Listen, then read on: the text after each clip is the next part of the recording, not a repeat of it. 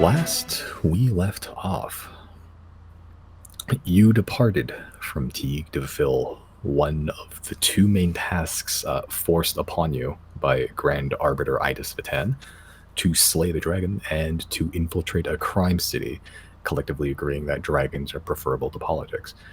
Uh, Journeying across the frigid wastes of Thane for give or take 2 weeks, travel altogether, trudging through snow, overcoming natural obstacles, you came across a few souls that were less fortunate or perhaps less prepared than you. A camp of Yeti with blue paint and swirl patterns all over their otherwise snow white fur, seemingly attacked by horse sized wolves. All were fatally injured, succumbing to the eternal winter of the landscape around you. You managed to scavenge a few items from them, however, tribal and primitive weapons. They look like napped stone, but instead of a rock, it's made of some sort of a translucent blue ice that Chris identified as Elder Frost. As you arrive to the Shard Mountains proper, the last known lairing spot of Ratave, by Chris's knowledge, uh, weaving through narrow mountain passes, occasionally dotted with small coves eroded away by the wind. In one such cove, you found a group of humanoid races, all kinds, modern ones, humans, elves, few gnomes and dwarves here and there, all frozen to death, seemingly, after taking shelter in the cove. You looted their supplies, netting yourself a good amount of gold, a few extra potions of cold resistance in one of the chests they left behind, good number of rations as well, given to the frostwalkers that have been tailing you the whole time you've been out here. And finally, you came across a clearing of sorts in the mountain passes, packed down with snow instead of rock. As you cautiously move forward, it still drew the attention of not one, but three Hydra adapted to the cold and bursting from the snow below you. As you make it to the other side of the clearing, a white shape from the clouds falls from the sky directly into the clearing, massacring the three Hydra in an instant. Ratavi the Cold-Hearted, both of you hunting the other. Unsure if he's noticed you, but came pretty close to swiping some of you with his claws. It steals away majority of the three Hydra corpses before flying off into the distance, leaving heads and crushed messes, frozen bits of rime on the ground. That is where we left off. Pretty sick. Bloody show off. You are stood at the quote-unquote exit of a clearing with a bits and pieces of Hydra still strewn about in the snow. There's like a red crushed, almost like a misting of Hydra parts is sort of in the distance. There's a couple heads that have just been strewn at your feet. You're ready to exit the clearing, and it's starting to smell not great. A bit masked by the scent of the snow and the wind blowing it away, but yeah, still Hydra corpses. Oh yeah, Janet, you hunters marked it as well before Ratave flew off. Follow that dragon. Okay. Yeah, currently you're at the mouth of the clearing. There's still high walls around you. Probably they're a little bit lower in this section, probably about 30 feet or so. Didn't really see where Ratave flew towards, but you do have Hunter's Mark and you are capable of tracking it. Oh, wait, did he leave? Yeah. Yeah. Oh, okay. So, I'd say if we have all these parts around, we might as well sell them. Yeah, I mean, if there's anything salvageable, I'm done. I think you guys can do that. Jana wants to stay hot on the trail while it's hot. Can I find like an intact head, or like whatever's most intact? The most intact would be the heads, weirdly enough. The ones that is sort of ripped off. There's about 4 heads that are ripped off, clean off the body. It took the bodies, like the actual bulbous, lumpy parts. The rest of it was just extraneous gaff. There's like a leg that's been buried in the distance because it stomped on it. A lot of blood, a lot of just missing skin and scales just strewn about. I'll try and tie a head to my back then. Okay. The heads are still pretty big. You can try. Yeah, like the Hydra heads standing up vertically is probably like 9 feet tall. There's a neck and head and all.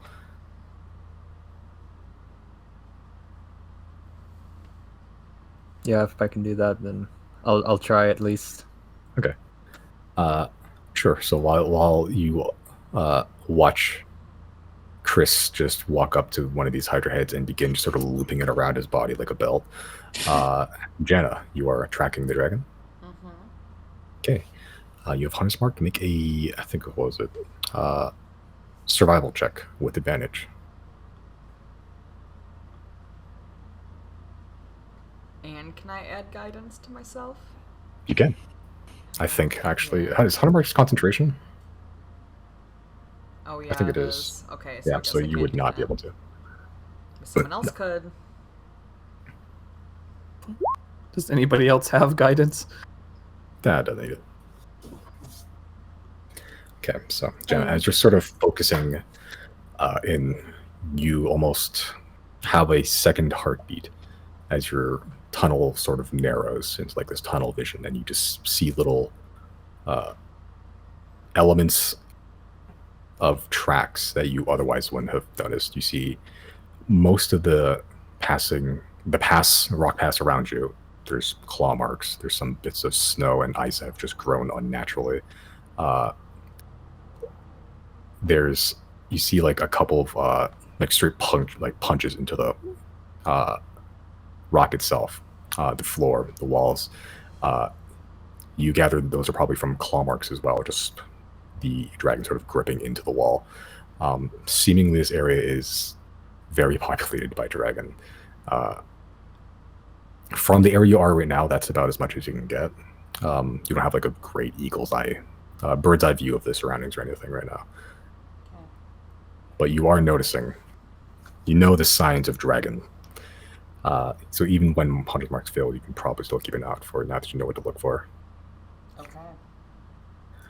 Yeah, not to the same degree without Hunter's Mark, but good enough at the very least. Better than nothing. It is. If Jana's looking around for him, can I just send Dazik up there? I'm not gonna look through his eyes. I'm just gonna tell him to just keep an eye out, go as high as he can safely, and just scan everything ahead of us and see if he sees anything out of place. Make your perception check with Dazik.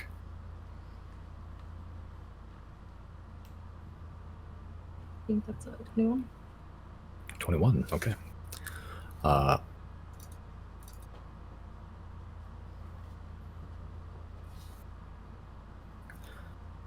Okay. As you Sorry, send up Azik.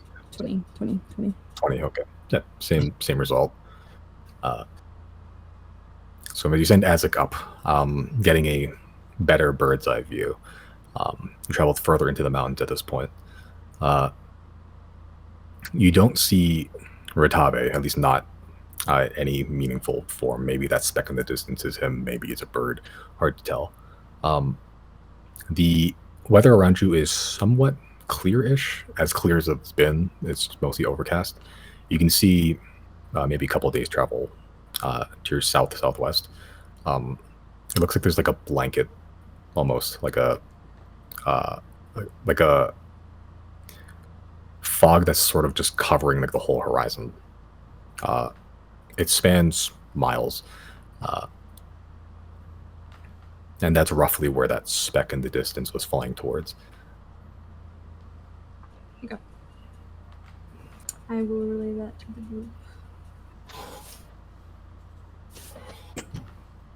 I guess we head to that fog. That's where Jana thinks. Does that feel like that's where we should go? I have no objections. Yeah, let's just do it. Okay. All right. Chris, make a Constitution check. See if you're able to march with a Hydra head on your back. Saving throw or just Just a check. Okay. Weirdly enough, yeah, the smell trails you as you are currently like just hiking mostly like a 15-degree slant consistently up a mountain, with a hydra head sort of just looped around you with like some rope. You sort of wrapped around your waist a couple times, and then just like it's sort of resting like on your shoulder. The head is resting on your shoulder like a parrot. Sort of just secured that with more rope. Yeah, like you look back and Chris has like the weirdest like pool floating in the world at this point. Yeah, is it decomposing slowly because of the cold? Yeah, it's still relatively fresh. You can still you can see like sort of like around your legs, your left leg, it's just wet consistently because of all the blood that's still draining from the end of the hydra head. It doesn't smell great. It is a corpse still. You don't suppose that Rotavi could maybe pick up on that scent and come find us before we find him? Yeah, it's true. I I mean, if anything, maybe It's pretty rank. Maybe you could just. I would really. Well, maybe I could sell it real quick to the Atneys. You think the Atneys is going to take in a whole ass Hydra head? Maybe. There's probably applications for it. I don't The want. hell, you've tried crazier. Just try to do it real quick. I'm not like you got 5 minutes to do this, no longer. You either sell it or you don't. Yeah, good 5 luck. minutes, Yeah. we move on. Yeah, I'm not gonna take too long. I just need some money. All right, timer starts now. You got 5 minutes. I ring the bell. Okay, as you ring the bell, a curtain sort of appears right next to you, Chris, says on the rock mountain pass you're currently in right now. Yep, I go in. All right, go in. Inside, it is a little bit early afternoon. I'm also gonna go inside. Okay. Who else go inside? No, I'm Just the staying two? out. Okay. Jana's- Okay. So Zero and Chris, you walk inside. The Annie's not there, but Orville is. As you are sort of just trailing this blood, hydra blood, all over their like fairly nice wooden, polished floors. Orville sort of just goes, "Welcome to Theopor in Row. You are trailing blood." I have this hydra head. If you would like to buy it. I personally wouldn't, but maybe the Masters Atney may have a purpose for it. I do believe the various fluids, blood scales of Hydra do have regenerative properties. Make a persuasion check, Chris. Okay.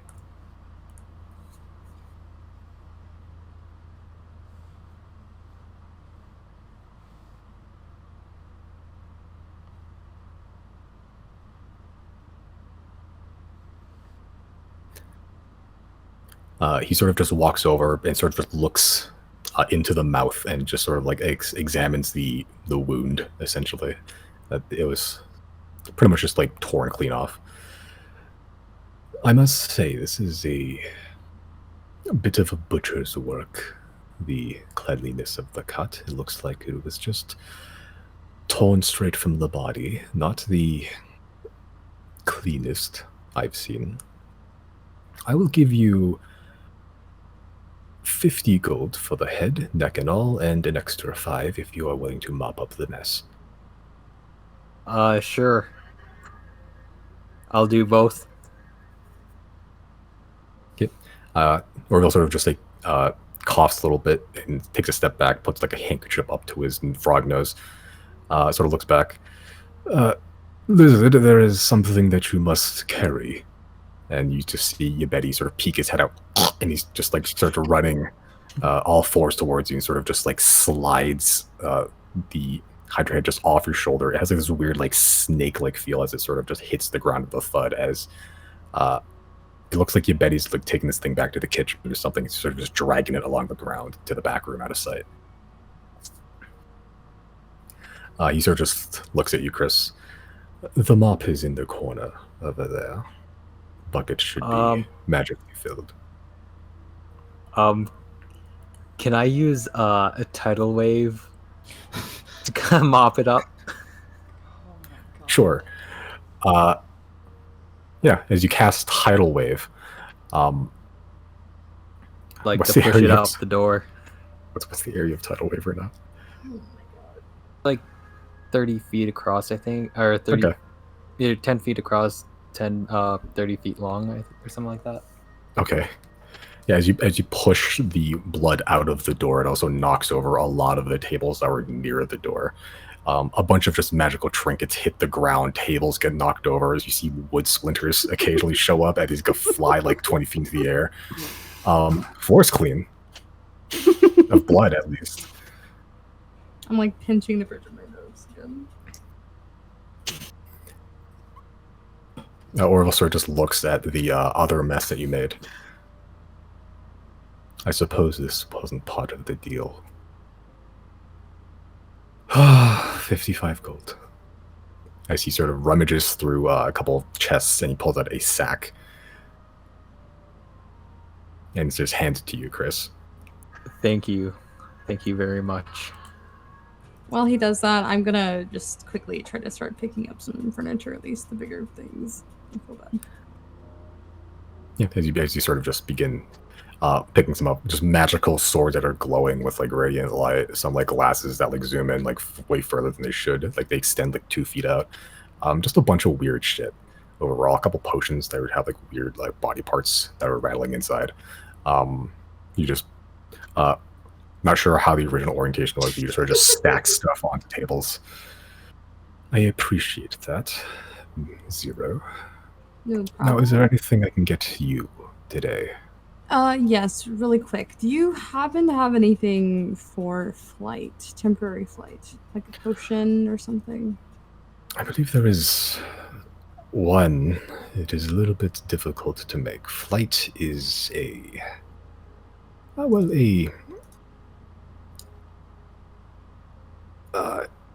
very important commodity.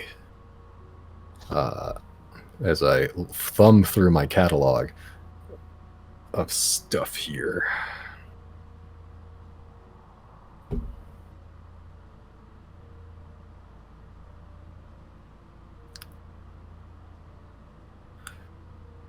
Yes, we have precisely one potion of flying.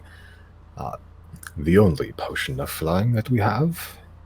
A little bit difficult for the masses that needs to make. That will run you 6,000 gold pieces. Yeah, sounds about right. Okay. Not today, but thank you anyways, Orville. Very well. Would you like me to put this on hold for you? That won't be necessary. Thank you, though. As you wish. Is there anything else, perhaps a substitute that you have in mind, maybe? How much do we have in community, really quick? I think we have like 10,000, unless we spent a lot. I'm not sure. A little over 3,000. Okay. Wow, do I hate the community chest right now. I'm sorry, I know Jana's in a hurry. Before we leave here, Simon, can I use a charge for my truth seer? I want to ask. I'm gonna say like canonically, when Rotave like flew back into the fog, I bet Zero got this idea. Can I use my truth seer to ask and see if Rotave is just able to see through any darkness and illusions at all? Like he like just. I'm trying to see if the darkness spell will work on him or if he's just completely immune to that shit. Make a... What the things you have advantage on, again, on the truth seer? Wait, hold on. No, I got it. Make a Arcana, History, or a Nature check, your choice. With advantage, right? With advantage.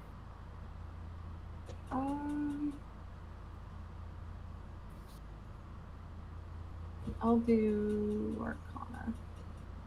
Okay. Fuck. Okay. You don't get anything specific thumbing through the knowledge that you have at your fingertips.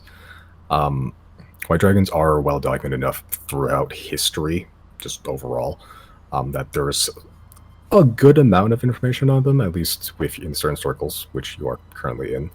You know that most dragons have a means of sensing things without relying on sight. Just period. Okay. You're not sure exactly how it's different. It varies from dragon to dragon. Some it's just like they can just see through things. Some it's like a very acute sense of smell. You don't know which one ancient white dragons have, however. But there are well-documented examples historically that dragons generally have a means of sensing things without sight. Okay.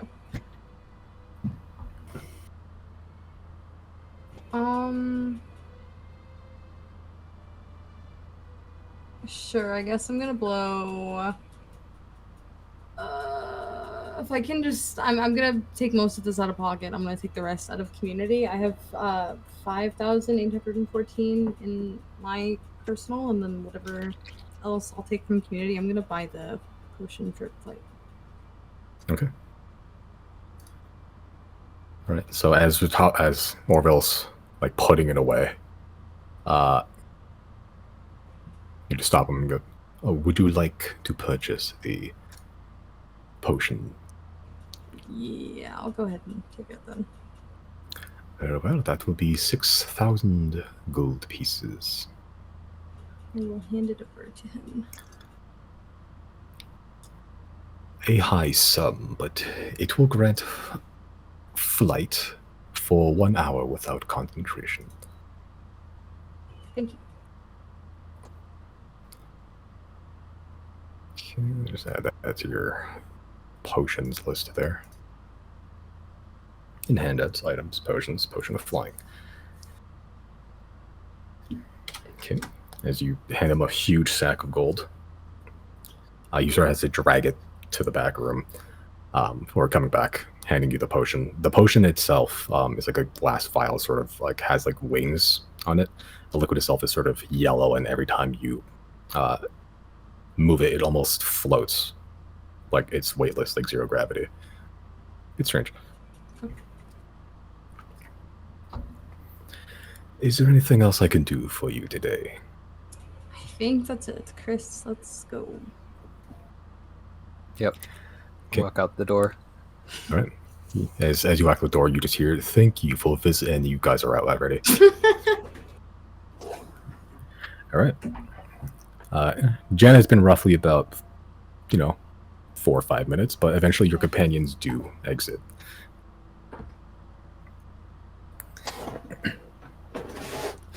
All right. Cool. All right. Potion had, Hydra head sold, leg sullied with blood. Just marching southwest. Is that blood still like liquid? It's beginning to like freeze over. Chris is a little bit chilly, but the smell mostly has gone away. If you get real like close to Chris, you might be able to smell it, but like from like a distance of like 10 feet, it's not bad. Okay. Yeah.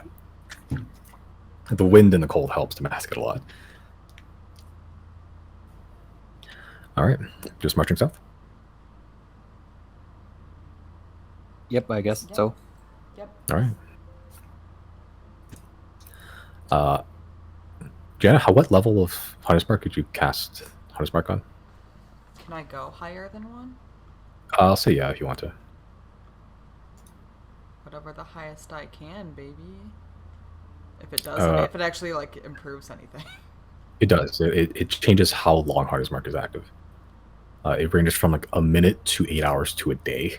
I'll cast it up 4th level. Fuck it. 4th level, that is 8 hours. Yeah. Oh wait, do I It have? cast- You have a Wait. 5th level slot that you don't have any spells with. Oh my god, I'm using it at 5th level. Fuck it. When am I gonna use Okay. I don't have any 5th level spells. I'll use it. I don't give a shit. Yeah, you have you have Hunter's Mark active for 24 hours. Fuck yeah. Yeah, Can I not that's even pretty edit cool. that? There we go. Okay. There's little arrows.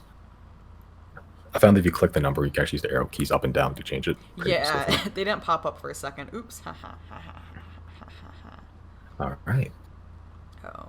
Cool. Oh. I joked around and now I got. Okay. We're back. All right. Yeah, Jenna, as you're sort of just tracking the dragon, you're able to just find out roughly where the road, as you rode, the pass you're in begins to split off more and more and more. For the first few, you're fine. This is just like a binary choice, left or right. You're not sure exactly where it's taking you, but you're sort of just following the track so you can see. They're almost like pinging. Like it's like Batman Detective Vision. It's just like highlighting yellow, like just a sea of gray. And you're just detecting just tooth mark, claw mark. There's a corpse there that's been like long frozen over. You can tell by it's a dragon, just like the way it's been frozen there. Just little things that you otherwise wouldn't have picked up. Jenna, just make another survival check with advantage for me.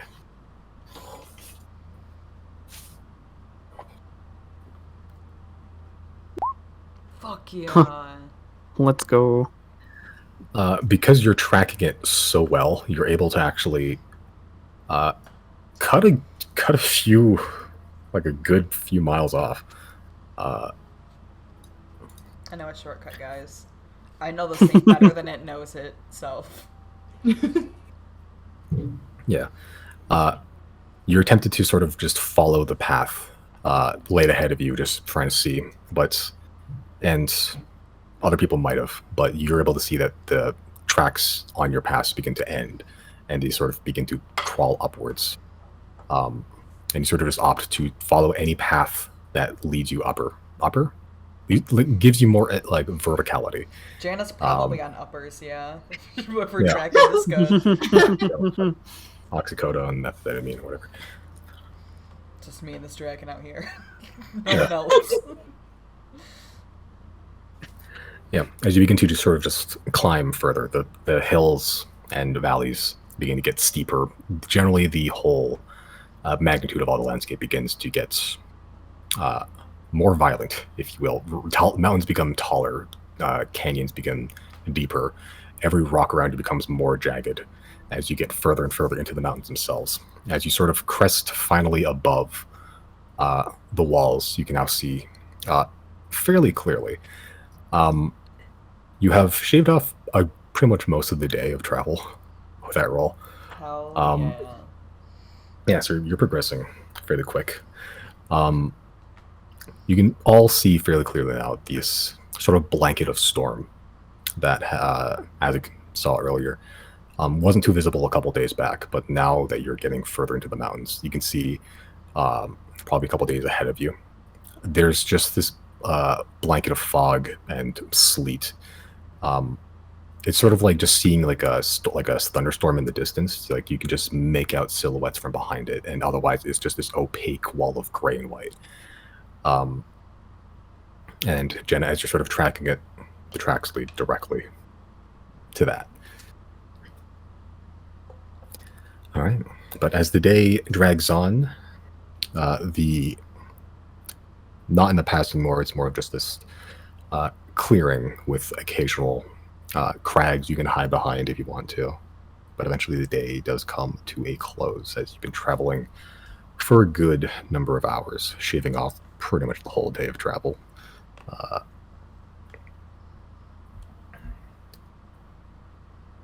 Okay, as well, your feet begins to get tired.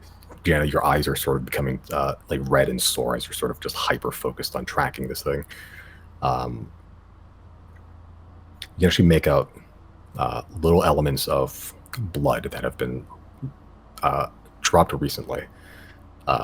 You sort of compare with Chris's leg, Hydra blood, leading directly to that weird sheet of storm. I think we're pretty close. Like, how close would I say? Like we're like extremely, or like another?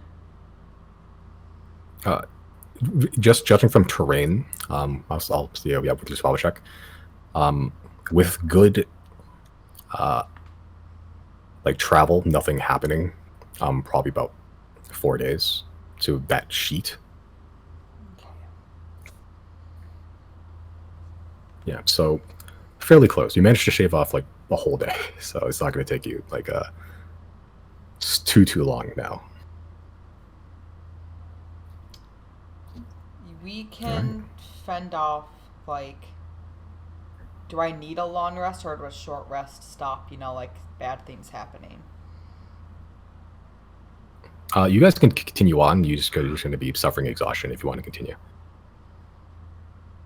Frankly, I don't want to be at my lowest when they're fighting a dragon. Yeah. Right, I'm just thinking that if we have a couple days, though, like if it's another 4 days travel to catch up, it's gonna be a second anyway. I mean, we can just rest when we're closer. I don't know. What's the group's thoughts? Maybe we shouldn't rest as soon as we're also really close too.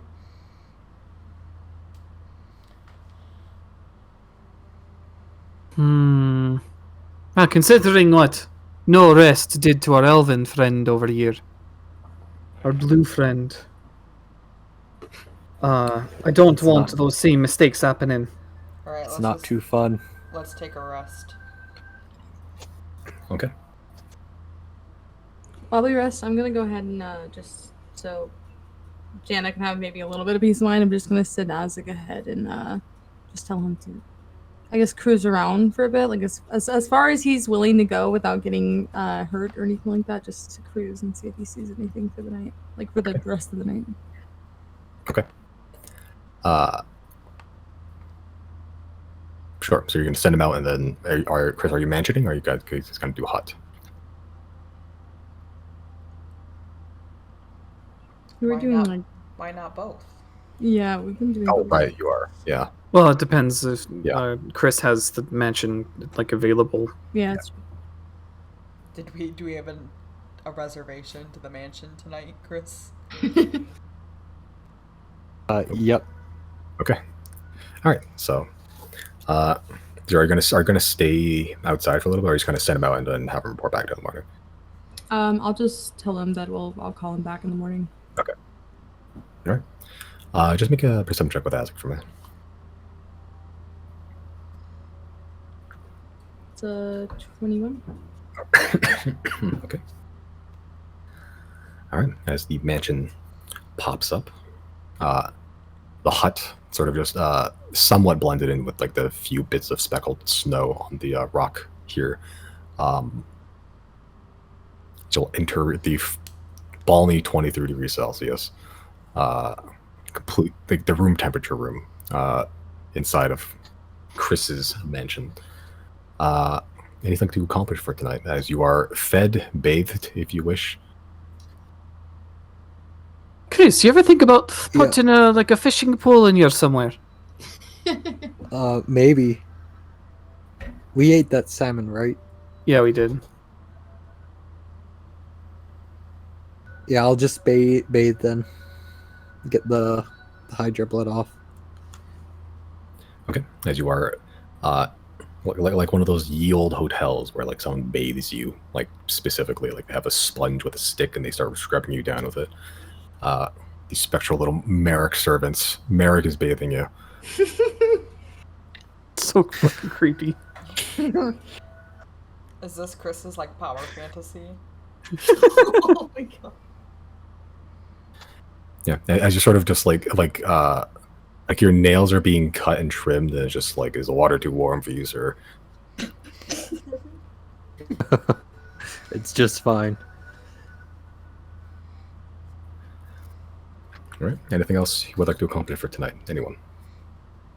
While we're getting comfortable, I guess later in the evening, I'm gonna use Eye of Truth just to kind of survey the mansion and see if we're being watched. We're probably not, but I just want to be sure. Okay. As you pop Eye of Truth within the mansion, looking around, don't see anything of note. Okay. Oh, Zero, you know what you should do? What's Figure out which one of us specifically is getting scryed on out there. Hmm. What Yeah, would we that could try. accomplish? If we split up in any fashion, Oh. they'll have to focus specifically on that one person while the others do other things.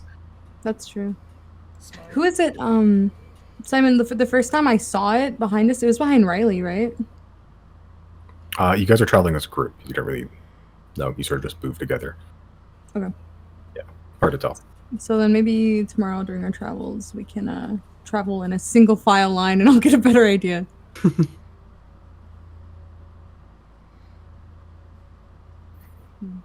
Okay. Chris, sorry, just one last thing. Chris, do you know, I guess, if Rotave can just completely see through illusions, or is it just that he has other means of detecting people?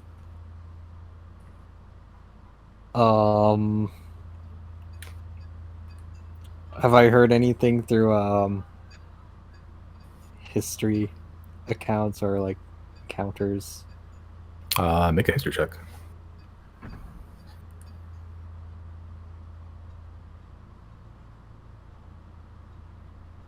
Okay.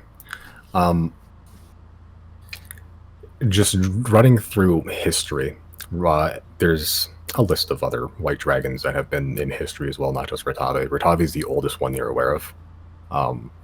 Might be older out there, but there's other just smaller dragons out there as well. Also well documented throughout history. Just from Iwan's accounts, and also just from the dragons taunting them, the white dragons are, of the chromatic dragons, sort of like the hunters. They're not the smartest in the world, but because of that, they also have a keen sense of smell. And there are elements of some like historical things of, a dragon seemingly finding things that they don't see because they can smell them. Just, hidden ambushes, they sniff them out, literally sniff them out. Yeah. Yeah, I'll just say, I think it's mostly through their physical ability to smell and sniff things out. Okay. Interesting.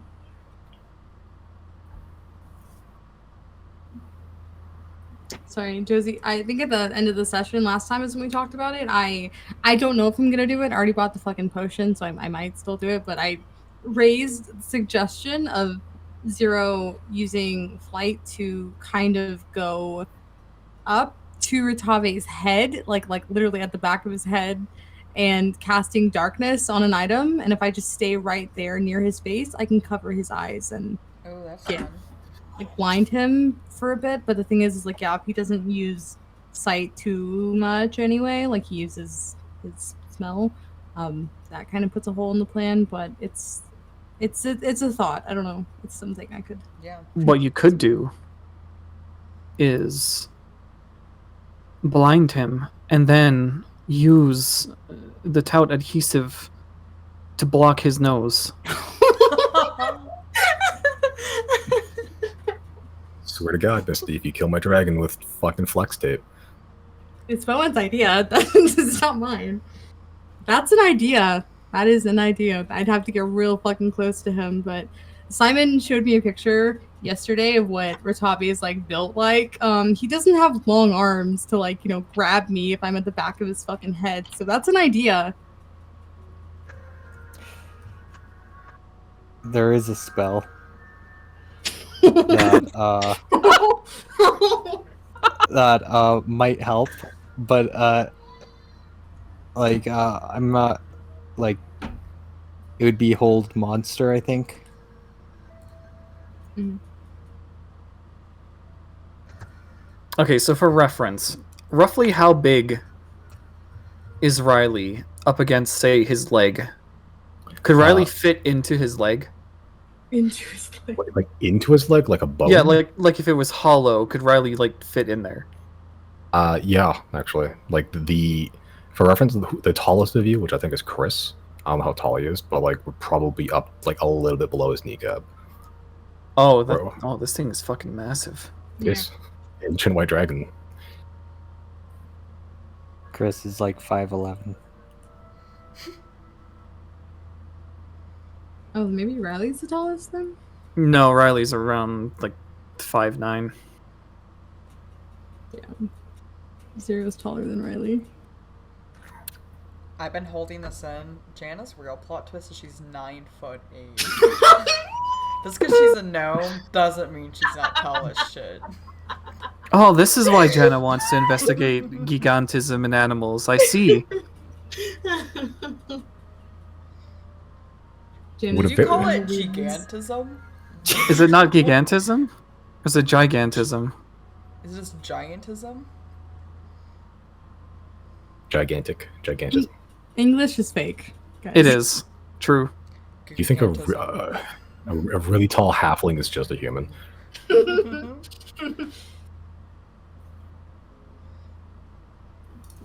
What does a hold monster do, Chris? It holds a like a larger creature, like just any creature, I guess. Hmm. At least that's what I get from the spell. That's from the wand, right? Or is that, or do you just have that? No, that's just like something that like I thought I could buy or something. Oh, right. I don't have it currently. Mm. Hold monster is a what spell? Sorry, I'm still looking at a level. 5th level Ooh, okay, enchantment. It's up there. It's up there. Yeah. So it'd be pricey. What? I just shipped into my funds. I'm hoping that we'll make it all back from Ratabe's hoard. We'll see.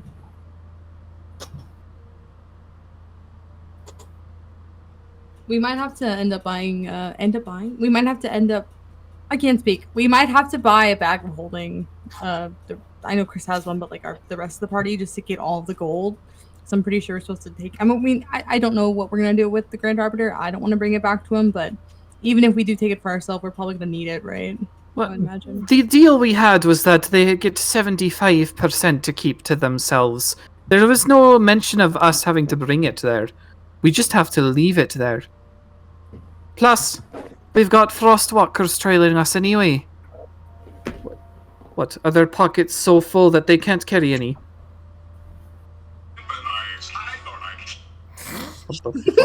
Sorry. I opened a Snapchat and I didn't know it had audio. The radio starts playing from Jana for a second. Someone's hacking it. Oh my god. The antenna is adjusting, like the antlers. Yeah. You ever get like a swap radio signals from somebody? Okay. Anything to accomplish at the mansion before you head out for the next day of travel? I don't think so. A good hearty breakfast. Okay. Yeah, actually, as you wake up, what sort of breakfast would you like? They got all sorts of magical bullshit in this place. French toast. Like oatmeal? Oh yeah, French toast is good. Give you some French toast and some Something- good custard, spiced custard. Yeah, something hot. It's cold out. Oh yeah. Give me French that good toast. winter breakfast. Tea and coffee of your choice, and also some soup. Nice hearty soup. Campbell's. Soup. For breakfast. Soup. Is A not light breakfast soup just cereal? Warm breakfast soup. Oatmeal. Alright, is- we're okay. going out. Valid. All right. We're heading As out. well. Creme Exit. de bleu. What? Cream of wheat. Is bleh wheat in French? I think so. Makes sense. Wheat's pretty disgusting by itself. Alright. As you all exit the mansion into the secondarily room temperature hut, actually, I remember. Step out of the hut and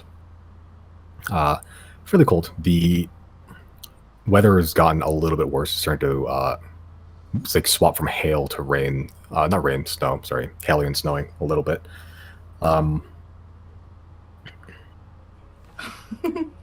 Yeah, Azic's still out there somewhere. Okay. No thumbs up from the lads. Oh yeah, the boys.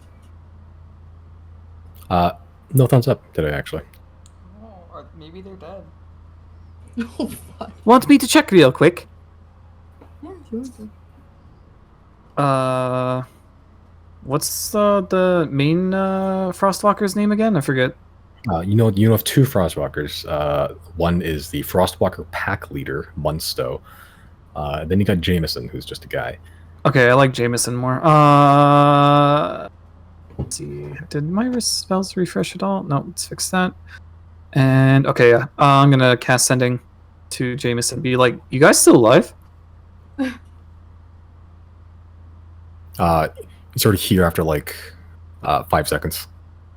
Oh, good morning. Oh, we could have fucking like lost them. That's We could have. They're still around. Damn. And it would have been their fault. Yeah.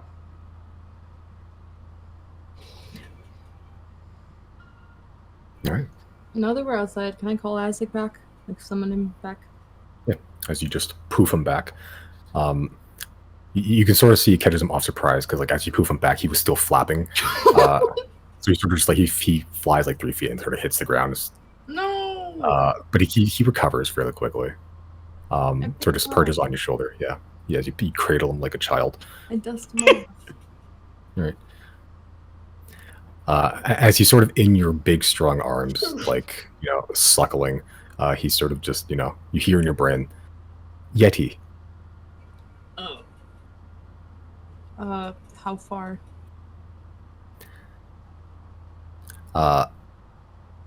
He sort of just looks in a direction, and then he tries to name a distance in a single word. Like a day, 2 days?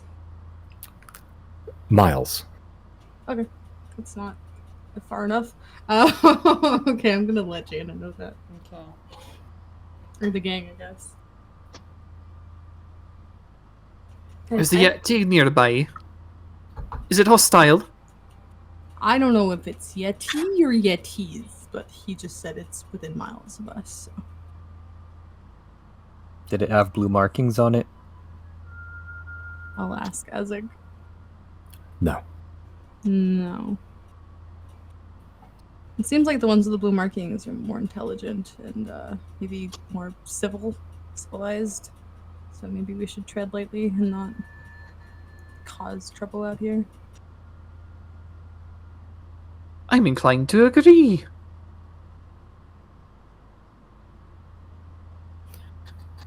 Guess we can get going then. All right. Okay. As you begin traveling southward, Jenna, make another survival check with advantage as your hunter's mark is still going. Technically, I think. Hell yeah. 24 hours? Mm-hmm. 24-hour energy, except it's 24-hour hunter mark. Worth it. Hell yeah. Oh yeah. Good. Oh, and I get the spell slot Yeah. back because I just slept, right? You did, technically, actually, yeah. Yeah. Right. Yeah, you pick up the trail, like, pretty much exactly where you left off. You get to see just, that Batman detective vision again, as you just laser focus, finding the trail of the most likely and the least dangerous path that you can see ahead of you. Again, shaving off a day from your travels. So instead of 4 days, it's now 2 days to get there. So I can hear the disdain in your voice, Simon. So 4 days, it's 2 days. You trivialized my quest. Okay. When we when we begin our travel, I do want to cast message to everyone and just let them know to travel in a straight line for just a little while, so I can see if I can catch anyone scrying.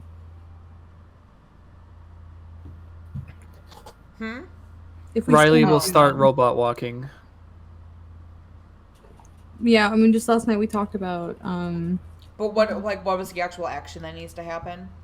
Oh, sorry. Just walk. Whenever we're walking, I guess try to walk in a bit of a more of a straight line. So if I do catch anyone Got scrying, it. I can identify who they're watching.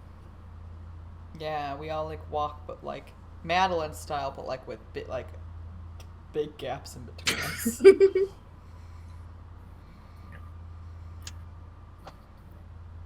As you guys all awkwardly walk in like a straight line as inconspicuously as you can. Yeah, it is a wide open area for the most part here now. It's beginning to dip further into that passes again. It's like the rock walls, a little bit wider this time though. Everyone make a perception check as partway through traveling. Make a perception check. Oh, I forgot to add. I was gonna walk behind everyone just to. Okay. Yeah, take it up Not- there. I am Not looking the- respectfully. Not to push my luck, does Jana have advantage because she's like so fucking in the zone? For dragons, Okay, fair. tracking dragons, not just noticing your surroundings. Unfortunately. Fair. Didn't need it Okay. anyway. Okay. Right, Zero. You're sort of just keeping an eye out for things that are not the thing around you right now. Just trying to you're just trying to like figure out when to pop Eye of Truth to figure out when, if this person's scrying. That's all you're focused on right now. The rest of you all hear some sort of like guttural sounds, like something striking something. Like it's almost like a hollow ring, as it sort of just like every like 30 seconds or so you'll hear this like pop, and then like it sort of echoes across the sort of just cracked canyons and passes throughout this whole area. Is there any level of vision that would be able to like be amplified by zoom, or is the fog too thick? You guys aren't at the fog right now, but you can zoom into it if you want to. I would like to zoom in using zoom on the location at which the sound comes from. Okay. Cool. Yeah, with your perception, yeah, as you zoom in, you're just trying to locate it, pinpoint it. You guys are sort of above the passes right now, with the ones that were sort of towering above you, sort of just walking across it. The sound's coming from within the pass, like down below you. You think this is our Yeti? Is a Yeti a thing Jana can detect? It's monstrosity. It is, actually, yeah. If she stops to... That doesn't use concentration. Jana will take a second to scope it out. Okay. Alright, so that takes a minute. Is anyone doing anything in this time? Now that we've Just stopped- staying aware.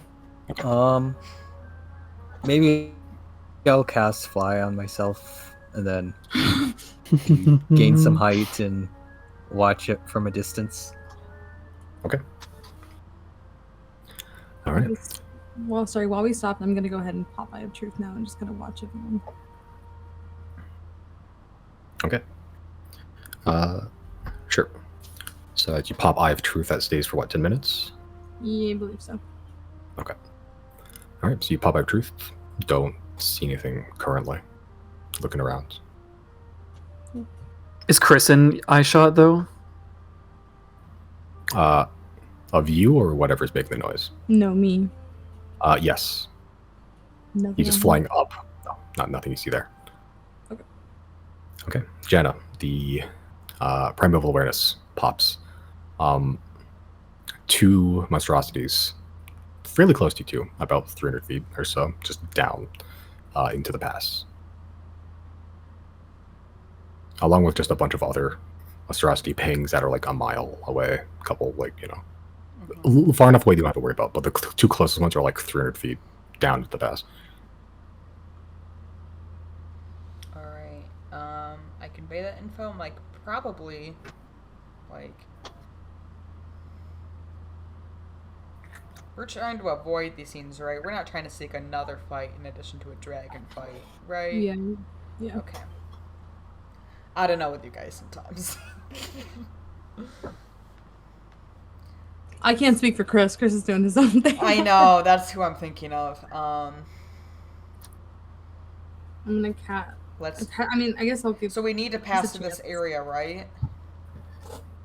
Hmm? Do we need to pass through that area to continue forward? You can circumvent it if you wanted to. How much time with your would survival that check. add, does it feel like? Not much, honestly. You just have to sort of just walk around it maybe like another half hour or so. Yeah. Why not send Isaac in and find out? Chris is already up there. Oh, I mean, I'm waiting to see if Chris saw anything. Yeah, Chris, as you're sort of flying up, are you going towards it, or are you just like the Mario Odyssey like telescope thing?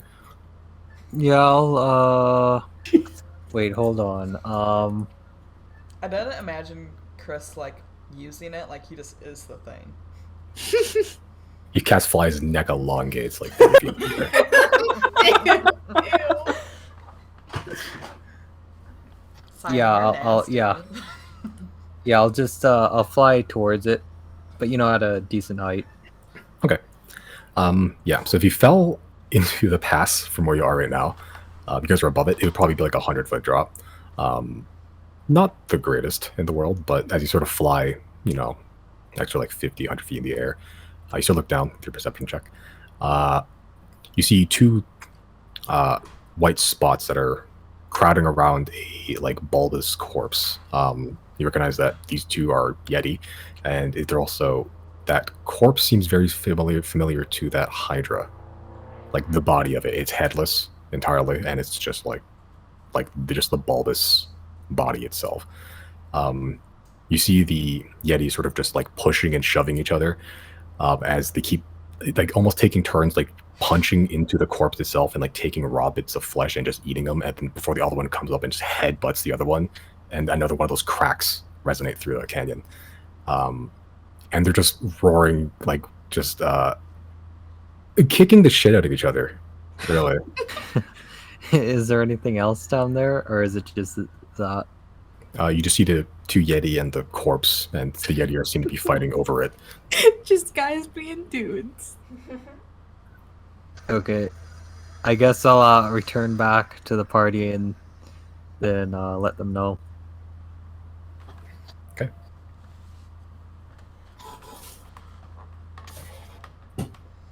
There's some and we go. there's some Yetis down there fighting over a Hydra. That seems like that sucks. You guys want to go around? Yeah, it sounds It's like really- none of our business. Yep. Or we can go above. What? That seems Wait. unnecessary. Let's just go around. Is that what, Jenna? How long is the detour? 30 minutes or something. Easily done. Yeah. Yeah, save your spells, Chris. We don't know when we're gonna run into what's his name. Yeah. Into Ravioli. Raymundo. Oh, now I'm a jerk. 'Cause I wrote it down. Rat Av. Were you about to say Rami Malek? No. We're okay. You're not officially a DM until your players start making fun of your character names. No. We have to go fight Ratatouille, guys. What was the other character who we couldn't remember? And we just. It was someone else who got the bullet was- treatment. It was that guy it in was the library. no. Oh no. It was the concept of kobolds. No, there was that I thought too. There was a definite Wasn't it person. the- though. The one dude Oh. from the Faceless, like the leader dude. Which one? The... Not The Poe. fact that we don't even remember who it was. No, is no, just- not No, it Poe. was Aw, the chef's guy kiss. from the library in Altus whose name Yes! was. I Oh. kept Like, calling him what? something Yes. Panini. I kept calling him something Panini. That's I don't know what it was. That's Isini Tusa, Yeah. the brain in a jar. Yeah. Panini Taschini. Oh, it's Did Silnia's you- library. Yeah, I don't remember that. Close. My bad. Can you hit us with Yeah, the dragon the- name one more time? I'm writing it down. I don't know why I haven't Rut- done it at this point. Ratabe. R-A apostrophe T-A-V-A. Dang. Is If he you the wanna type of person that like? too. Wrong. Is he the type of person that like corrects you if you get it wrong? You met him twice, technically. Oh. Maybe. Who knows? You're not even sure if he's literate. I asked him if he was a bird. Or are you, bird? What's your Like his evolutionary brain. genetics like?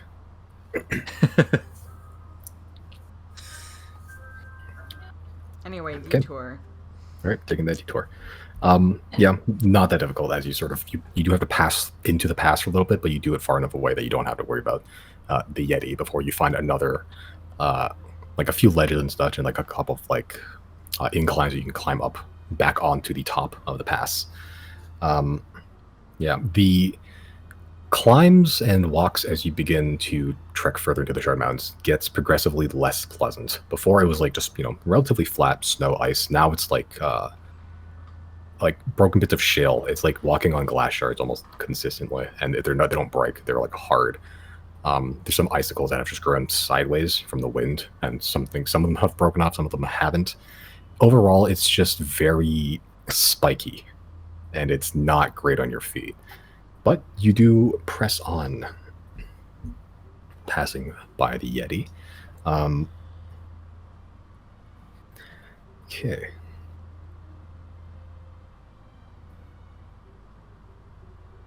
All right. As the day gets lower, the sun begins to set. Sky begins to darken. Eventually, Jenna, you begin to see more evidence of the dragon as eventually the hottest mark is beginning to fade as you're pushing further and further into the day. You come across a gap. It's not just like a gap in the pass. It's like a full scale, like 80-foot long gap. It looks somewhat manufactured in a way. There seems to be some sort of frame made of like tusks or bone or something. You see elements of tools. They're not very modern either. But it looks like you look down into this gap and you see elements of stone, like carved stone, more bits of ice as you sort of look at the edges. It looks like there was a bridge here at some point, but it broke. As you see Jenna, as with that survival check from before, big elements of like huge claw marks across it. There's like a sort of central beam in the center between, like 40 feet from you right now. 80 foot total, 40 feet. Pillar in the center. The drop looks like about 150 feet or so. Can I spend a second to do the, wow, I literally just said the name of it. Primeval? Primeval awareness, yeah, thank you. Okay. To see, like, is there anything down there where I can't see it? Or can I see the bottom of this thing? You can see the bottom of it, yeah. I'll still With a low look. light, it's a little Does it bit look like difficult. there could be, like, caves and stuff? Does it look like there could be things hiding down there? Make a perception check.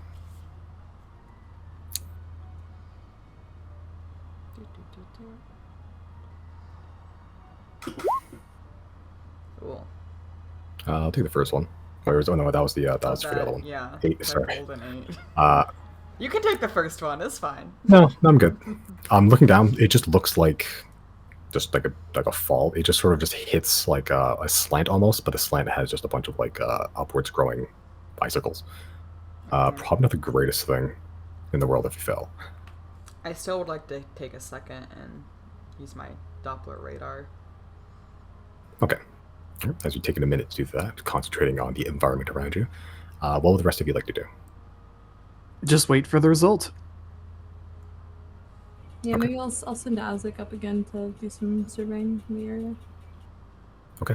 Make a perception check with Azek. Oh, nice. 24. Hell yeah.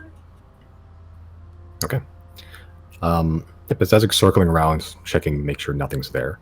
Like this full like 200 feet around you is like all completely dead. He does sort of swoop down into the sort of canyon, the gap below. There are bodies there. Some humanoid, most of them not. Well, humanoid-ish. Some just look like, just regular human people, seemingly. Their bodies have sort of frozen, and they're almost like weirdly preserved. Their skin is sort of just like shrunk around their face. They're sort of skeletonized. Their skin has turned like this weird gray, but their flesh technically intact. See one or two of them like that. They're dressed in like warm furs that have been slowly falling apart over the elements sort of take over. Most of them, probably about 8 or 9 other bodies, are not those. They look like more Yeti with the blue paint around them. Sort of just like some of them impaled on these upward going icicles. Some of them have just hit the ground apparently and just stopped. There's a good amount of bodies down there, and most of them are Yeti.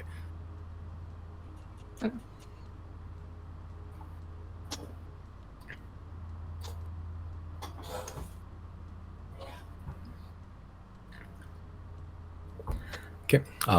Jen, as your painful awareness pops, around you immediately don't feel anything. A couple pings are on the edges, a bit further in, but nothing immediately threatening you or anything. Okay.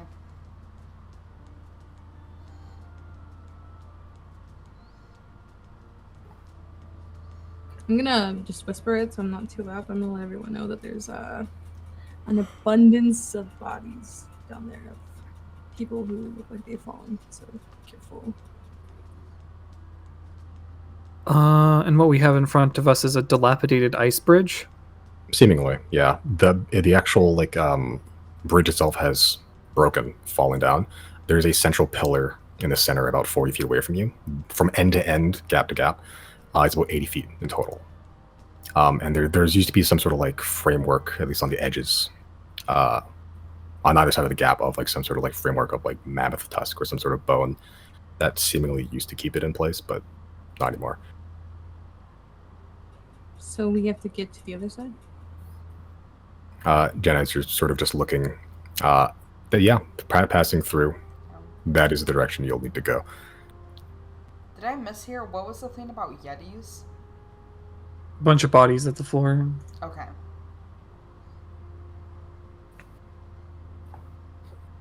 I feel bad for the Frostwalkers. How are they gonna get past this?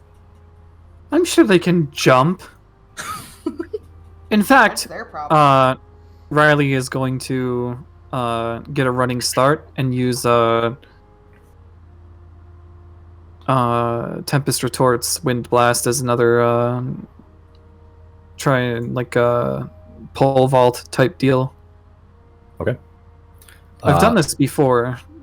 I don't know if this. Make an athletics check. Wait. Okay.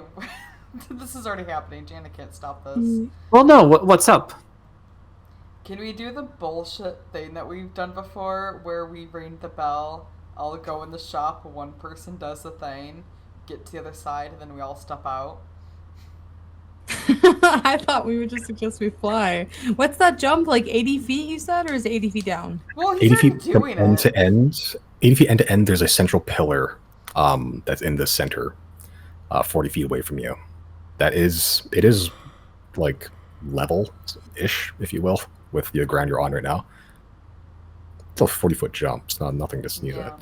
For the Well, Riley. it's fine. If I Riley. miss, I'll just teleport. It's fine. Riley, I thought you were the smarter one here. What are you doing? I have a contingency plan. I can just dimension dot over if I fall. Or I snap and I cast scatter. What does that mean? Why would you do that? Why You all would turn into a pink mist and die. Your limbs scattered. Scatter is just you take a bunch of people. Who can fly? Or teleport that far? Yeah, how far does scatter send? Because it's 40 feet. That's pretty good. 120 feet. Oh yeah, Yeah. that's actually the easiest thing to do then. Does it not do damage? No. Scatter doesn't do damage, it just displaces people? Yep. Yep, Do you up get to pick 5 where we people. go? just 5 people.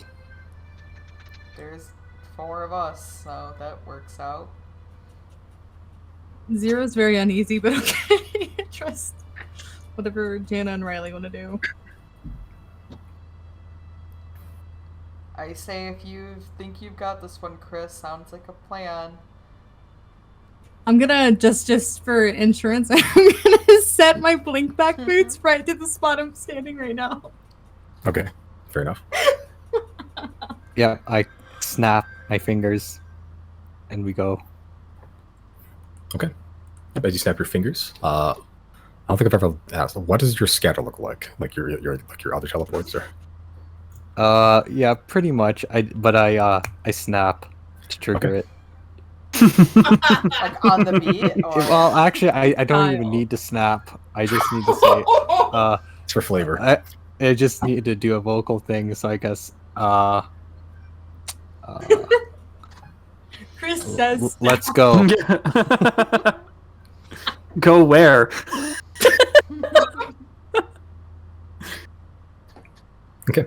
As you vocally say and also snap physically, you're like you watch everyone sort of instantly just like shift into like a single point before appearing on the other side, unfolding its space as in the space you were in before. Sort of it has this pink, almost glitter, like a fog sort of rolled in, like you just sort of poofed on one side to the other. You are on the other side of the bridge. Conjuration wizards. 80-foot gap is just a minor inconvenience to Chris. Jesus. Oh no, a spell slot I have to waste. Yeah. I could have put like a 200-foot gap, and this would have been like, oh, that's it. Dimension door. Yeah. Yeah. As you arrive on the other side, you all see this fairly large ice wall. It's sort of out of sight because it was in this little cubby. The path continues on, but just next to it, there's like a fairly large ice wall, made of this white, fairly flat, like unnaturally so, piece of ice. Almost like it was carved out of like a glacier or something. You all see about a dozen or so fairly large handprints in blue. Some larger than others. Some are fairly small, like human, like a normal adults, or even smaller. Of just these blue handprints all over, and you also see a set of 4 large slash marks, like from a claw across it.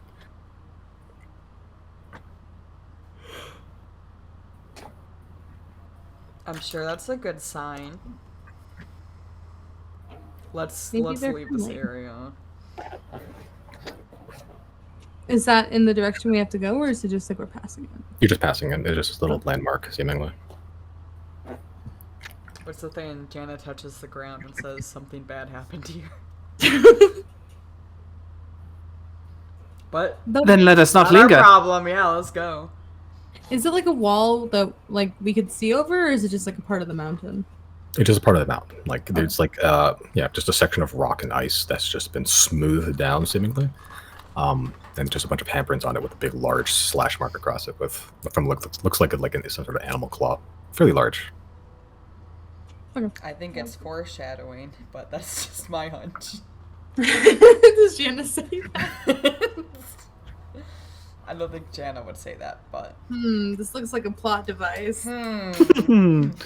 Progression? Ooh. let's find out. Let's go forward. Okay. All right, let's continue on for another hour or two or so. Night finally does arrive as Thomas the Tank Engine rolls by. Sorry. What is that? That sounds like Thomas the Tank Engine. That's literally a train that's going by. Yeah. Okay. Like it didn't just sound like a train; it sounded like Thomas. the fucking Tank Sorry, I Engine. forgot to turn my train off before D&D started. Let me turn that off. I'm sorry, I'm being so mean to you tonight, Simon. That's fine. I find this humorous. I like the energy. Can I just say, like, this is like definitely like the most I feel like I brought to D&D in a while. Maybe we should be doing Fridays. I have like so much energy right now. I'm fine with doing Fridays. Me too. There we go.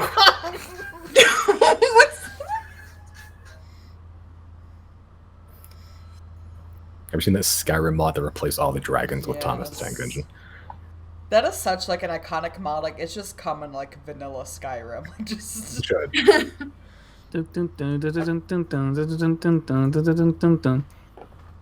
We We like to party. oh my god. We like to party.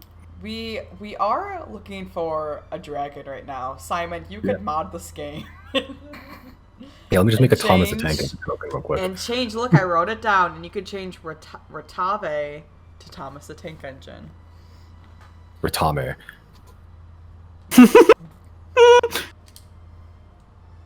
It's not so fun being on the other side. I see. This is my life. This is what I deal with every day. Okay, moving on. Yeah, eventually night does hit, and you do have to rest, but you are 2 days in, skipping past, faster. Yeah. You'll rest up in your usual manner of hut, followed by another extra dimensional space, doubling up. Anything to accomplish for the night before moving on?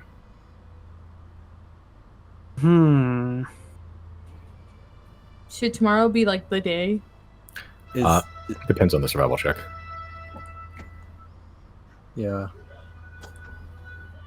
Feels like it. How far were we to end off? 2 days, so we give or- spent yeah, a day give or- traveling. So we should definitely rest, like, because we don't want any, like, hindrances going in, like if we push through. Yeah. I think I'll just prepare for the fight. My spells for the fight then. Oh, that's smart. Riley will send to both Yule and his mumsy that he's going to fight a dragon. If you never see him again, that's why. Oh. Okay, you're sending a message to Yule. Yule and Riley's mom. Okay. As you send a message to Yule at like night, so just hear in your head after like a good moment. Well, I always knew that one of us would be able to fight the dragon. I guess you beat me to the punch there, Riley. You're not going to die. Not without me, at least. Sick. That's my boy.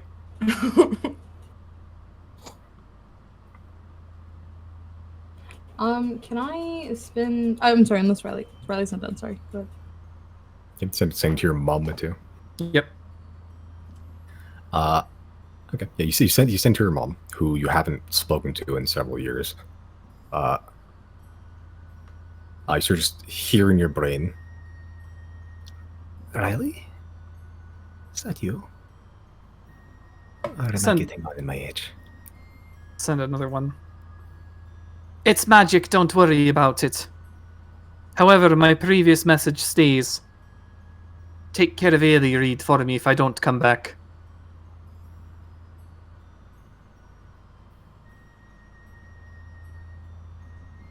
I'll be sure to do that, Riley. If you're able to do this now, then maybe you could message more often. It's been a long time since I've seen you. 3 years tall. I'll have to survive this bout first, though. We'll keep updated.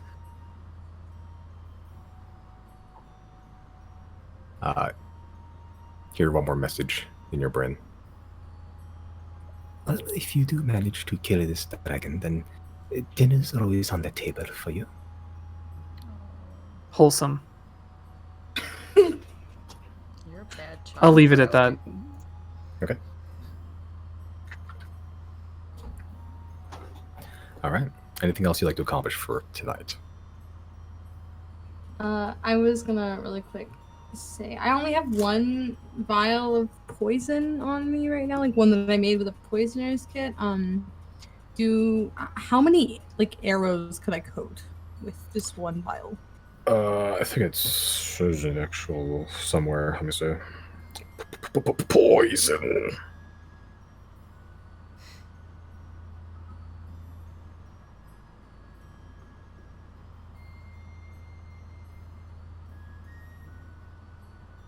It's a pretty small vial. 3 pieces. Okay. Not a whole lot. 3 arrows? 3 arrows, yeah. Also, What about- the potion dries pretty quick. So you do it like before, like right before. What if I give you the paper skin poison? What does that do again? Oh fuck! I think it just makes it them like really like easier to hit, easier to pierce. It gives them vulnerability to bludgeoning, slashing, and piercing damage How long does that last? until they succeed on the saving throw again, or like like I don't remember. I'll need to look back at my poison notes that I made. Nature craft. How much or I guess how soon to using it do we have to use it? Like, sorry, I'll use the potion like within like a minute, 2 minutes. Most poison generally they dry after a minute, I think. Yeah. So you have 10 turns if we're in combat. Okay. Yeah, maybe we can code some arrows and me and Jana can split it. Wait, hold on. This is paper, you say? Paper skin poison. Would that work with my dagger of venom? Like, I mean, it would be the same as everything else, pretty much. Like, it's not going to make it even more poisonous. Okay. It just makes them vulnerable. Yeah, until they succeed on this thing throw again every turn. So that means they take double damage? No. From bludgeoning, piercing, and slashing damage, if they take it while they're vulnerable, yeah, they'll take double damage from that. Oh, okay. Okay. It's strong poison. So no. Yeah, Chris. It's something you can make if the crafting rules. Let's cash that in tomorrow. I intended to use that during for the Hydra, I think, not the dragon, but we'll see. All right. Anything else you'd like to accomplish for tonight before moving on?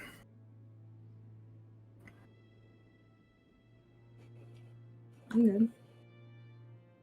Okay. Yeah, there's nothing. What's up? There's a library in the magnificent mansion, right? There's no books in it yet. What? I'm just starting Then that's my not collection. a library. You just have a big room. You have a room of empty shelves. That's not a library. Okay, we're done with the day. It's called a warehouse, Brandon. Soon. Okay, moving on. As the next day unfolds,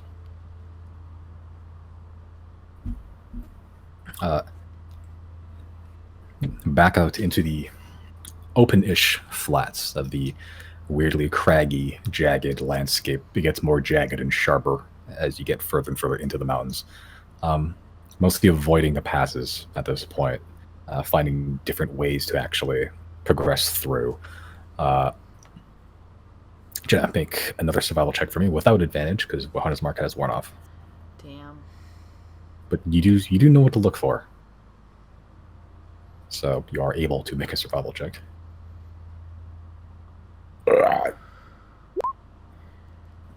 Could have been worse. It's not great though. Not great at all. Yeah. Without the you were sort of like banking, or got really used to just all the evidence of dragons sort of popping up in front of you. You still know what to look for. You still find signs, but you sort of just travel like a normal pace. You're a little bit more trepidatious, cautious, just going forward now. Just what said, Jana did cut 2 days of travel down. So You did. You absolutely did. Yeah, you like almost halved the travel time. Yeah. It's pretty good. Okay. As you're getting closer and closer to this weird blanket, they're sort of going into the pass for a little bit, out of it into it again. Occasionally there's like more clearings, like the one where you saw a bunch of hydras get murdered, but nothing popped up out of that one. Yep, and you're getting very close to that big sheet by the end of the day. You probably enter it a little bit by the time you get to the end of it traveling. As you do, as you get closer and closer, the weather gets colder and colder. Even though the weather has just been normal, roughly. As you get closer, like the fog begins to obscure a lot of your vision. You can't see too far ahead of you. You can see vague silhouettes of your companions out in the distance. As you get up onto the plains, occasionally fairly heavy snowstorms sort of just coat the landscape, making it a little bit more difficult to trudge through. But it's almost like this weird, pervasive, continual fog that just blocks most vision as you sort of find a safe-ish place to bed down for the night.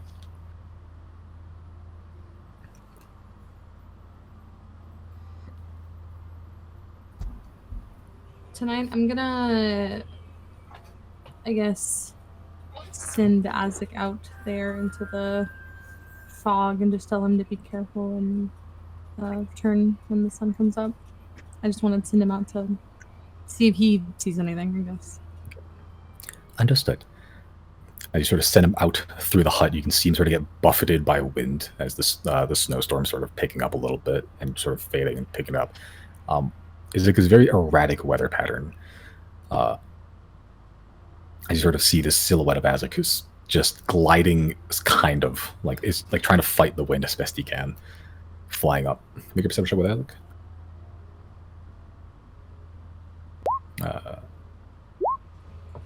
So 18? Okay. Actually, he would have been at disadvantage. Like, Yes, it cancels out. It cancels out, actually, so it So would it's be the just first one. free. Yeah. Yeah. Yeah, with the fog, hard to see anything. Like, you can't really see to the surface from, like, any reasonable height. Yeah. One more night of rest. Anything you like to accomplish for the likely last night? Sending stone to Claudine. Tomorrow's the big day. We're either going to die or we're not.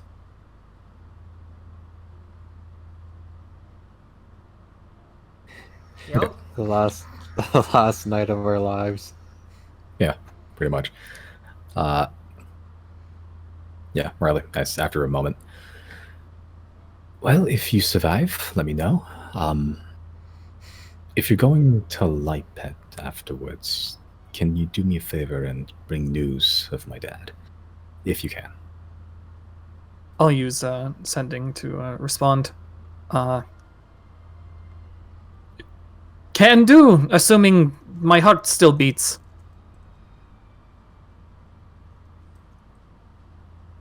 I'll appreciate that. Surviving and... well, any news you can bring. Just Oh, don't one die. last thing. Oh, sorry, go on. How's it? What does your father look like? A bit like me. Moon elf. Grayish skin. Sure had this scraggly black hair. Had a scar under his chin. Scraggly black hair, scar under chin, moon elf. Gotcha. She was gonna say something before that. What's up? No, that was it. Okay. Okay, that's all I wanted to do. Okay.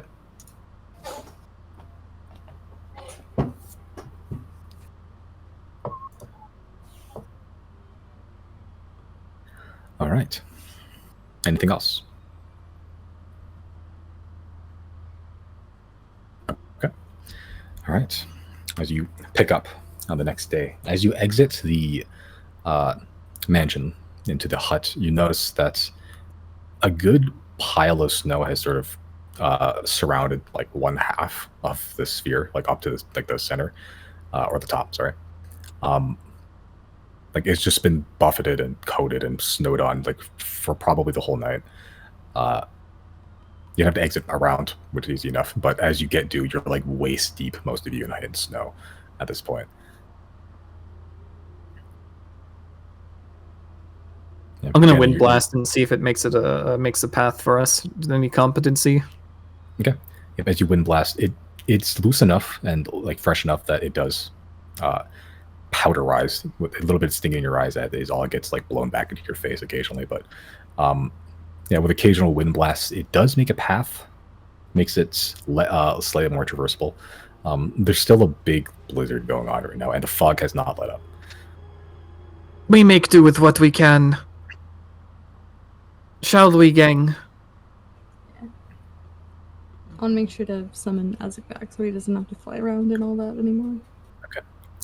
As you summon Azek back, as you summon him back, he kind of like willingly cuddles up into your chest. Aw.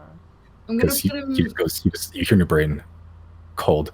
Oh, I'm just gonna like poof him. Well, actually, no. I'm gonna tuck him under my like hood, I guess, my coat, whatever I'm wearing. I assume it had like a hood to put over my head. I'm gonna put him like in my hood, like next to my neck or something. Yeah. Normally he wouldn't be cool with this, but he's too cool right now. That's the issue.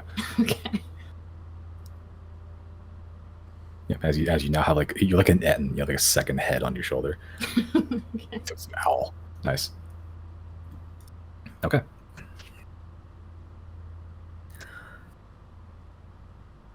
All right. Jenna, make one more survival check. Are we ready for this? At advantage or no? No. Nope. Oh right, no hunter's mark. True. Fuck you. Ha ha ha! Yeah, we're ready. Okay. Doesn't take you long, as you travel for a couple of hours through the pass. You actually have to like sort of wade through the snow in the pass for a little bit. Jenny, you're almost swimming through it. But even through that, you're sort of looking at the signs. You know what to look for now. You've trained yourself over the last 2 days, with the help of magic, to know what to look for. You've passed mountains before. Nothing special. There are some of them were small. As you're sort of looking, you see another one. This one's a lot taller. And as you're sort of just brushing through the snow looking for tracks, you hit something hard. It doesn't feel like rock. It feels like ice. As you're sort of brushing it, you see scales frozen. As you brush a little bit more off, a huge gust of wind sort of hits it, revealing it's a mostly crushed Hydra corpse that's been frozen into a wall. Oh, I thought we were standing on the dragon for a minute. Wow, this sucks. Okay, continue. Yeah, mostly crushed. Okay. Yeah, frozen Hydra corpse. Like, it looks like just looking around it, looks like it's been like smashed into the wall and then frozen, like rapidly frozen. And it's just sort of like partially exposed. Most of it's been coated in ice. You can still see through this weird, like translucent ice. Just like this, like completely crushed Hydra corpse. Well, this is your motivation to survive this, Chris. You got another Hydra here you can kill off, but we gotta survive it first. Yep. As you're looking for more signs, just brushing near it, you're brushing around it another 30 feet. Just like up a small little hill, still on the mountain, and you're brushing more. You see like tufts of white fur peeking through the snow as you brush that, and you reveal a Yeti corpse also frozen into the wall. And as you're sort of just brushing more and more, you find more and more creatures just frozen into the wall. Some of them in various states of destruction. Some of them are intact. Some of them are completely fine. Some of them have been crushed, like the Hydra. You find one weird, like, centipede-looking creature that's like blue, and has like these mandibles, and it's sort of just frozen in the wall. And with your survival check, just looking at the pattern, it looks like it goes up the mountain. Alright. Following that trail. Okay, there is a small trail. Most of it's been covered in snow, but with wind blasts, it's not an issue finding it. That being said, the trail is less of a trail and more just like a happy accident that happens to go upwards. As sort of just just climbing, essentially climbing a mountain. The snow has not let up.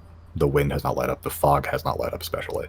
It's just this continual, just gray haze around you. You can only look back and see just elements of your companions. And the path ahead is very narrow in some areas. You guys climb for about probably an hour upwards without an issue. To eventually you come to the path sort of just ends in a way. You probably climbed successfully like 200 feet ish, maybe a little bit more, maybe a good amount. And the path where it used to go, if it continued, it would have been like spiraling around the mountain, but it just ended essentially. Now it's just a gap. Jenna, you're sort of just looking more signs. The whole time you've been climbing up this mountain, you've just found occasional more bodies, essentially just frozen into the wall. You see just humanoids, just people, explorers gear. Some of them are completely nude. More yetis, more of those weird enemy creatures. You see a whole shark, like from the ocean, like buried in the wall. It's a big shark too. It's about as big as the one you found in the Hag's Den.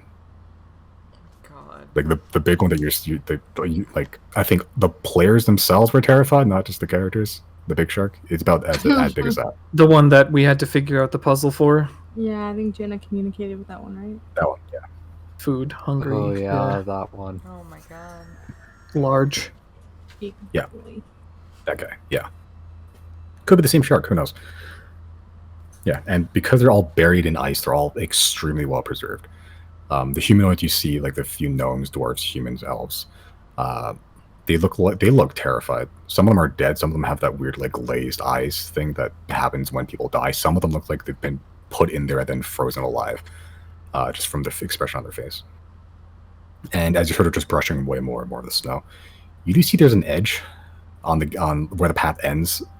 It's a very narrow edge. You might be able to sidle up against it, but it's very narrow. You'd have to do that, like, video game sidling up against the fucking very narrow edge. Or you can find another solution. How far across does it go? Hard to tell. It sort of wraps around so you can't see, but as far as you can see, it goes. Does it look dangerous? If you fell, it wouldn't be pleasant. You climbed at least 200 feet.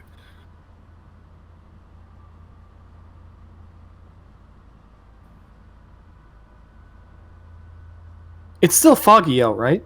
Yep. Yeah. I'm gonna cast Water Walk. Okay. I'm just gonna walk across the fog. As you cast Water Walk, the air, the fog around you almost feels thick, like water. You're not used to it anymore because you're used to swimming in water with no resistance, but it almost feels like you're swimming through honey. But as you do, you sort of just step without any caution to the wind. You step over the edge and you begin to fall, and you catch yourself on nothing, essentially. As you all just watch Riley just walk across, like as if the path was still there. Jenna, try grabbing on. Grab on. Okay.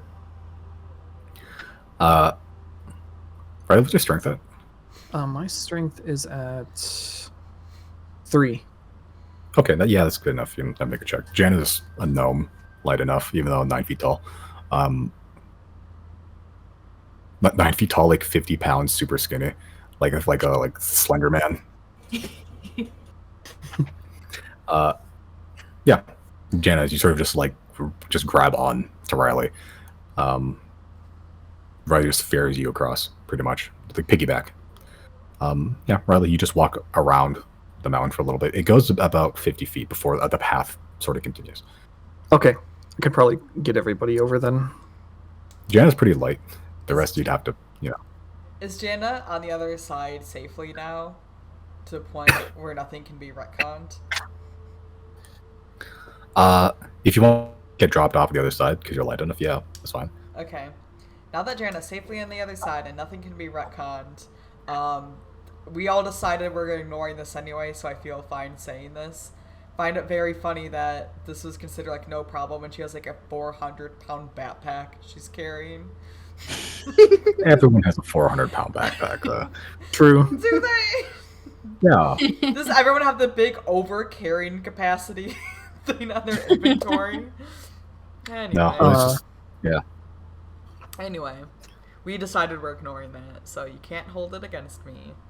Yeah, that's fine. I mean, like, I've sort of just stopped looking at that and just brushing over the thing. That's anyway. what I'm saying. Even I'm if saying this is a joke. It's like a massive backpack. We can just like ferry that independently of the person as well. Yeah, I just for that. wanted to throw it out there as a joke, but not with. It was gonna have consequences. Yeah. It was a good call. Thank you, Riley. Yeah. Jana puts 1 copper in his hand as like a tip. Yeah, like a taxi. Mhm. Oh, well. Don't spend it all in one place. I don't think I could. Buy yourself Oh, something no. nice. I actually have to like convert everything down to make this joke. 8, I have to. 10. Well, this is now 9. All right, who's next? How far is it across? 50 feet. It's 50 feet, but it curves around, so you don't actually see the edge. Okay, I see. Yeah. I'm gonna set my blink back with where I stand before I go anywhere with Riley. Good idea. Yeah, I'll go next then. I'm sure if I can carry Chris, I can carry Zero. Okay. Yep. So, yeah, Riley, make a athletics check. Chris is a little bit more taller, cumbersome. Oh no! Who is this, Chris? Yeah. Yeah. So, as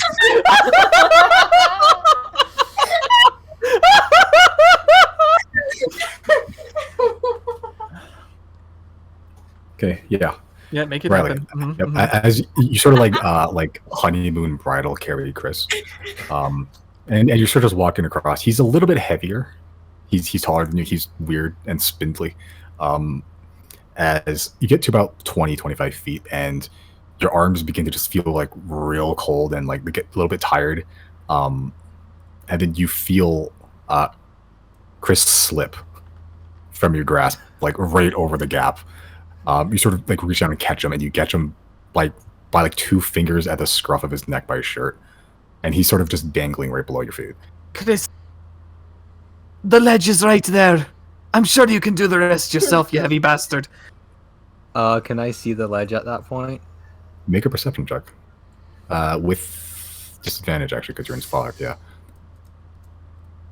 If this is how it all goes down for Chris, can say it did not expect it to happen. Okay, we're fine. You can barely. And it's how far at this point? About 25 feet. Okay, then I'll do benign transportation. Okay. Alright. Using an action to just teleport. Okay. Yeah. I forgot he could do that. That's really good. Yeah, Riley, as you're sort of just like losing your grip, you have 1 like finger on his scruff as you, as he sort of slips. And you're expecting to see your friend plummet to the ground. He sort of just like disappears.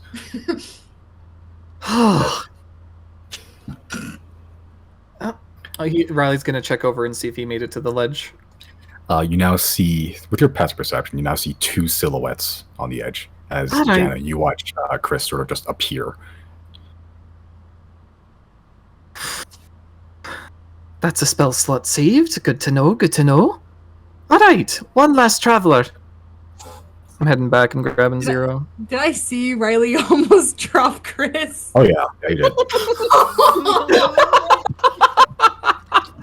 But it is Chris. It's Chris. Yeah, it's Chris who's there. Oh my god. I would feel like canonically Zero's probably a bit heavier than Chris. Like almost as tall as Chris and stronger than him. But no gold knee pads, though. I'm waiting. Gold is I'm heavy. waiting for Brandon to chime in to be like, I think Chris is stronger, and then wrestling ensues. Are you still with us, Oh. Brandon? Yeah, I'm Okay. still here. Also, we can't be too mean to Chris, because he did get us across that 80-foot gap like nothing. We do I'll need start doing Chris. push-ups at the other end. Oh. No. Before I go with Riley, can I take a moment to pray to Alina really quick? Just like pray. Yeah, make a religion check, sure.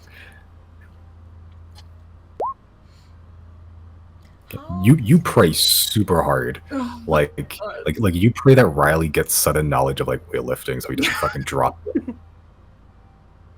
can Riley like How what? how long does it take for Riley to like cross this thing?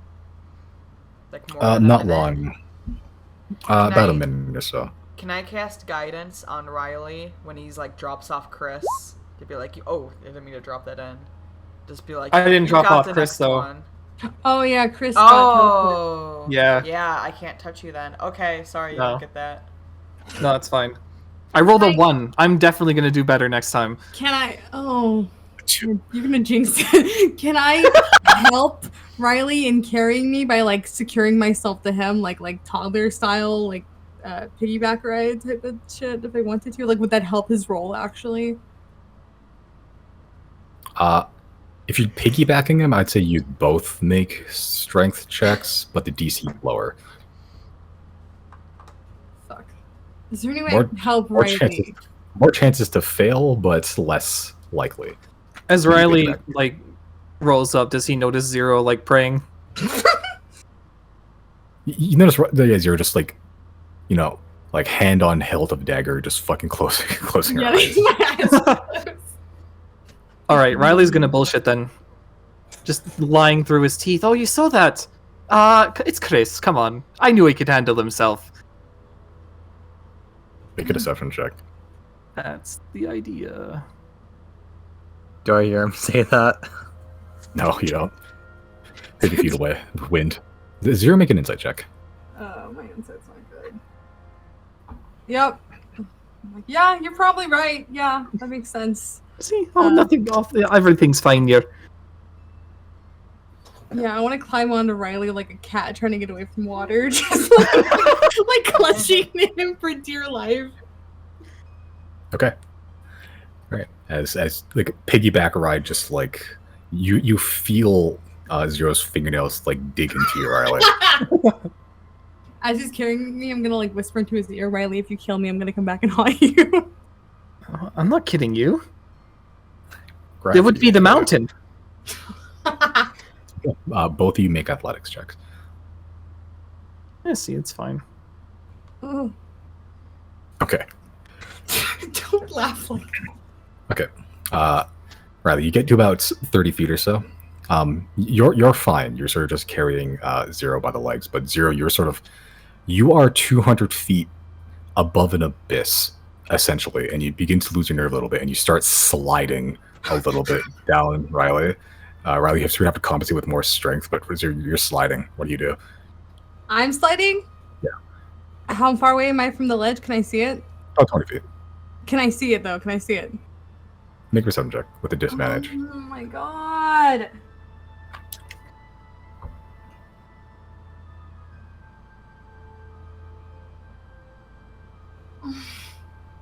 Kind of, but not really. Like you can see like the silhouettes of your companions there, but like the ledge itself, how far away it is, depth perception's very difficult. But I can at least see where they're standing. Kind of. Fuck, dude. How far does blink back? How far do I have to be for the blink back moves to work? It's like Like 500 feet. 500 feet, yeah. If I feel that I'm falling and I know he's about to drop me, I'm gonna just click my heels and go back. I know that's really shitty, but I'm like, I think I'm about to die, so I'm just gonna do that Okay. real quick. Sure. Zero, make another athletics check. You're fine. You're good. As you sort of not sure exactly how much further you go, you knowing that you have a plan to escape at least boldens you a little bit, and you clutch harder. Still sliding slightly, but not enough, not fast enough to for Riley not fast enough to not fall. Riley does get to the edge before any of that happens, so you all manage to safely cross. Oh my god. 50-foot gap. Got a bloody death grip. Yeah. Yeah, Riley, you feel your like ribs are like pushed in like an inch further than they should be. All right. Like the first time you use water walk, I think, in that manner. I tried in the fight with the thing, the doctor, but there was anti-magic. Yeah, there was. All right. As you continue on,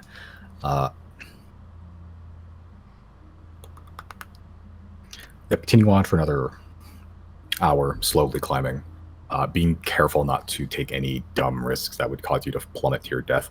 The path doesn't widen out. In fact, it starts to narrow, not to the point of sidling over the edge, but it is like one person single file at this point. Probably like no more than like 5-6 feet across, as you're just very precariously balancing. Widens in some places, thins in some places, but you have to be very careful around the mountain. So progress is slightly slow, but you begin to climb and climb. Every so often, you'll see just another reminder of the dragon's carnage. Just another corpse stuck into the wall. More Yeti, more semi creatures. See a couple other Hydra fully intact. Some of them have like 8-9 heads. Some of them huge, some of them small. Just a huge swath of creatures, like a weird macabre collection, have been frozen into this mountain.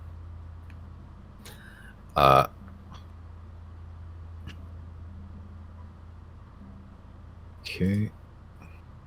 Yeah, because it's probably climbed about 400, 500 feet at this point.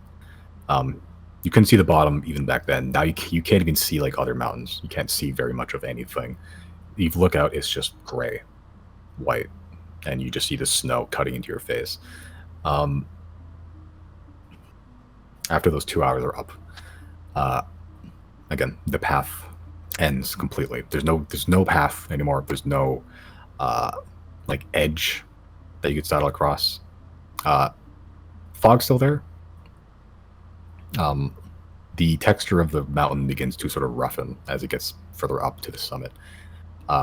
You can very narrowly see like the summit at the top, just barely if you focus your eyes.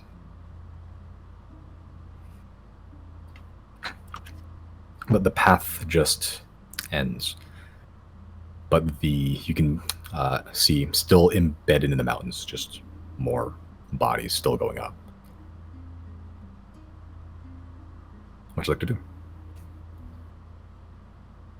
No matter what to rockin'.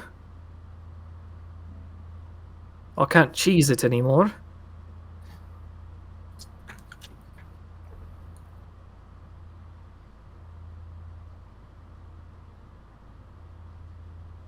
Nobody's got any ideas, huh? One more time. What are we in front of? The path ends pretty much. There's nothing there. It's the bodies still go up. As you go up, the texture of the wall begins to roughen. Like there's less snow up here or something. There's less wind. But the path just ends. But the bodies still go up further. So can we still go up? It's just that the path ends. Like nothing's literally stopping us. Nothing's stopping you. There's just nothing to walk on. Can we climb up the mountain? Like, does it look stable enough to climb?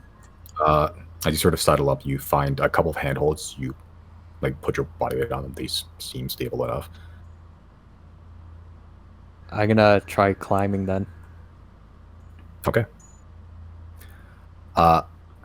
Sure. Make an athletics check. Sorry. That's the first one. Yeah, 17.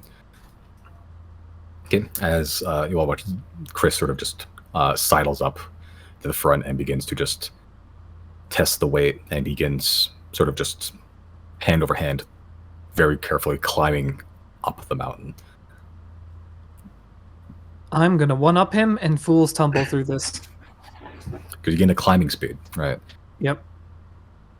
Okay. Yeah, as you focus on just like you sort of visualize a path and like where your feet and hands are going to go. You're very adept, very nimble. You just bonus action fools tumble up a mountain. I love being a jester. It's funny. Yeah, as Chris, as you're sort of just finding like stable like points, just little gaps in the rock and the ice where you can sort of like wedge your knee in to get yourself a good grip before like pushing up, grabbing another handhold. You see Riley just flip up the mountain, essentially just straight past you. He's sort of he's like somersaulting, kicking off the thing. He just goes straight up. Woo! How much higher do we have to climb? Hard to tell. They're looking up with time, with your perceptions, without making a check. Maybe give or take another 200, 300 feet. We have to climb the whole thing. What Climbing's we an could option. do, Or you can try something else. what we could do is make it a bit more safer. Is that we could tie a rope to each other so that we're connected, and then climb up. Riley from above. You realize if the bottom person falls, we all fall, right? I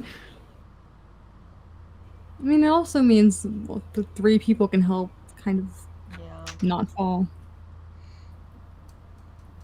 I was gonna try to. I mean, unless Jana wanted to go up herself, I was gonna carry Jana on my back. Oh, Like what a I was baby. thinking was popping Giorgio out because we're close anyway. He's coming up for the fight. He has a climbing speed. Like bears are. He has claws. He has a Oh climbing fuck speed. yeah! Like, Oh, yeah, Jared's good. Giorgio should be leading this thing.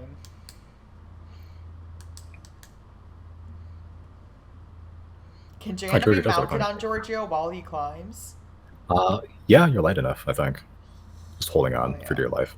You might need to add a couple of athletics checks, but Giorgio's probably fine. Okay. Yeah, the athletic checks you need to make is going to be a lot easier than climbing up. Okay. I think that's a move then. As you pop Giorgio out, he like sort of like instinctively like huddles and like just like retreats his neck into his body to try to preserve body heat.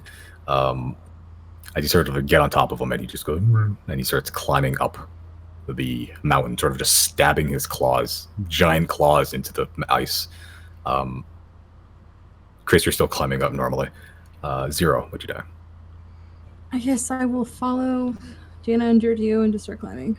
Were we gonna do the rope thing? How far Riley up is is Riley I guess already? Chris Yeah. is already like gone, so I guess it's just Jana and. But Oh, yeah. Chris is still climbing. Jan is still climbing. Riley has an Riley's idea. like, yeah, Riley's like way up there. Jana will tie a rope between us 3. Us 3 is Jana, Giorgio, 0. Okay. Okay. So, yep. So Giorgio is like the anchor. Yeah. Okay. All right.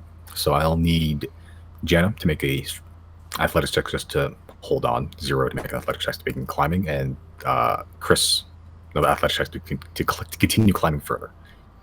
What is Jana? Athletics? Athletics, yeah. Just to carry, just to hold on to a bear vertically. Fuck yeah. You're good. Oh Good. yeah. Nice. Jenna on Good for the fire bear. tonight. Holy This shit. is my bear. I love my bear. You think I'm going my bear? No. Yeah, Giorgio just begins climbing up like a machine, and you're just holding on, ain't no thing. 0, you're sort of like you're climbing up very well as well, and you're sort of occasionally like outsped by Giorgio, and like he at some points he just straight like you're just free hanging and he's pulling you up sometimes. I'll say with that,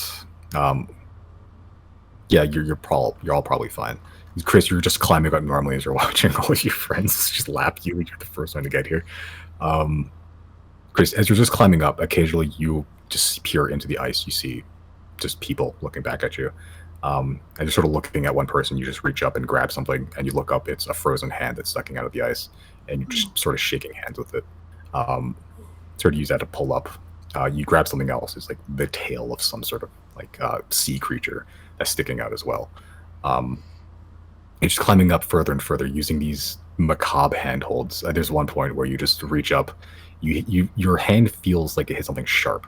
As you pull yourself up, your hand was in the mouth of a very large bear, and it was just roaring, dead but roaring, and you sort of just pull yourself up. Eventually, you all reach the summit of this mountain. Okay, that was Giorgio, right? That was Chris. The bear? Oh, The no. bear is dead. Dead bear. Big, very big dead bear. Did I miss something? When was there another bear besides Giorgio? I grabbed it's- into its mouth. Yeah, it was Yeah. frozen Oh. like the other sculptures, and it's just kind of a set piece. It was frozen. Okay. Yeah. Okay. Yeah. Yeah, I you're was just like, grabbing a bunch of dead bodies. Okay. Yeah, but you all eventually reach the summit. As you all reach the top, it's weirdly calm up here. The wind's still there, but it's like you're above the fog now. You can see the sky for once, the sun. In a long time, you haven't seen the sun in a while.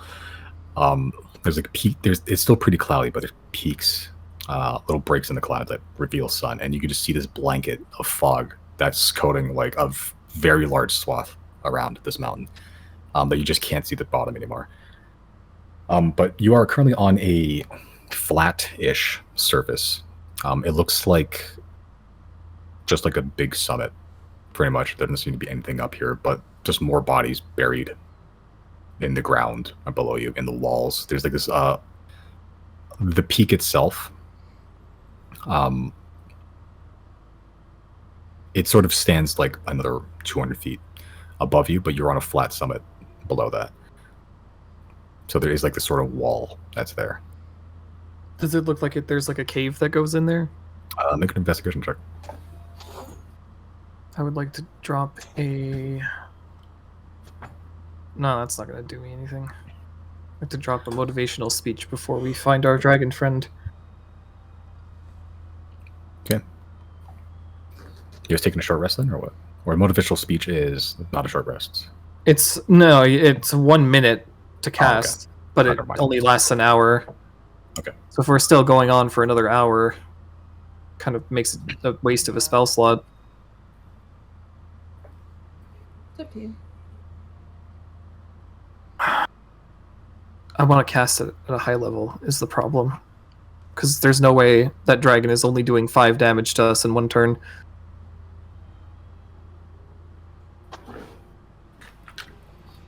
Let's press on for now, I guess. Yeah. If I find an opportunity, I'll go for it. Okay. You are above the fog on a flat piece of surface. The peak makes a sort of like wall that you're below. What do you guys like to do while you're up here? You just see bodies strewn about in the ice below you.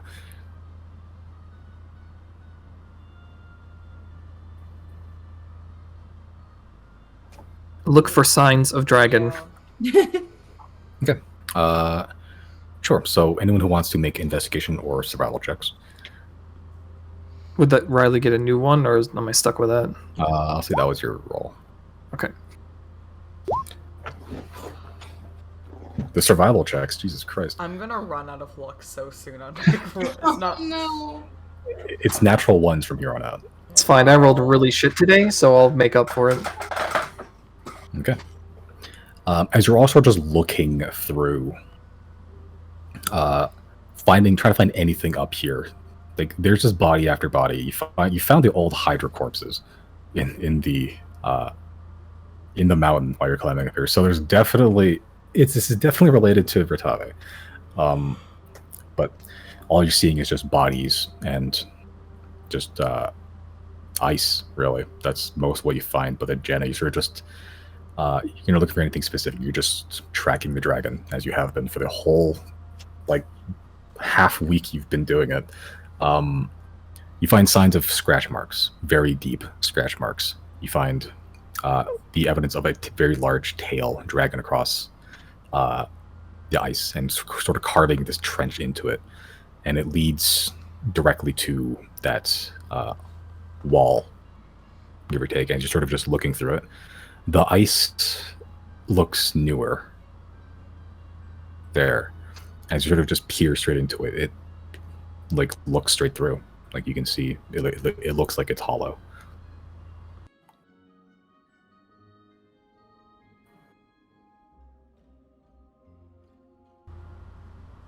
Does that look like it's the way forward? You look at the ice. It looks like there's like a hollow. Like this would probably be it if there was any. If there was ever to be a dragon lair, that'd probably be it. What's the plan, guys? I feel like we probably don't want to go in, right? We want to draw it out to the open. Unless tidal wave down there, can we just drown it out? It might also be smart enough to not leave. Yeah, and I'm afraid if we bring it out here, he'll have flight on his side. Can we like step away for like not right, so we're not like right on the the welcome mat of the? Yeah. I think it's probably time we formulated some sort of game plan. So I just want to at least walk away, like a little, not super far, but like far enough that it feels like if he were to come out, he wouldn't like immediately kill Bill, sirenize us, you know? Yeah. Do I see any like 5 small or medium-sized creatures that are dead? I'm gonna Like in quick the step away ice? for 1 second. Maybe out of the ice, if there's any. There's a couple that are kind of out of the ice, but like everything here has been like embedded in the ice for the most part. You find like 2 just humanoids, like seemingly humans that have been just like dried over the years they've been here, however many years that is, that have like their legs frozen into the ice, but their upper body still remains.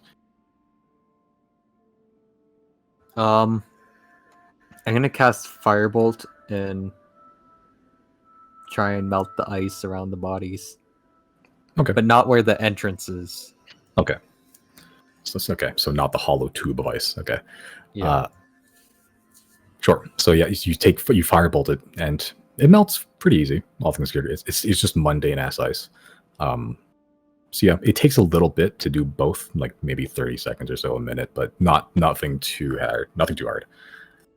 Yeah, and you, for better or worse, mostly thaw out 2 bodies to the point they're freestanding.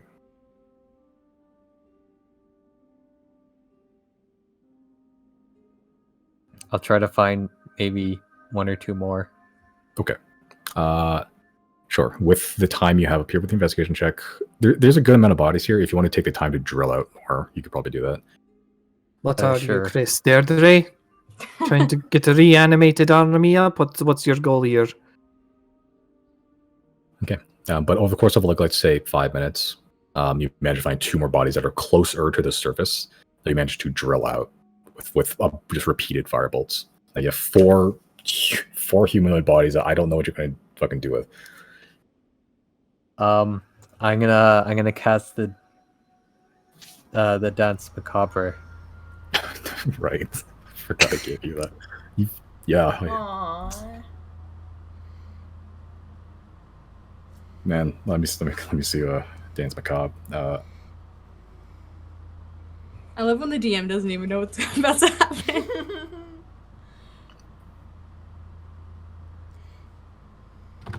Okay.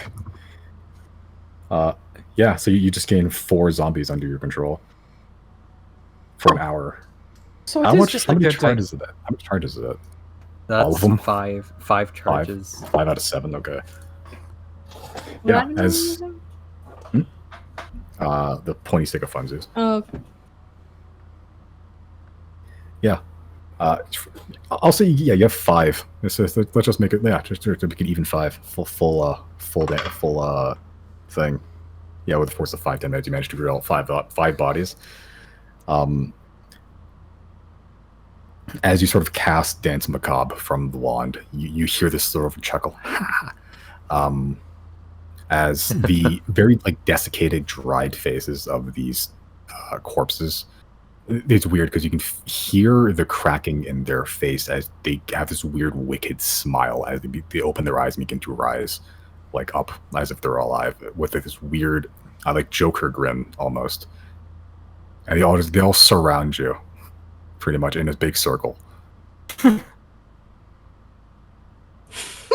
All right, now's as good as time as any. I'm going to drop the motivational speech at 6th level.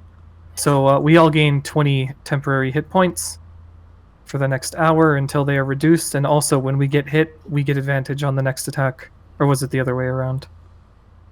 If an affected creature is hit by an attack, it has advantage on the next attack roll it makes. Also the hit points, yeah. Yeah, the 20 hit points. Yeah, okay. All right, as Riley waxes poetically at you and, like, brings up triumphs of old. Remember that Really? time we defeated the doctor?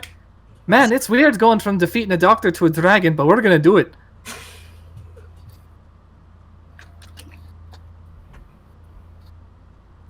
All right, you all gain 20 temporary hit points, and you feel very inspired. Chris, you have 5 zombies that are currently circling you like they're about to just mug you. Oh, also, Giorgio also gets that. Oh, right. Y'all. All right, These are Chris, the- what you doing with these zombies? How many? 20. 20? I'm just gonna keep them there for now, surrounding me. Okay.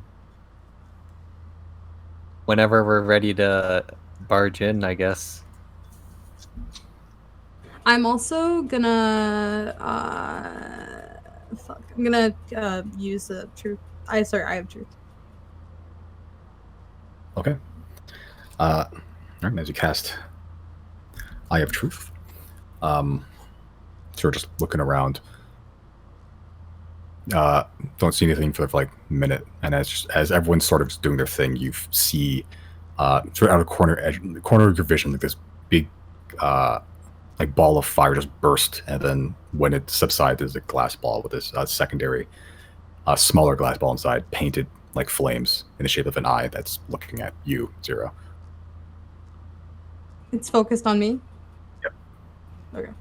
Yeah, you guys are all sort of spread out. It's near you. Okay. Also, can I quickly cast Mage Armor? Okay.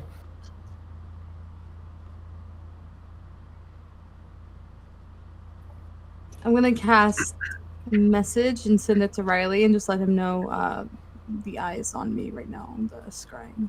That's good knowledge. So what's the plan? There really isn't one. Preferably don't take too much damage, and don't fall for his tricks if he has any. Yeah, at some point we need to. If Chris can hand over the paper skin potion. Oh, speaking of Yeah. potions, let's grab some of that yeah. cold res. Oh yeah. Oh yeah. Chug, chug, Okay. Yeah. chug. I'll give Zero that paper skin poison.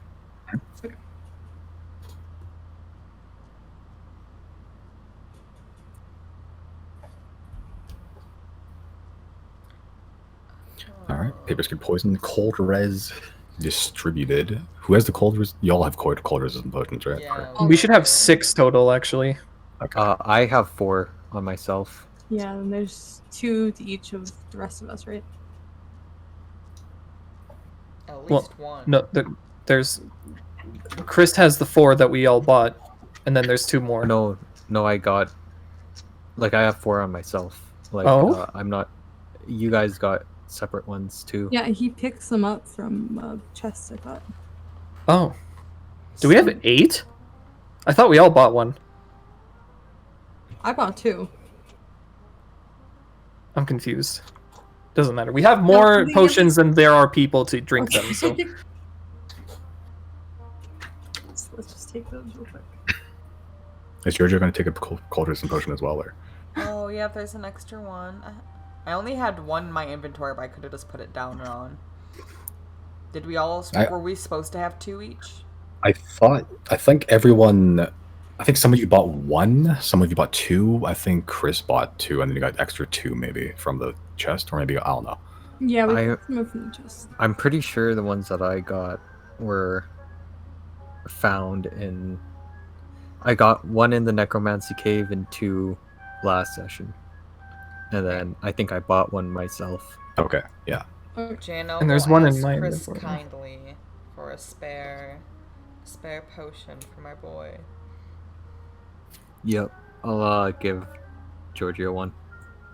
Thank you. Giorgio kind of like rubs up against you like a cat to your hand. Okay. And then I'll take 1 myself. Okay. All right, you all just down those fucking potions. Oh, Yep. Time to yeah. go. I'm also gonna take my potion of flight really quick. Okay. Also, another quick question. I just realized I have an arrow of slain in my inventory. This has not been used in anything though, right? This was specifically for the dragon. Yeah, you Okay, bought it this from was- okay. Gratis. Yeah. Okay, I didn't have it marked saying it was already for something. Okay. Hmm. So Yeah. So you have 2 special arrows they do a lot of damage. I think you have the arrow of slaying specifically for dragons, and you have the Frost. or the Well, that like, wouldn't do big much. spirally arrow too. Yeah. I don't remember what it was called. Great gamble.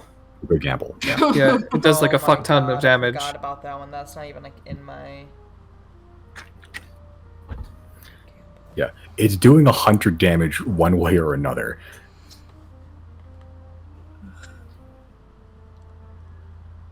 What do you have to roll? Is it like a d20 or something? You just have to hit the damn thing. Yeah. If you miss, you take 100 force damage. Wait, let me read the conditions. If the arrow hits a creature, the arrow will do an immediate 100 force damage. This damage ignores any resistance and immunities. If the targeted creature does not take the damage, so what does that mean? Like, when would it not take the damage? Oh, either If you from missed. from the attack of missing the creature or having the magic dispelled after shooting. When would that happen? Like anti-magic or something. Okay. Yeah. The attacker will take the 100 force damage instead. Yeah. What's- One way or another, that arrow is doing 100 force damage. It's either you or the creature you're shooting at. What's Jana's HP with max? Not 100. Not 100. Yeah. It's a gamble, big- though. Yeah, it Yeah. is. It is I the do great gamble arrow. How far below do you go under your hit points before you're just dead? Do we play by those rules? Yes. Isn't it You're- like you're if you take full. your maximum HP after you go down, okay. you're dead? No, Yeah. I'm not that Yeah. far down. Okay. I do have the Yeah, so- periactive wound closing on. Just And then you so do have an it's- extra 20 right now. Yeah, are you at 100 with the temporary hit points? Oh, Yeah.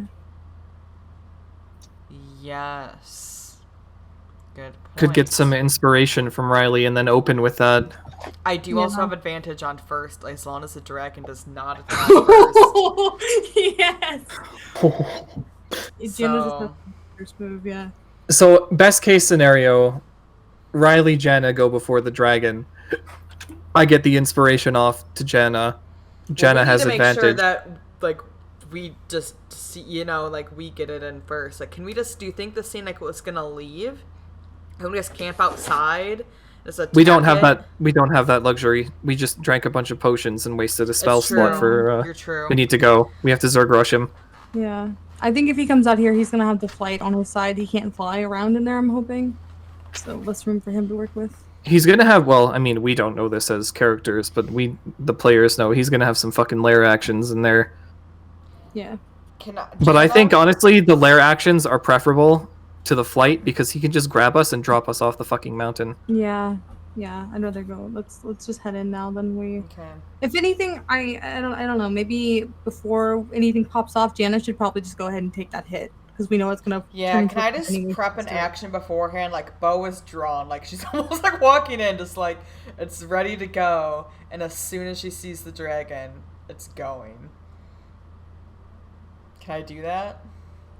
Oh, if you wanna. Oh my god. If you wanna wait, I would even say let me attack first. I'll get sneak attack and I'll attack with like an arrow or a dagger dipped in the paper skin potion. That way he'll take even more damage, won't he? From the additional paper skin damage? It does. Would it? It's force damage, not. Yeah. 4 damage. Okay. Yeah. Okay, then never mind. Yeah, Jana goes first. That would still do more with the dragon slaying arrow, though. It would actually. That That's does just do true. straight piercing damage. Yeah. It also has to fail its save, which Okay. has like save like 15. I guess I'm just super afraid in case it has some protections up, like it does help it get dispel magic. I guess weapon is just drawn. She will just wait to see. God, I'm gonna go ahead and put the paper skin potion on Jana just because I know she's gonna shoot first. So if she manages to pop off, I'll let you get that hit on him. Paper skin potion. That's what it's called, right? Paper skin potion. It's a poison, so you have to hit the Sorry, guy. poison. My bad. Either way, I have it like in a vial, right? I'm gonna give it to Jana. Okay. Yeah. Do I need to dip arrows in it? Yeah, but it has to be within a minute of using them, so I would Okay. just wait until combat pops off. Okay. But then, yeah. All right. Cool. So you are all decked out in cold resistance. You have inspirational speeches going on. You are locked and loaded with a bunch of arrows that will kill everything that moves. And you are currently outside, seemingly, the dragon's lair. What would you like to do? Go in. Oh. It's Open blocked up the by gate. like a shield of like hollow ice, correct? Yes, it seems to be just like, it looks like a cave. Now you're looking at it, you know what you're looking at. It's like a cave that's been like blocked off with like a wall of ice. Chris, you know what to do? Do you? I'll, Can Jana burn a spell? Chris has better spells. Can Jana just use like a? No, Like a firebolt is a fire? cantrip. Oh, Oh, it's cantrip. also- Oh, go for Yeah. it. Yep. I Yeah. was gonna say, does Jana also want to just take a moment to use like primeval awareness to make sure he's in there? I can't. I dragons. I don't have. Oh, okay. My bad. Okay, yeah. Yeah. Let's go. I'll cast Firebolt then. Okay. I'm also going to use coding of Tempest Retort Lightning. Okay. Sure. Chris, roll for damage.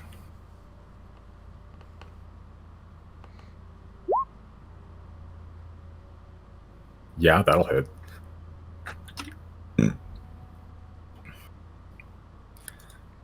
Okay, so roll for damage.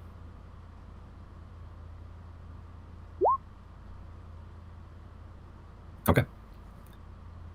Yeah, as you just hit it with a firebolt, the greatest firebolt you've ever thrown in your whole life.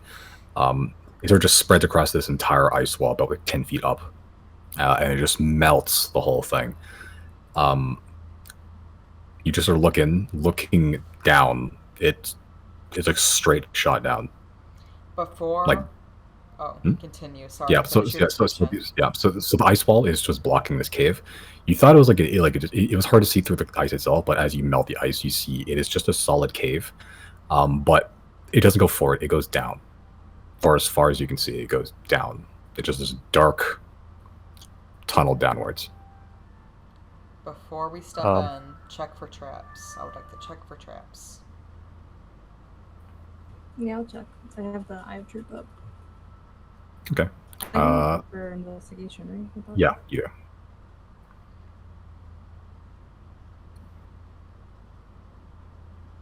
Okay.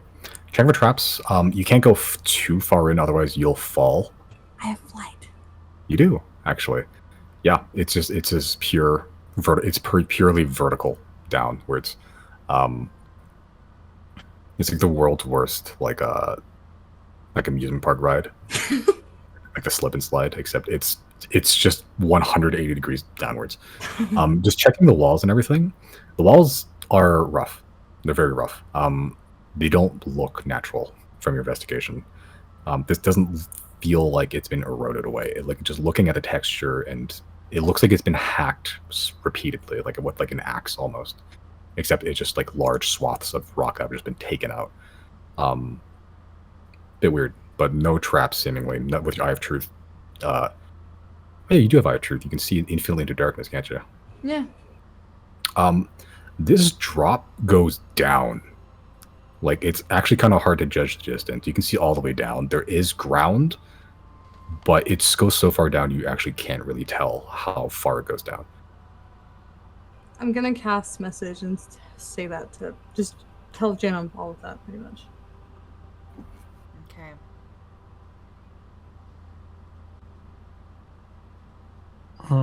Like how far? Like to the point where Zero can't even see you. Yeah, Zero can see infinitely into darkness. Still can't tell how far down it goes. So A big fall, you say? If only they had a spell that could nullify any fall damage.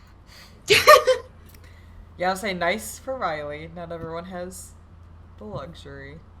I could cast on multiple people. Oh. Okay. Featherfall, right? Yep. Yeah. You're probably gonna want to box Giorgio for this, though. Yep. And the ball. Okay. Y'all just gonna yeet yourselves down in Featherfall. Descend. Unless Chris wants to cast Fly on us, the only other option is to do so. Yeah. I want to dive.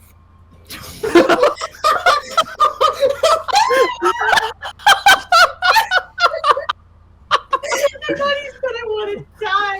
I heard that too. Oh my No, God. I mean, they're heard one dive. and the It's same. still funny to me. It's the Yeah. same outcome. So no feather fall for you then. Well, I'll do the feather fall, but I With want to style. jump. Well, you realize we're going to fall really slow if we do. It only lasts a minute. You better hope you reach the bottom before a minute passes. All right. I'm gonna go down before them. I don't know if I can stealth while flying. I feel like I don't need to roll stealth, but I'm gonna stealth going down before they do, just to make sure they're not running into like spikes at the bottom or something. You're going all the way down to the bottom? I'm just gonna go about like 50 feet ahead of them. So if Riley's about to cast it, I'll go down and start heading down before they jump. Okay. Alright, so are you all jumping and feather falling down? Sounds like the move. Okay. Yeah. Are you casting Featherfall immediately? No, I'll wait like 10 seconds. Okay. After jumping. Make it 12 seconds because that's what's the rate of dropping again? 60 feet per round. 60. Well, no, that's at Featherfall. Yeah. Actual rules of descent is like 500 feet every round or something. Okay, I'll wait 6 seconds then. Okay. Are they gonna pass me? Yeah, probably. Unless you choose to drop as well. Yeah. Actually, 500 feet? Could that conceivably be, like, not understood by somebody who has infinite vision? Oh, what if he casts it on them? They all grab hands and I pull them down. So they'd come down faster, but they won't like fucking crash anymore, right? I can guide them down lightly. Would that work? You have a flying speed of like your speed, right? Of 30 feet. Yeah. Oh, you'd be actually slower than us then, even at Yes. Featherfall. Okay. You could try and pull us up to slow us down. We don't need to slow down because we don't take damage under Featherfall. I know, but didn't we say But, like, that before if Featherfall that. runs out before you hit the ground? For some reason, you fall for longer than a minute. It doesn't matter. Let's just do whatever. I'm gonna jump. What's 60 times 60? No, 60 times 10 is 600. I think man, if it's 500 feet, we just TPK. But if it's more than 500 feet, then we're totally fine. I don't know. This ambiguous situation sucks because I don't know if I should wait. Yeah, I'm not following the rules of the fall thing too closely. I mean, just. So you jump, and if would see be the charitable bottom- enough to be like, yeah. Well, no, we have our dark vision only goes 60 feet. what 60 feet, so you'd have Yeah. to react within the second. Yeah, like Yeah, so there's if you still could, there's still room to do Don't things. mess it up. Yeah. Can I go like? I guess I'll go down as far as I can until I see the ground. Once I see the ground, I'll stop there. Can I kind of give Riley just a guesstimate over message and tell him what's up? Okay. Yeah, see, that's better. Yeah. What so I you're can gonna do. You're going down. Yeah, I'm gonna. I don't know how I would stealth. and I flying, liked but putting I our would like lives in stealth Riley's hands better. What? I'll, I got you over the chasm. It'll work out. Maybe I should cast a light on maybe Giorgio's bow tie. Giorgio's in the Giorgio ball. is not out. Yeah. Oh yeah. Yeah, and I Well, can go. I guess have, my I have hat I have then. truth, so I can just go down and make sure before anyone comes. Yeah, I much prefer Zero's idea. Yeah, I'll go down until I can, before just as I can see the ground. Then I'll come back up. I don't want to go too much deeper. Okay. Let's give Riley a ballpark. Okay. Yep. So you're flying down 30 feet. So you're just flying down. You're flying down. Minute passes. Do I need Flying to down. stealth? It doesn't matter. Roll stealth. Yeah, sure. I wouldn't be traveling slower, would I? If you're trying to be stealthy about it. Okay, it's fine. Oh, never mind. Just forget. Okay. Yeah. So you're just flying down normally. A minute passes. Still going down. You can't really even see like the top of the where your companions are going. Still going down. 2 minutes pass. Like you can still see steadily the ground coming up. This goes down a real long way. Eventually you do see ground. Like it does stop at some point.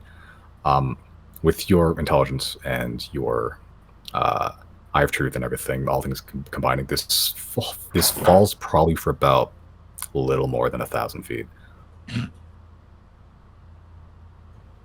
Then that's I'll fly back up and tell everyone that. I'll pass message just so I don't speak out loud. But yeah. 1,000 feet. Wow. We can go into a free fall for a small while.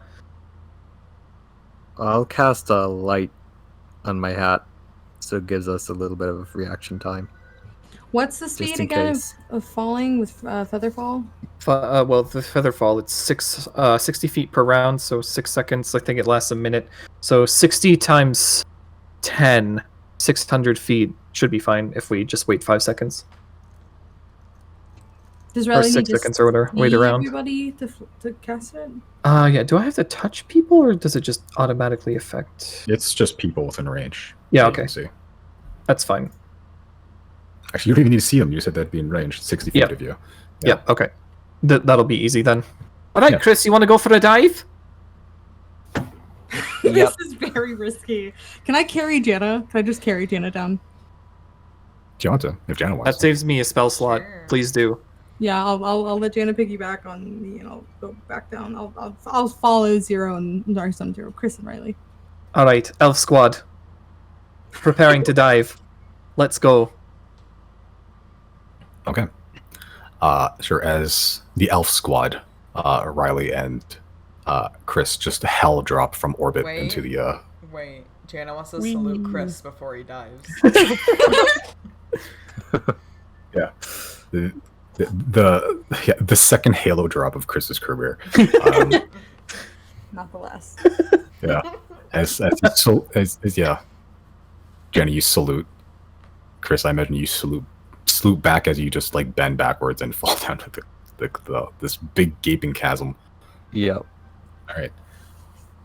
Okay. As Jenna, you just gently get a ride from Zero.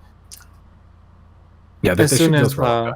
as soon as Riley feels like some G-force acceleration going on, he's going to pop the feather fall. Okay. Yeah, as you're falling like terminal velocity for a little bit, and then like you feel like this is getting a little bit too fast for me. You pop feather fall. It almost gives you whiplash as like the feather fall takes hold a little bit too fast, and then like you just like you were diving headfirst. All of a sudden, you just get turned topsy turvy 180 degrees. Like your legs whip all over the place, but you begin falling at a slower pace. Yeah, you can can't really see the bottom. You're sort of just like floating in a tube. Once they slow down, can I start flying ahead of them just to again keep an eye out for the ground? Yeah. I think they'll still be falling faster than you, but Okay. yeah. Eventually, you all land at the bottom of this incredibly long fall. Janet, you're sort of just piggybacking like a koala around the neck of Zero, just holding on for dear fucking life as Zero just gently hovers. Yeah. Very, very long fall, very long tunnel, but you all very gently land on this hard, rocky surface. Your ankles almost like roll when you land, as the surface you stand on is cracked and jagged with a like a very subtle concave crater around your landing point. Some ice fills in the gaps on the rock floor below you, like a frozen mortar almost. As you all finally plant your feet on solid ground, you take stock of your surroundings. You're in a cave, evidently.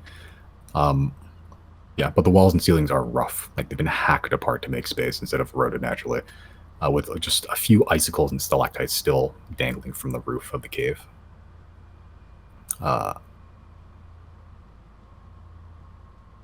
Yeah, there's a path ahead of you. That's about it. The path is probably about 10, 15 feet wide, but around you it's basically featureless. That's the only way forward that you can see. Hold on.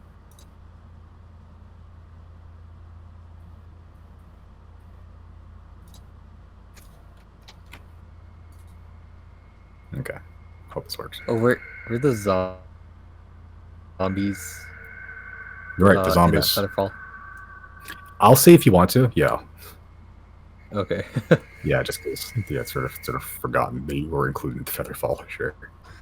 Well, I mean, I guess via pointy stick of funsies could count Yeah. towards Chris's person.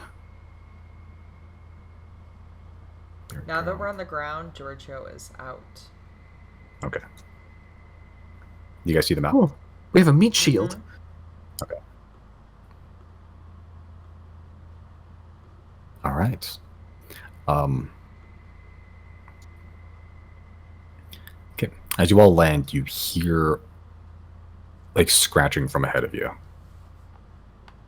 and eventually you hear sort of lumbering footsteps, and you hear. As eventually from the tunnel you're in, Damn it. Yeti sort of just walks up and we'll take a break there. All right. So you dropped into a big hell pit. You dropped a Yeti, very large humanoid creature, white shaggy fur, those like curled horns and a row of teeth, razor sharp teeth, gorilla like face. Sort of on all fours, sort of just hunched over, just before it sort of starts growling at you and just slowly backing away. Yeah. Backing away? No one move. No one move. Janet puts her arms out like no one move. Can I look behind me? You got your zombie bros all up behind you. They're currently in the middle of doing the wave. That's not a joke either. They are doing the wave. Do you guys want to try to stealth through this to not raise, any alarms? Like, If the or at least dragon- let the dragon know that He we're here. already knows It's- we're here. Yeah, it'll probably already know that we're here, and also, yeah, we have a lot of stuff that's like running on time. Okay, let's just go. Yeah, we're going. If we see any Yetis, we'll just pass them. Yeah, we don't need to engage. Okay, you're walking forward then? Correct. Jana just and add a big- Giorgio are mounted. Okay. Who's what's the marcher order here? Sure, we'll go Riley around here. I guess I'll go after Riley. Okay. Is your zombie bros next to you or? Yeah. Okay. And I'll so you're walk taking up the rear. No, I can walk almost at the front since I have shoes on. Do you guys all walk in a line like that? Like when you get to that little skinny part, they just hit the wall. Yeah, pretty much. These zombies be funkin'. Okay. As you all slowly walk forward,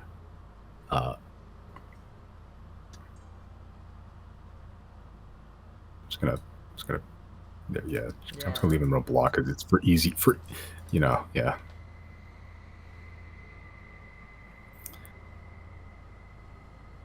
Okay. Eventually, as you're walking forward, you're just hearing occasional grunts and, like a few roars here and there, multiple.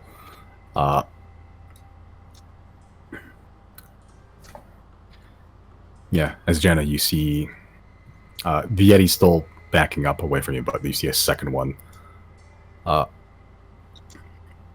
of in the distance. And they're all just sort of stanced up, just grunting, growling at you.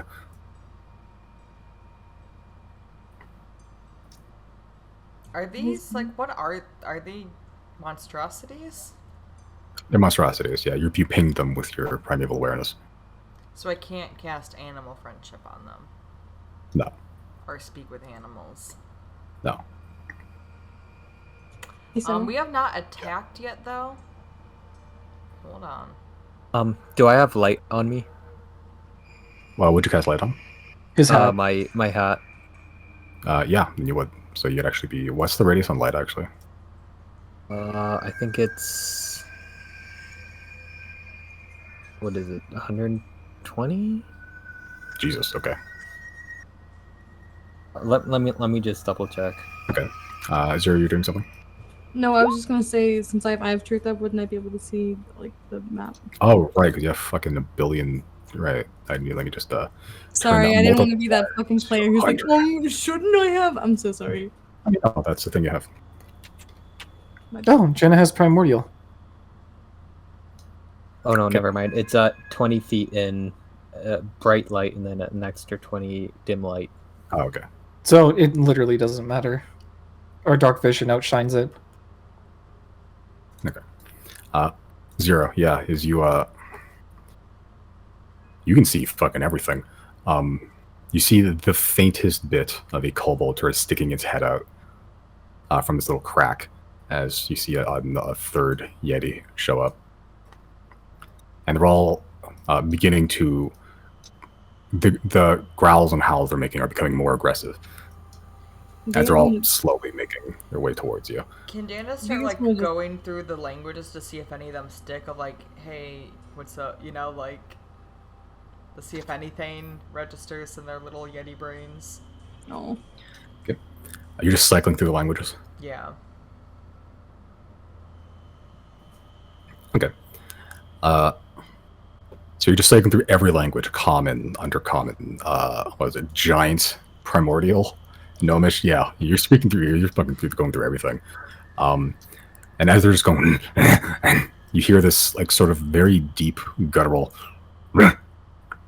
from way back in the cave. Is echoes, and immediately when that happens, the Yetis sort of just look back and start retreating. Okay, so can I make a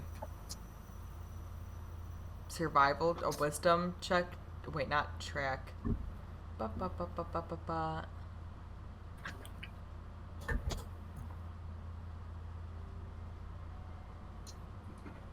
Sorry, intelligence check to recall information about Yetis, like why they would be behaving like this.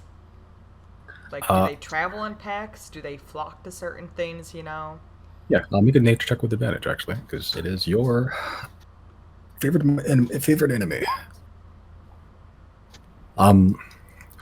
Yeah, Yetis do travel in, like, small familial packs, typically.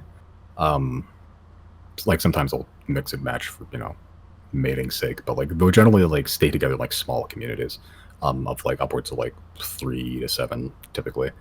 And it's like a roaming nomadic village almost. They don't have any shelter or anything. They have the very barest knowledge of, like, technology and such. Like, they'll make small little huts of, like, snow and, like, sticks, but, like, nothing sophisticated.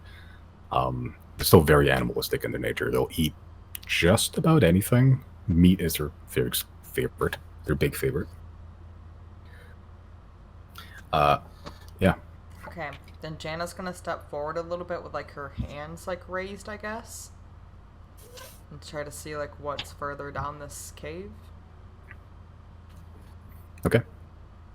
How far are you going? I guess to like here. All right. Okay, what's the rest of you guys doing back there? I'm gonna follow close to Jana. Okay.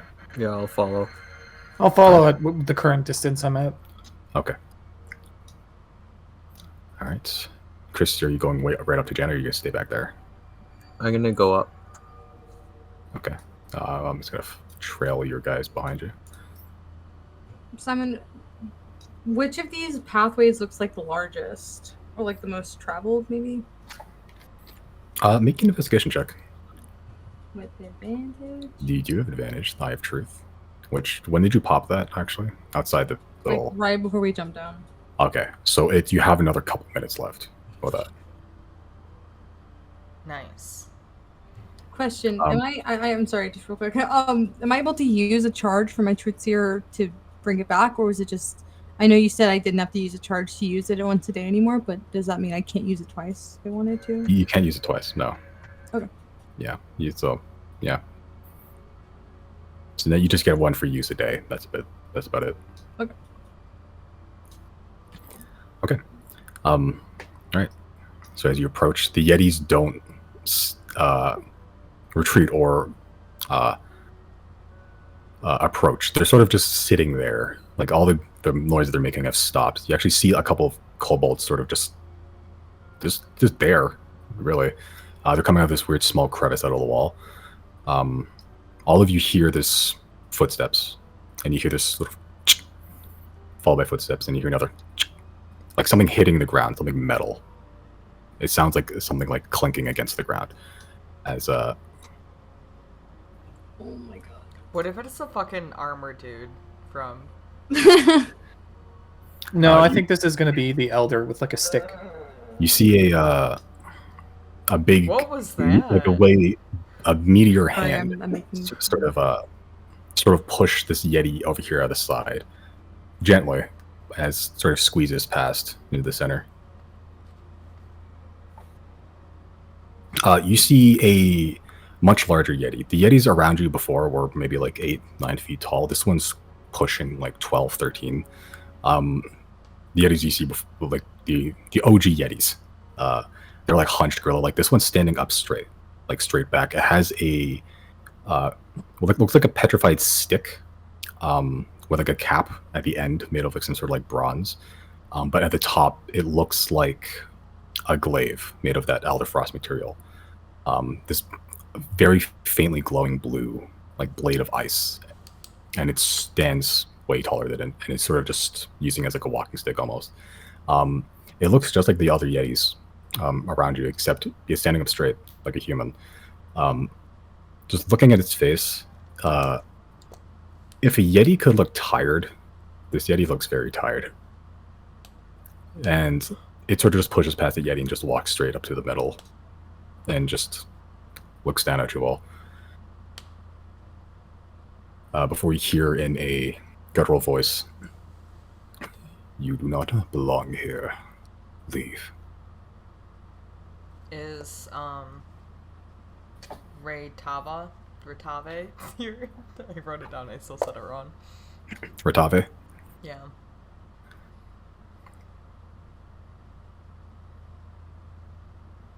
What business do you have here? Dragon Slayer. Treasure thief. Does that have anything to do with you? Does that matter? I just do my duty. Leave. Here, we'll one up you. We're doing Ratave a favor by coming here directly. We're his quarry. Since we're in the neighborhood, we've got business here in Thane. If he's going to be hunting us regularly, we figured we'd cut out the middleman.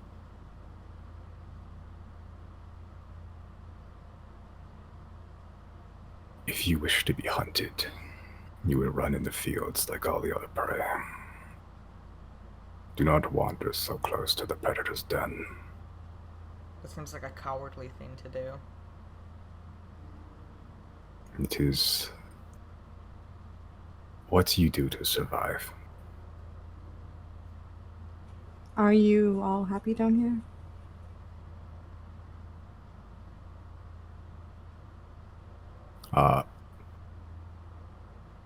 He doesn't answer that. Yeah. Listen, we are tremendously strong. We've got a fair shake at taking that lizard down. If he's oppressing you, this is your chance. And Riley will grab his sword.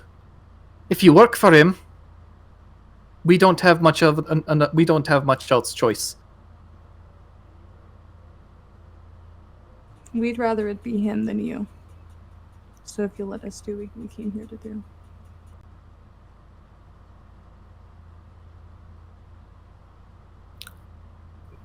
Both of you make your persuasion checks. Can I make intimidation? Ooh. If you want. Can what? Intimidation. Oh, I'll still go for persuasion. I'm better at intimidation. Jana whispers, seems- I bet they yeah. don't even have dental. It seems like it'd be reversed. It seemed like Riley was intimidating and fucking Zero was persuading. With those rolls? Yeah, true. Yeah, you grabbed your sword, you'd be like, I'm gonna kill you if you don't move. If anything, I'm just trying to back up what Riley said.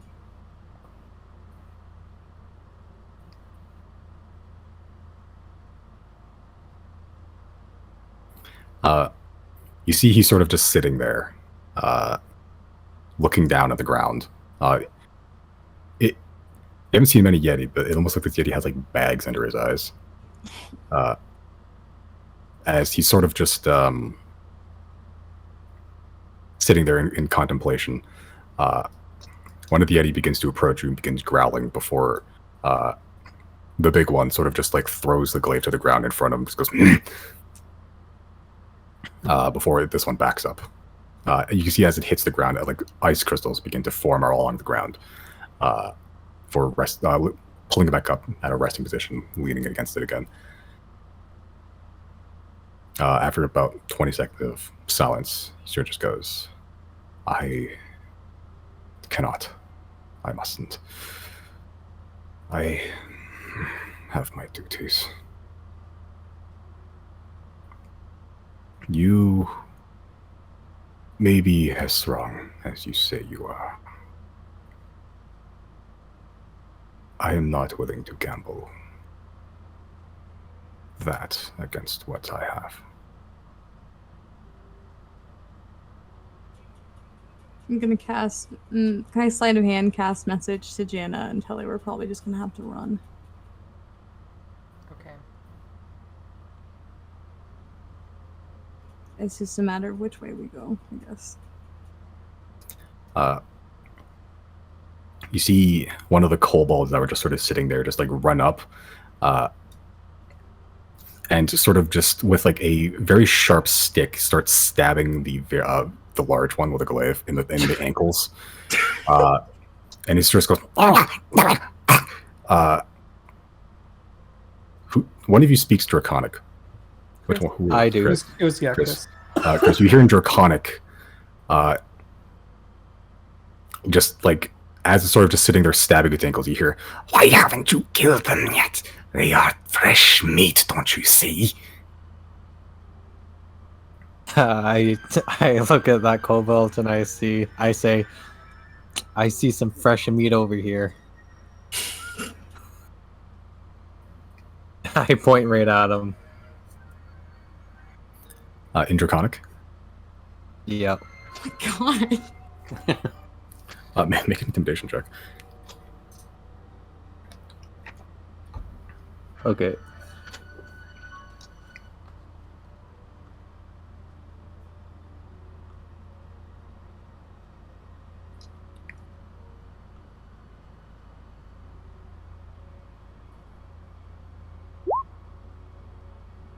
Okay. It's a kobold. They don't think they're not the bravest things in the world. As you say that, it sort of just goes and backs up a little bit and shouts slightly from a distance, "Get them! Eat them!" And begins running over to some of the Yetis and starts jabbing them with a stick as well. You see more kobolds start streaming out of the thing and start jabbing all the Yetis with sticks. I'm gonna speak up and just say, if you can help us, we can get you out of here. Why would you continue to serve him after what he's done to everyone, including your people? If you let us in and you help us to defeat him, you'd be ultimately saving way more lives than you are right now. This is only serving you, and it will serve you for what little years you have left until he decides to dispose of you too.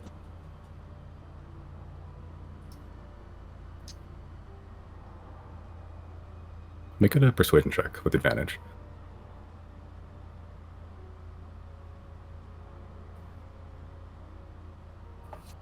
Sorry, those perception. Okay. You think that's a real good speech you did there.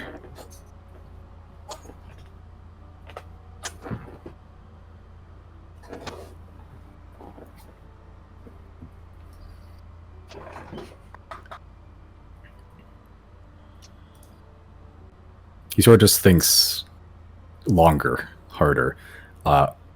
One of the kobolds sort of runs up his face and begins like grabbing his ears and shouting directly. Another one sort of just runs up to this Yeti, also begins jabbing it.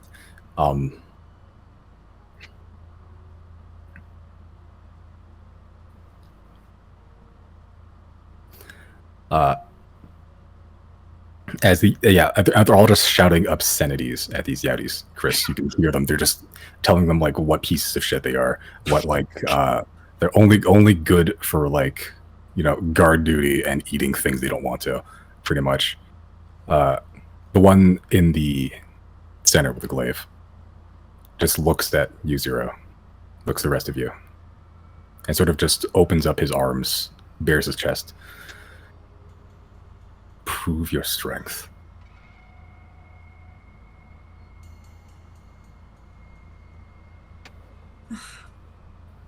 We don't want to fight you.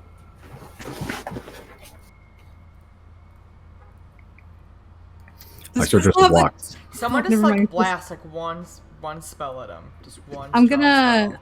Not enough Can to kill I- him. Can I hit the kobold on his head with an arrow? Can I first can I lay my hand down for Jana to give me guidance and then pop shot the kobold on his face. Well, guidance doesn't work for attack rolls. Oh, it doesn't. Okay, never mind. But I want to attack the one. Where is it? On his head? On his ear?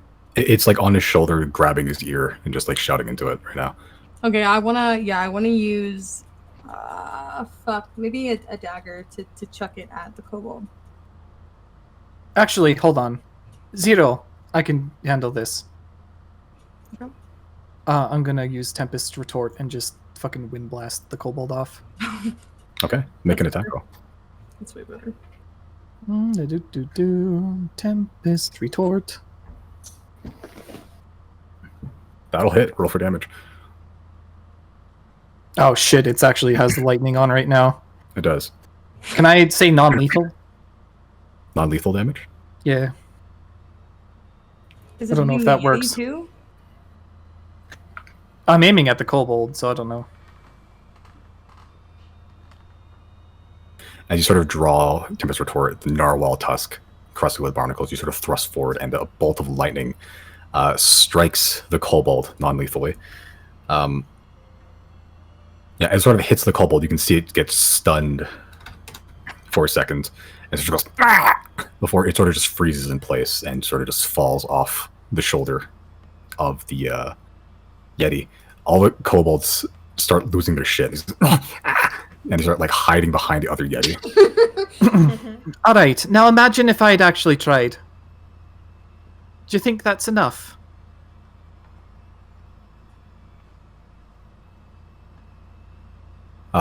The big one in the center sort of just looks down at the kobold that's sort of just like twitching like a dead fly at his feet. The kobold's still alive, so just looking up at him, and you can just hear. And Chris, you can hear just as all the other kobolds being parroting it.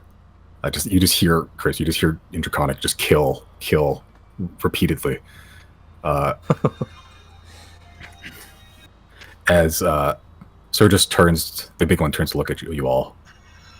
You can see like a slight smile creep across his face before you hear just as all the Yetis sort of turn to attention, and you just hear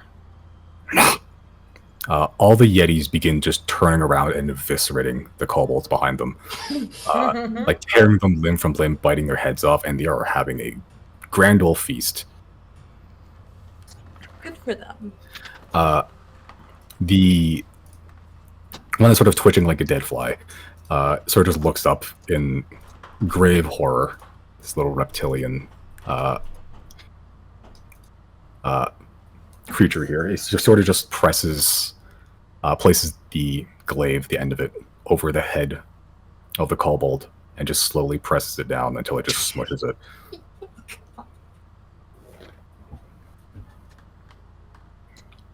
Seems like they got what they deserved.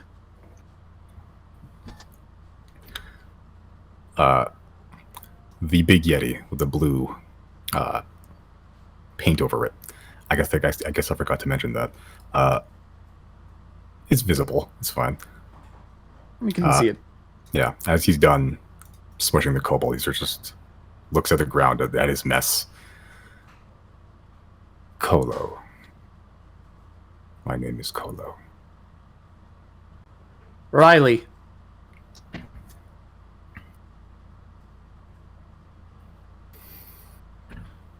I'm Chris. 0. Jana? And these are my zombies.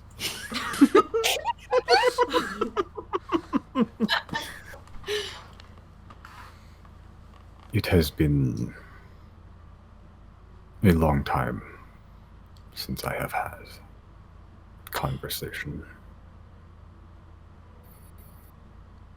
Not with the outside world. As much as we would love to chat first, we really need to start just going and get this over with. And then we'd love to free you guys afterwards. You are here to kill Ratave. Mm-hmm. Well, it's either we kill him or he kills us later.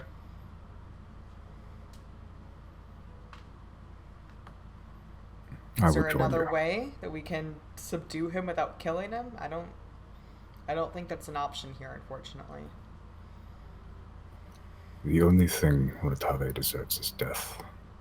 I will help you bring it to him. Period. Alright, sounds like we're Yeti to go.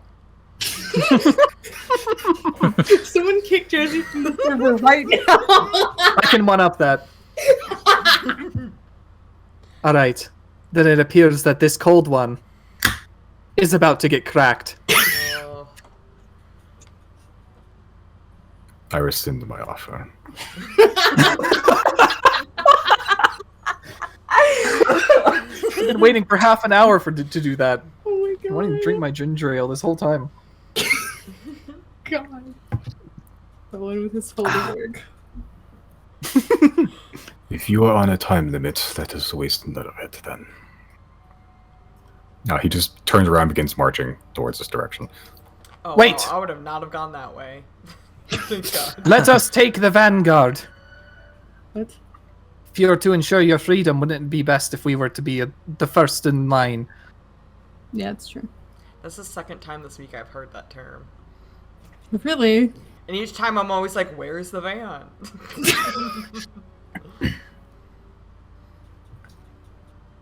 Yeah, the dudes, you can just hear footsteps just pounding away at the, just down the hallway. Pretty Okay, much the he cave. doesn't seem to care. Let's go then. And then Naruto run past him. And you're all just pretty much just catching up to him. Yeah, just marching, pretty much. Dude on a mission. The other Yetis don't seem to care about your presence anymore. They're sort of just nomming on these kobolds.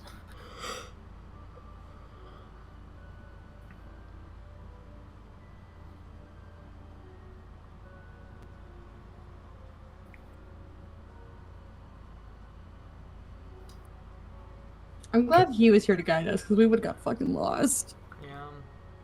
This is not the way I would have chosen to go.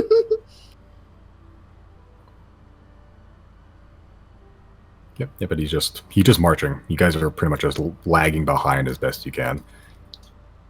Uh-oh. Where'd he go? This way.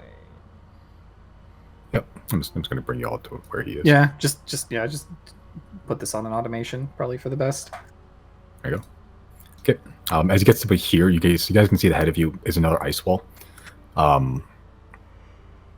Very similar to the ones you saw up there. You can see it's very slightly translucent. Dude just bulldozes through it, just blasts through. No care in the world.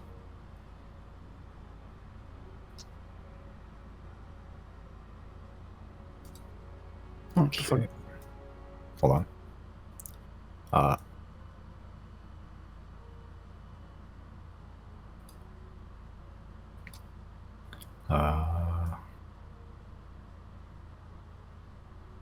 Oh boy. Oh boy. There's a lot of- Glare.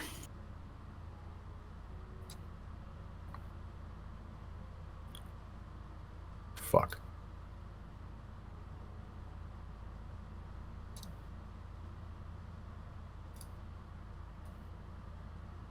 Okay, there we go.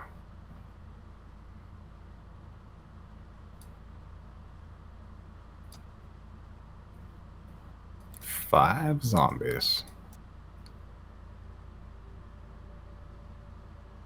And man, this is the most fucking tokens I've had to put on a map in a while. The bone polluter fight, that was a lot. That was a lot. There's a lot of skeletons.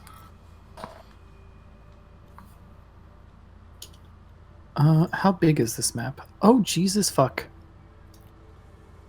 Oh. Ratabe takes up a quarter of the map just by itself. Your dragon is so big. Okay. Finish the Yep, joke? No, I'm gonna force Bowen to do this. Finish the joke. She takes up half the map. Oh! Oh!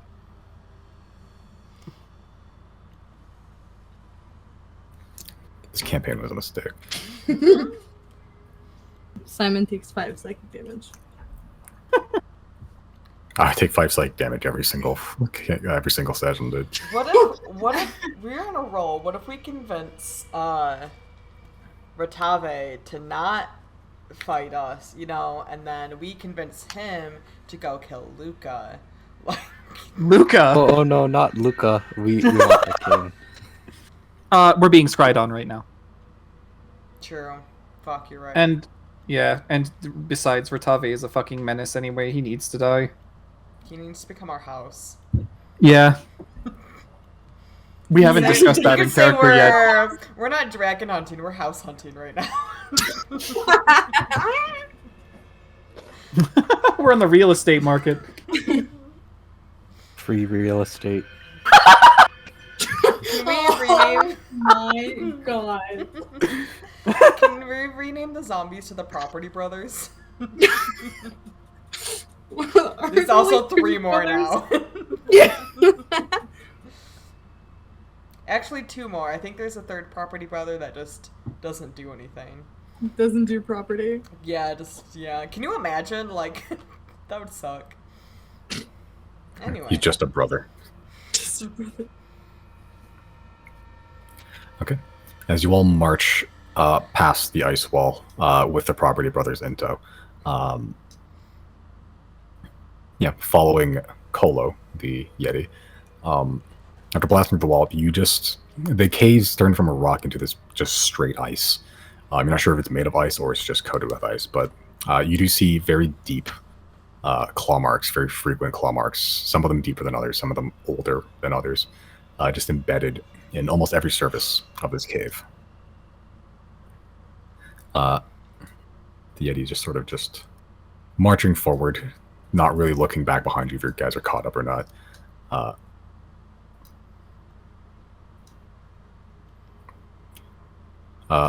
Most of you hear more grunting upstairs. further into the cave. As he gets to about here, and he sort of just stops and looks to his right. Which, hold on, 0. Actually, your Eye of Truth would have faded by now. Okay. Yeah. He sort of stops and looks to his right, to the left of the map. And he sort of just goes in.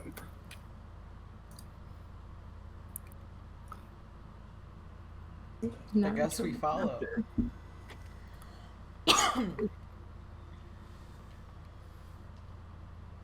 Okay. Yep. Yep. As you all just go down, you see 2 more Yeti.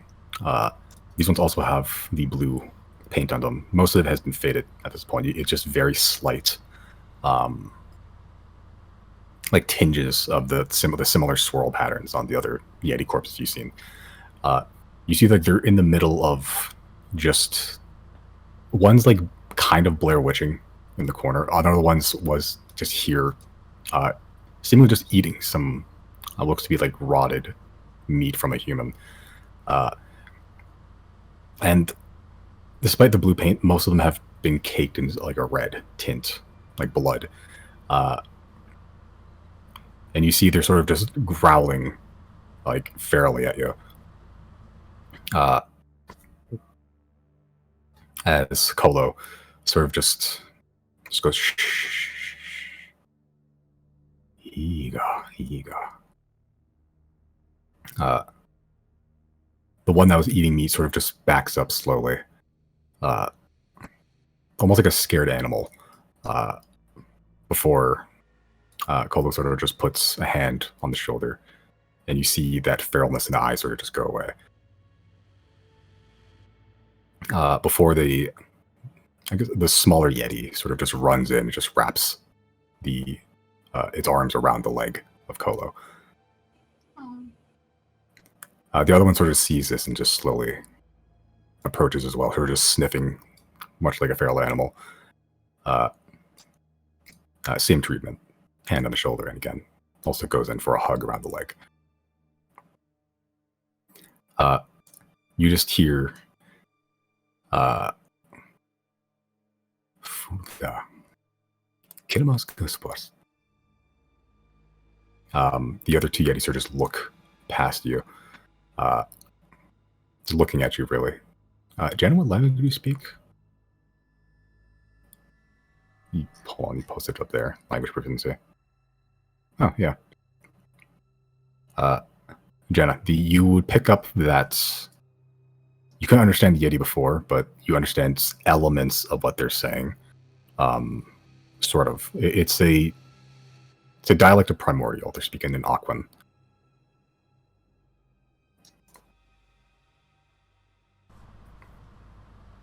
As Koldosor just stands up and sort of just guides the 2 Yeti, hand on each of the backs, and just out of the cave. Also, sorry, I was refilling a water bottle because I have heartburn. Valid reason. But I heard everything. I just couldn't respond. Okay. Sorry. Okay. The 2 Yeti that looked fairly feral before now just look scared. And they're sort of just looking down at you, sort of just like hands together. Calypso just looks towards the entrance and sort of just ushers them forward as you begin to walk past, looking back a little bit, but before just walking out of sight. So could I hear something they said? Could I speak a language they spoke? Kinda, yeah. Like it's a different dialect, but it's a dialect of Primordial Aquan, is the elemental language. Okay. Yeah, you just heard something like, "Shh, it's okay. Papa's here now."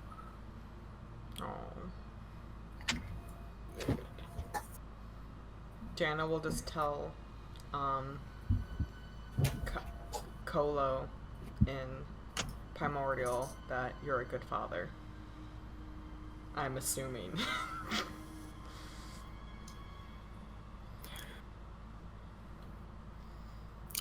He sort of just looks back at you, Jana. You speak the Language of the elements. Yes, I caught that earlier. They are the reason. I am the reason why they are here. I think you made a good decision. That they will live a happier life because of this. This is no place to be raised. So it just looks back a little bit before walking towards this big fucking hole. Before just going, you still have a dragon to kill. Yes. Let's Indeed. Continue on. As far as I'm aware, Ritave's lair is down there somewhere. It doesn't let anyone in except the kobolds. How they get down there, I don't know.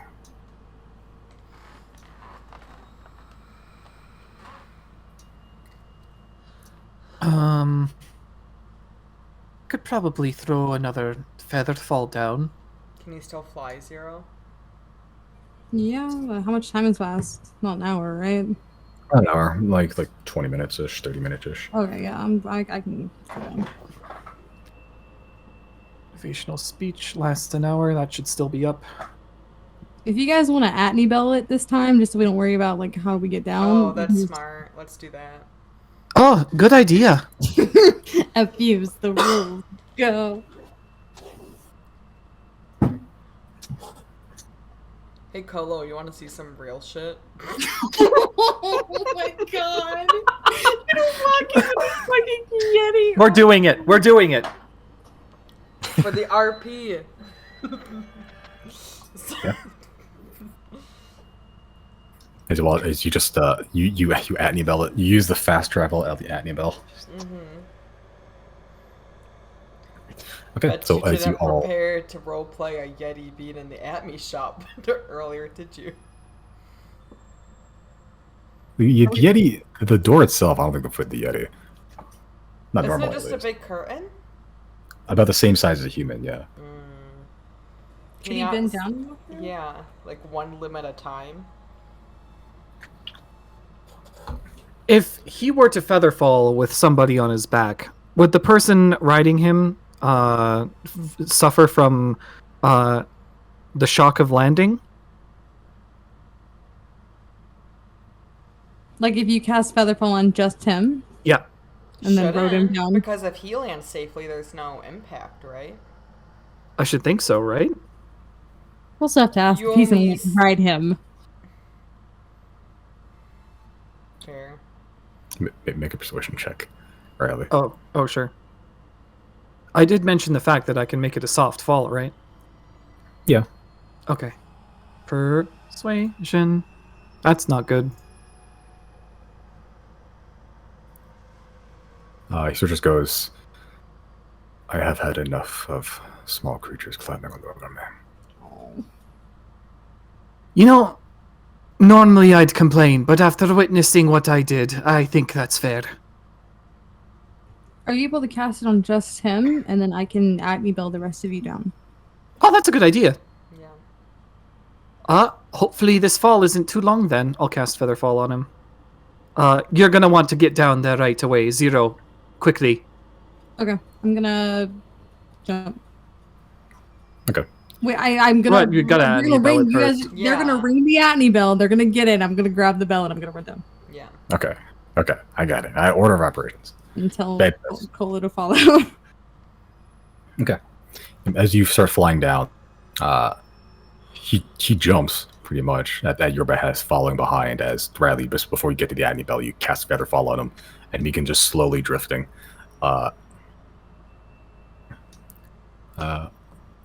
Okay. As Zero, you just fly down to the bottom. This one's a very short trip. This one's not as big. I was worried we'd have sent this dude to his death. Like, yeah, I was too, Loki. oh. Okay. As you all enter the Agnes for a little bit, Orville sort of just sitting there as so he just goes, "Welcome to Theoporn Rootport. Those are zombies you have trailing behind you." Yep, they're good people. If we could have, there would have been a Yeti in here too. Would I you should be used to this, but I am not. Orville, we're about to fight a dragon. We kind of need to, like, get our things together. Very well. Is there anything I can do to help you today? Just keep being yourself, buddy. We're expecting to survive this encounter, so we hope to do more business with you. Is that all you came here to say? Yeah.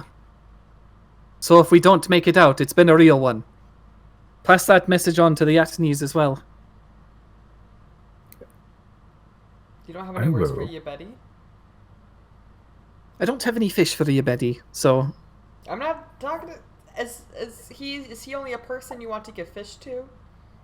Is there nothing else there in your heart? Pass on my regards to you, Betty, as well. I will pass on the message to Master Atney and Lizard.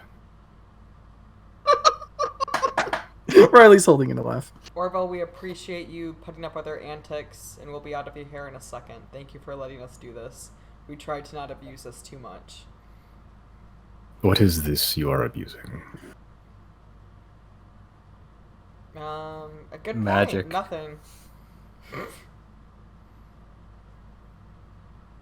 Right now we are... Someone is flying down a big hole that we would have all died if we weren't able to step in for a second. Ah, so you used the Adney Bell as a temporary refuge. Mm-hmm. From death, yes. Normally, that would be inadvisable. That is not what the Adney Bell is for.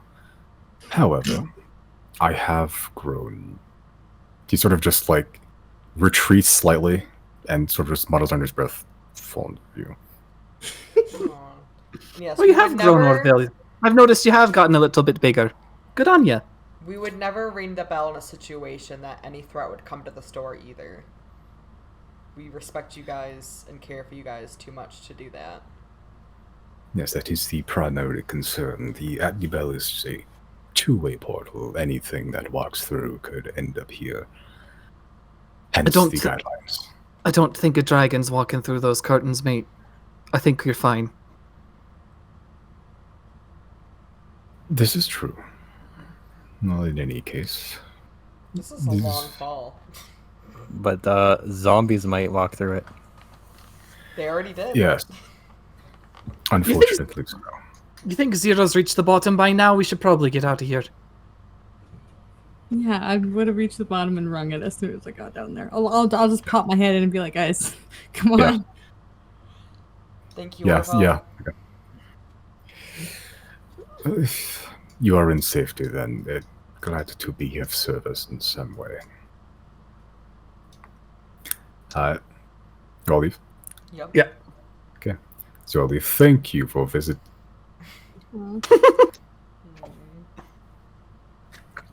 As you all appear there. We.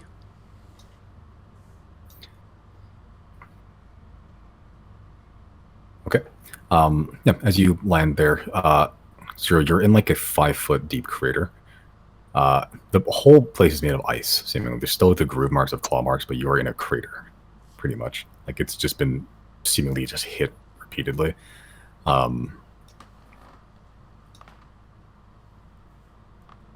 Does this ice look cracked? Like there's like liquid water under?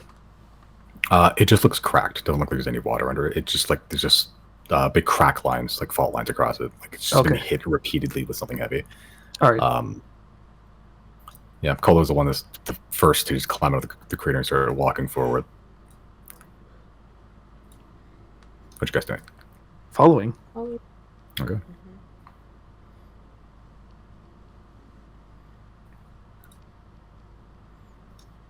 Okay. Give me your positioning. How you want to be positioned. This is fine. Okay. Actually, a little bit farther away. Fucking what?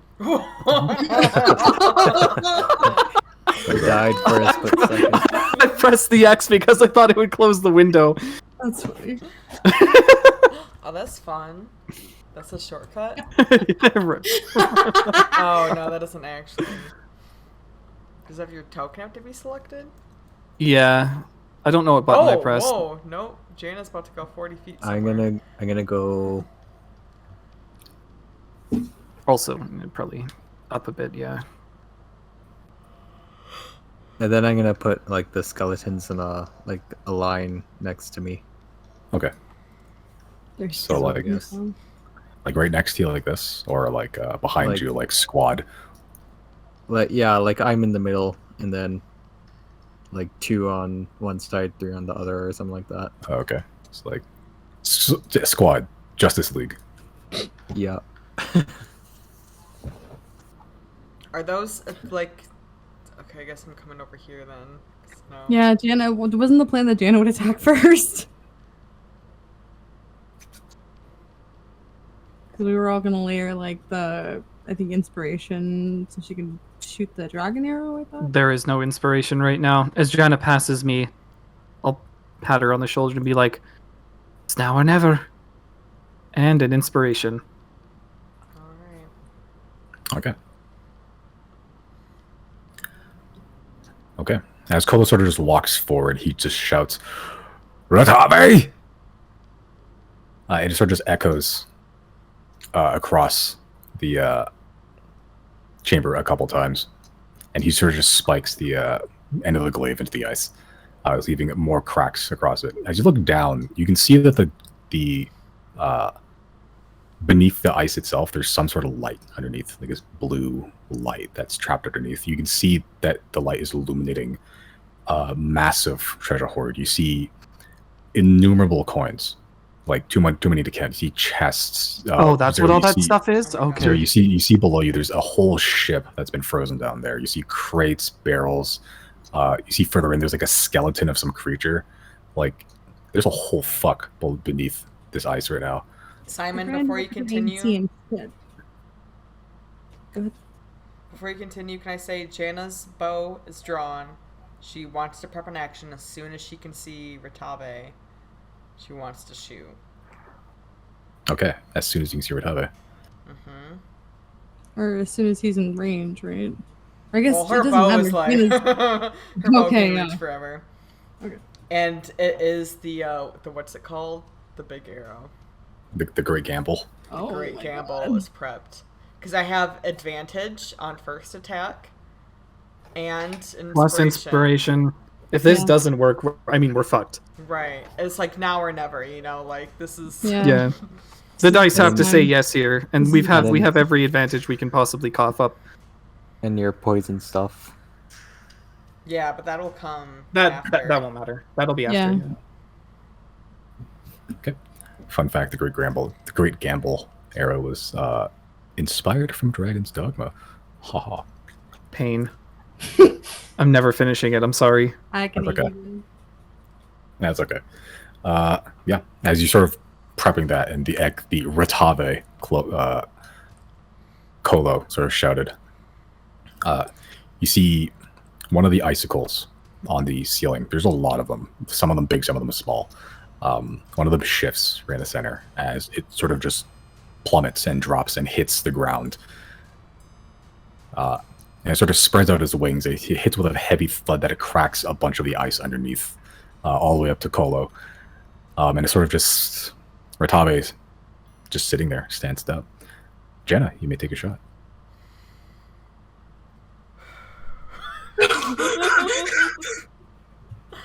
Alright, are we ready? This is it, Luigi. Oh my god. Oh yes! D10 to that Yes! shit!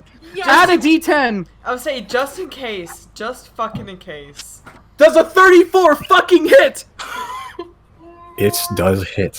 Oh my god. And I know it's taking 100 damage, but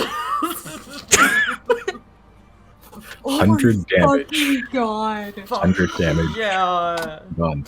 That is what the arrow was made for. Was like a sneak advantageous sneak attacks. Yeah. Oh my god. Get it.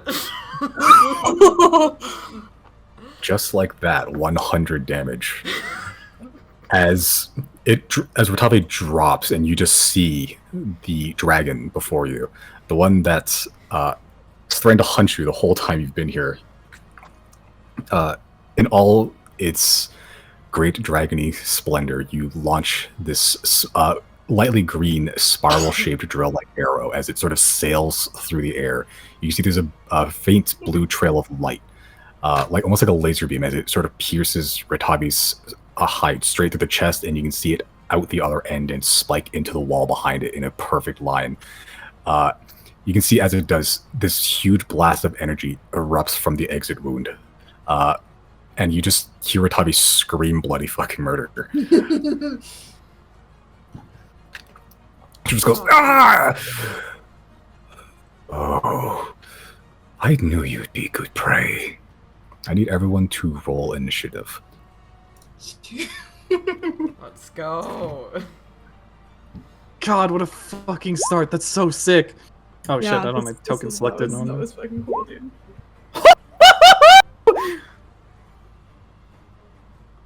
Thank God for advantage. Okay. Let's see here. One for Colo. You got a nat 1? Nat 1, then roll a 13. Yeah, it's because it's advantage, so 1 was bad. Oh. But we ignored it. But I kept the color, because that's how Roll20 works.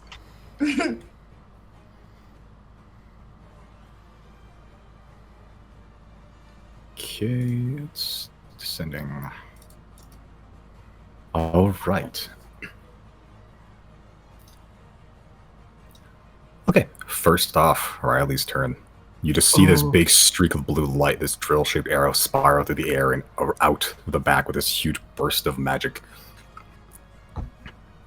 Let's see. I have 35 movement. 1, 2, 3, 4, 5, 6, 7 there. So where does that... Was this 7 or was this? Oh shit, I need to recount.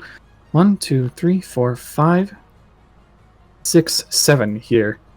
40 feet. That's disadvantage if I go for the wind blast, right? Yes. Versus 1, 2, 3, 4, 5, 6, 7. Maybe here. And this is still disadvantage. Ooh, what do I want to do? I don't know. I could just fucking blast him with the storm sphere. Just I forgot that one thing here.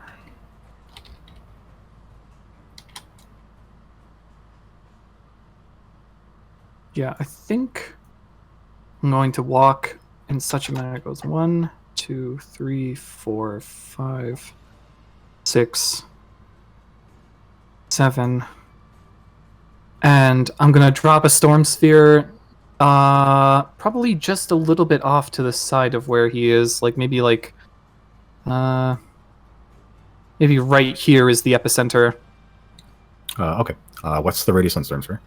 20 feet, I want to say. Let me check again. Sounds There's a right. 20-foot radius, yeah. Okay, let's grab the right tool. I'll just drop it at a 4th level and say, I've got bigger fish to fry than you. Fish. And bonus action, I'll zap him. I think because of the turn that he needs to do a con save to not take full damage from this as well. Okay. That's 19. Yeah, he survives that. Yes. Oh, it's a strength save, sorry. Strength save? Yeah. Okay. 20. Yeah, he's still okay.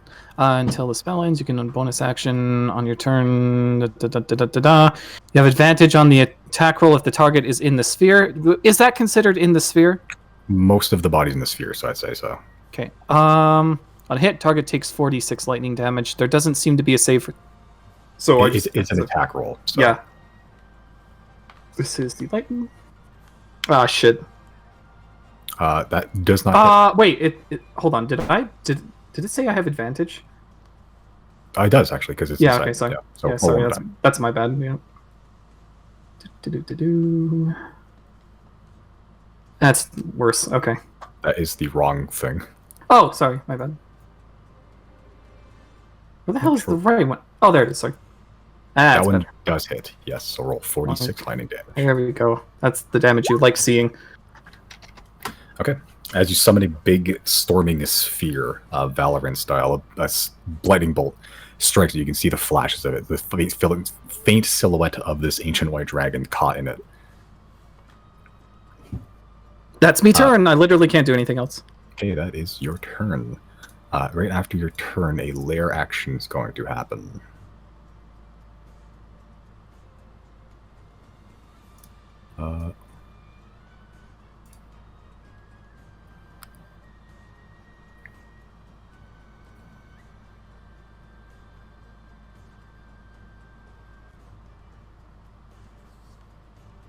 Okay.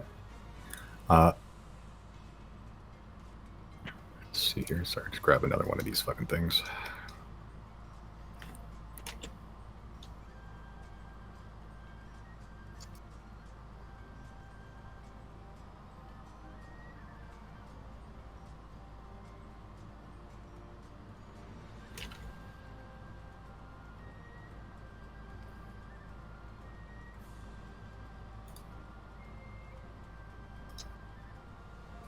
Okay. As it sort of gets struck by all these effects, the Great Gamble Arrow especially, sort of looks towards this direction. You can see Zero and Chris. Its heads are just like leaning out of the sphere, just looking at you. As it does, you can see the ground below you almost like steams and mists as this big swirling cloud of fog envelops you. You can't see anything out of it, and it's also freezing cold. You can feel like your fingers getting like frostbite already. I need both of you to make Constitution saving throws for me. Nice. On a wizard. Yeah, actually, all of the 4 of the zombies as well. Uh-oh. Do we get advantage with cold resistance? No, Also, what save Okay. is this? Constitution. Let me check and see if my motivational speech helps with that. No, it's wisdom saves that have Wisdom advantage. specifically. Yeah. Yeah. Wait, so what does the cold resistance potion help with? Just damage? Yeah, cold damage, right? Oh, actually, though, I have the things for the zombies here. Sorry. So I'll just do 4 Constitution saving throws publicly. Oh, they roll pretty fucking good. Well, 2 of them. Actually, those. Okay, you all save. Actually, Oh, nice. which means you take half damage. What's So you happening? each take. What's happening? Like, why? Like, I think I just missed like what the actual event is. The big freezing cloud of fog showed up where the zombies and the thing is. It's you can't see anything out of it. You can't see through it. It's heavily obscuring. So you each take 6 points of cold damage. Since you got that temp HP, oh, everyone gets advantage on their next attack except Mr. Yeti Man. Colo? Colo, yeah. Colo. Nice. Coca-Cola? Sorry. Okay, that is the lair action. That rules then.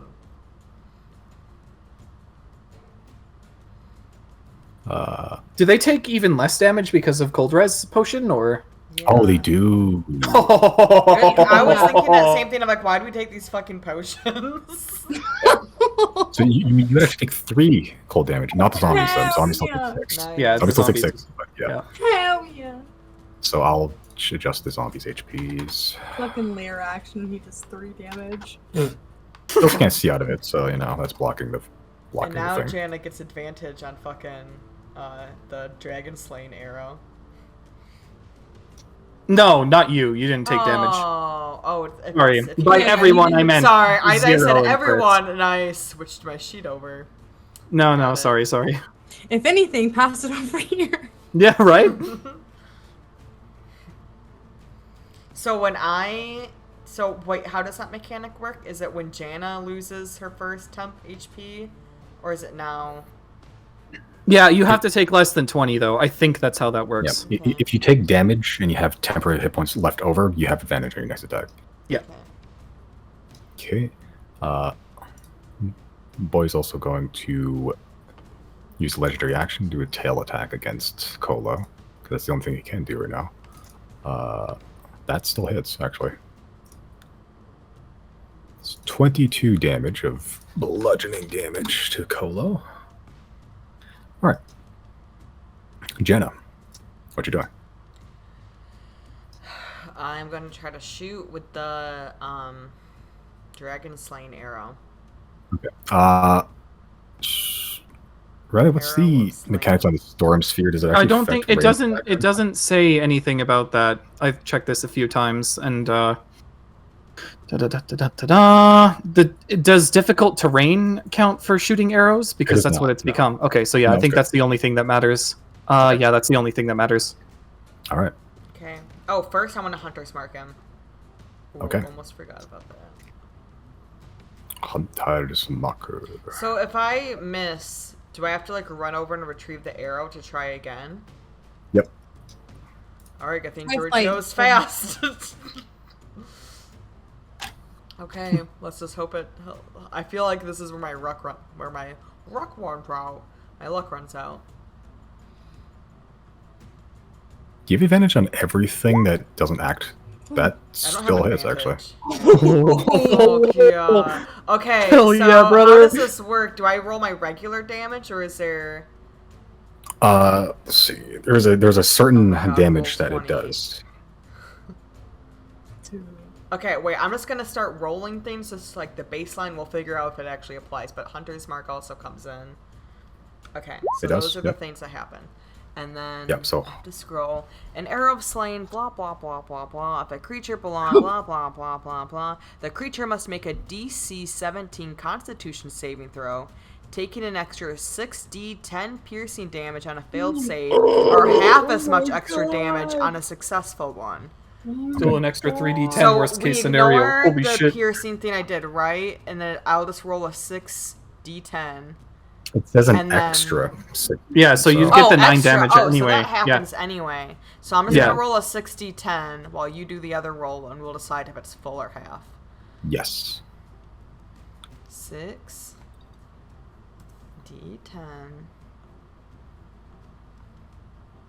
Yeah. Big Okay. numbers. 42. God. He did succeed on his save. 21. So 21. plus Yeah. the other stuff though. 21 plus 11, 31. Right? Did I do math Oh, right? Yeah. Yeah. With like 2 arrows, this thing's looking pretty harried already. Yeah. all As you human. launch that other arrow, this big sort of like dragon-shaped spiraling arrow as well.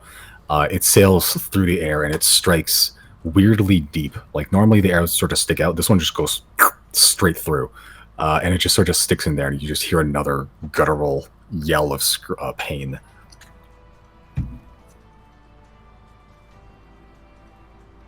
This is sick. Janet just with her free action just yells, "Hell yeah!" A little small. Hell yeah. Got him.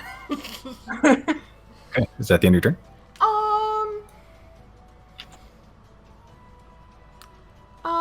You know, I feel like I've just made my. Well, how much is there a big snowstorm going on in that big sphere that Riley made? The hollow one is the storm sphere. That's just like a big windy thing. You can still see through it. It's just hard to go through. The solid one is the. I'm just gonna make this a slightly different color. There we go. That's the freezing fog that you cannot see out of. Okay. If Jana Let's see like through goes it. over here, does she get any type of cover? Probably not, right? Not unless it's attacking from the right side. That's- Yeah. It's ranged attacks or anything, but yeah. That's still a good place to be because it puts you away from Yeah. everybody in case he goes for like a breath attack. Yeah. I'll just do that. I think splitting up the group was Maybe probably- just even like one more square back, just in case. Yep. Oh. Okay. Also, you've done the most damage so far, so if he knows that, he's gonna go. I after know. I'm like, I am a big target right now. you. But there's a lot going on too, so I'm hoping. Yeah, And if he wants to get over here, he has to go through the storm sphere or take the long way around. that's true. You know, to be fair, where did I start? Like down here? Giorgio can go for a while. He probably is gonna do a big breath attack. Yeah, yes. Yeah, getting out of there is pretty smart. Especially, how many more dragon slaying arrows do you have? That was we only got one, right? Oh, I thought you got multiple. I No, only. I think for one, I think they're hard to make. Oh, okay. Yeah. And then once it's used, it's used. I think it's. Oh, that's fine then. Now. But I still have Conjure Barrage I can come in with.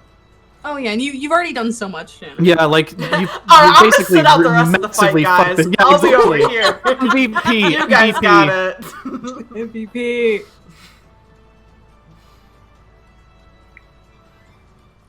That's Jan's turn. Wow, I Okay, can't that's your fucking turn. close this thing on my sheet. There we go. I'm gonna delete Arrow of Slain from my sheet. Yep, that's fine. Okay.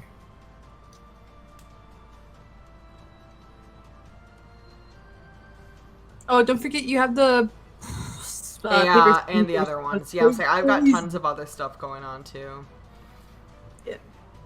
I'm going just by like a pure amount of damage I can do. Like, total it down.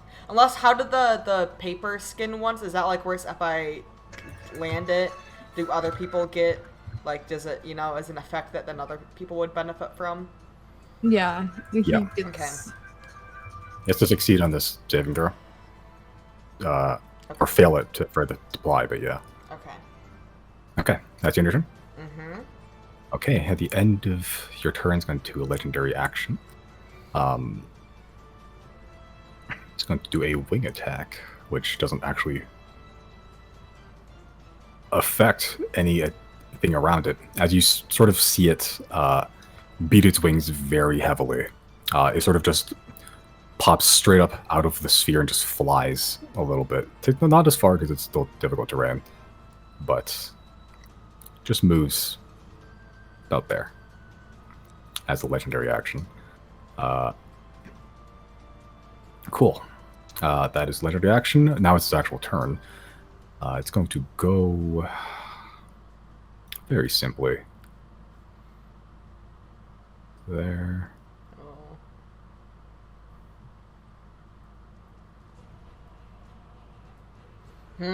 Oh shit. Oh my god. Everybody buckle up. I need everyone to make Constitution saving throws. Oh, cool. My best one. Sorry, did I say best? I meant worst. Oh, I think it's my just, advantage. Yeah. I'll make some for the zombies as well. Fuck yeah. I don't think the zombies will matter, but okay. But wait, I have cold rose. Giorgio. Oh, I think Georgio's still on GM because I was fucking with him a little bit. Oh, yeah. He nat one. No. Okay. Everyone, including the zombie, fails. Everyone? Everyone. Holy shit. Wait. Oh my god. Wait, they Yeah. failed or succeeded? Everything failed. Oh. Kolo is immune to cold damage, so that does not affect him. Hell yeah. Oh, that's not as bad. That's totally doable. You all take 60 points of cold damage halved because of To your cold 30. resistance. Yeah. 30? Oh, there goes all our temp HP and all our But advantage. hey, that's still a good jump. Yeah. The zombies are fucking dead. Oops. Bye bye. So Giorgio zombies. takes the full 60, right? Yeah, No, I think he's a didn't you pop a person. thing to him too? Yeah. You popped a potion on him, didn't you? What? You Oh, popped yeah, a you did potion him. You did, yeah. Oh, yeah. Yeah. Oh, the half is because of cold resistance. Yeah, the cold res, Not yeah. because he failed his check. Yeah. Okay. Well, if you Got failed to check, it. you would take full damage. I got it. Okay. What was the Okay. full? Yeah, okay, anyway. Yeah, 60 total 60. normally, Okay. but half to 30. We did our Cool. fucking homework. 15.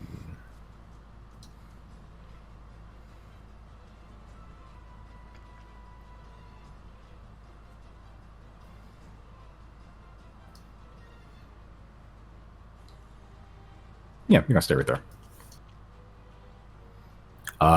0, you can't see anything as you all get blasted by the coldest thing you've ever felt. Period. Yeah, Can I you fly immediately above it? you can literally feel your blood freezing. Can I fly above it? How far? Far enough till I'm out of it, I guess. Or how? Am I allowed to ask how high it goes up? You can't see anything, so hard to tell. Okay. I mean, fuck it. I'll just step up like a couple spaces to the left, I guess. There. I need to zoom in. How much movement did I use? 2 squares, I think. So 10 feet. So 10 feet, okay. I can summon Azek back as a free action, right? Oh shit! Do I need to make a con save for Storm Sphere? Yes, you do. Yeah. Actually, yeah, it's same with Jenna as well. Yeah, it goes down. Or does it? I don't remember what I need. Half of 30, so 15. Yeah, not enough. See ya. Jenna, make a Constitution saving throw for me. Concentration.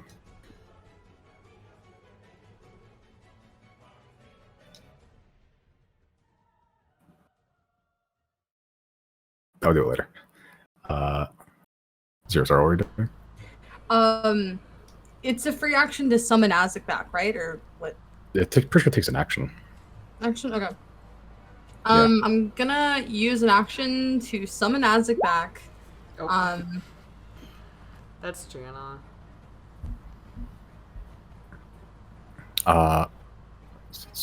Yeah, that's still, it's 100 marks still up. Sorry, I didn't interrupt. No, you're good. Yeah, I'll summon Azek back. Am I able to make his movement on my turn right now until he rolls initiative, or no? I'll say for the sake of simplicity, he just goes on your initiative. Okay. I'm gonna have him get up close to Ratave and just kind of attack his little face just to distract him for a moment. And from here, I'm gonna... Let me see... What do the whistling arrows do again? So they're like signal arrows. They just make really loud sounds when you shoot them into the air. Where did we get this from? The Frostwalker Munsto. He Okay. gave you them in case you needed them for anything. that's And shoot them in the air. That's right. Okay. From here, I guess I will just make a short bow attack. Use your action to summon Azek. Oh, sorry, that's what I meant to do. I meant to use my action surge, Oh, okay. and then I'll use my new action to attack short bow attack. Okay. That hits. 6. All right. And sneaky tacky. And then I still have 20 feet of movement, right? I think so. Yeah.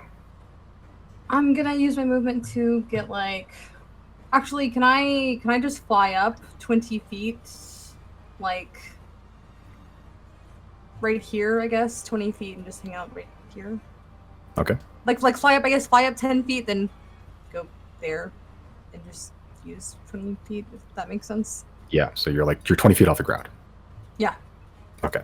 Just a little bit away, but that's really all I can do this time. So that's my turn. Okay. Actually, wait, I haven't used a bonus action. Right? I only use my action to attack and then Azek. Action to summon Azek, action surge to attack. Bonus action didn't really do anything. Yeah. Okay.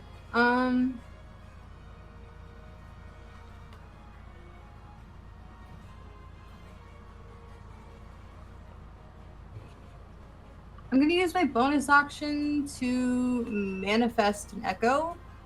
Right about, I guess, here. Okay.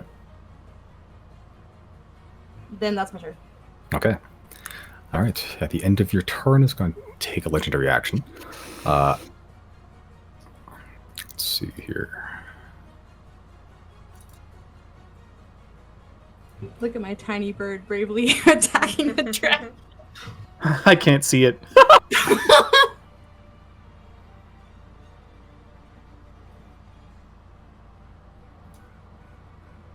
Azek is so brave.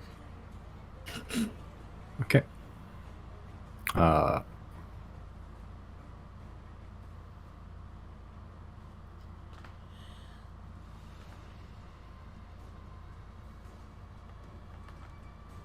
Okay. I need. Actually, I think the fucking. Oh, a lot. Yeah, I guess it fucking. Yeah, I guess it still makes sense. I need Azek, the Echo, and Zero to make a dexterity saving throw. What's my thing with dex saves? I can't speak for Azek, but I know me and the Echo have the same stats. Is it evasion, right? Well, it doesn't have all your class abilities. It's the. Oh, I'm thinking of the one from the Truth Seer, right? Yeah. Okay, my bad. Good night. Efficiency. You use your saving throw bonus for the roll, so yeah. So just make another one for your Echo as well. Okay, and one for Azek as well. I don't have this character sheet up. Hold on, sorry. +1. 13. Okay. Azek poofs. But you and the Echo remain stationary as it beats its wings very strongly. You resist the wind pressure as it uses half its movements to.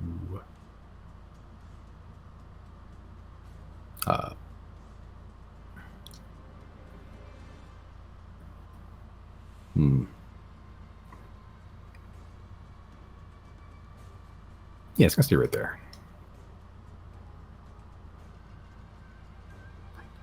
All right.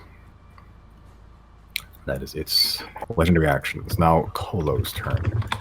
He can't see anything right now, so he's going to walk out of it. There. He's going to make 2 attacks with his glaive. It's okay, both hit. One's a natural 20. Oh, nice. Let's fucking go. Slam that motherfucker's head in. Ignores the cold damage, but that's a solid 36 damage right there. Oh, yeah, buddy. Yeah, as you just see Zero, you're sort of standing there. You see Calder just blast through the fog and just like do 2 whirls of the glaive, cutting off big chunks of the dragon's flesh.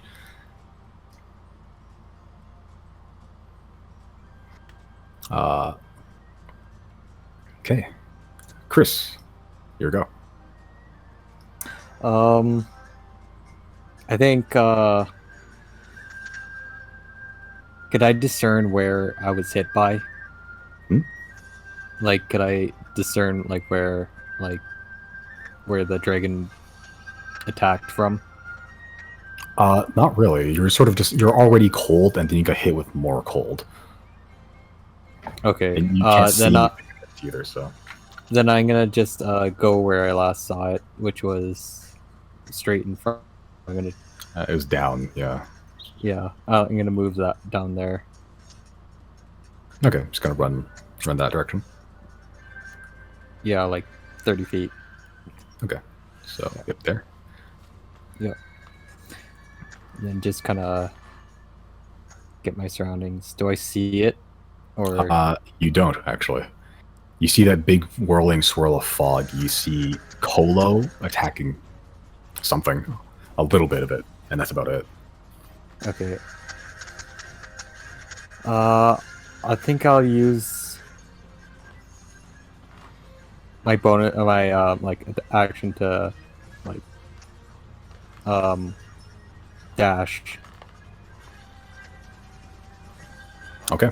Where are you dashing to? To Colo, or Okay. yeah, I'll go about next there's to him. good. Yep. Okay. That's fine. All right. Now you can see Ratabe, the dragon. Yeah. He's sort of like half inside of this heavily obscuring sphere, but you can see him. And I guess that's my turn for now. Okay. All right. Georgia is sharing the same thing. Round 2. Riley, your go. You do not have visual on Ratabe right now. I noticed that he went up from below, though, right?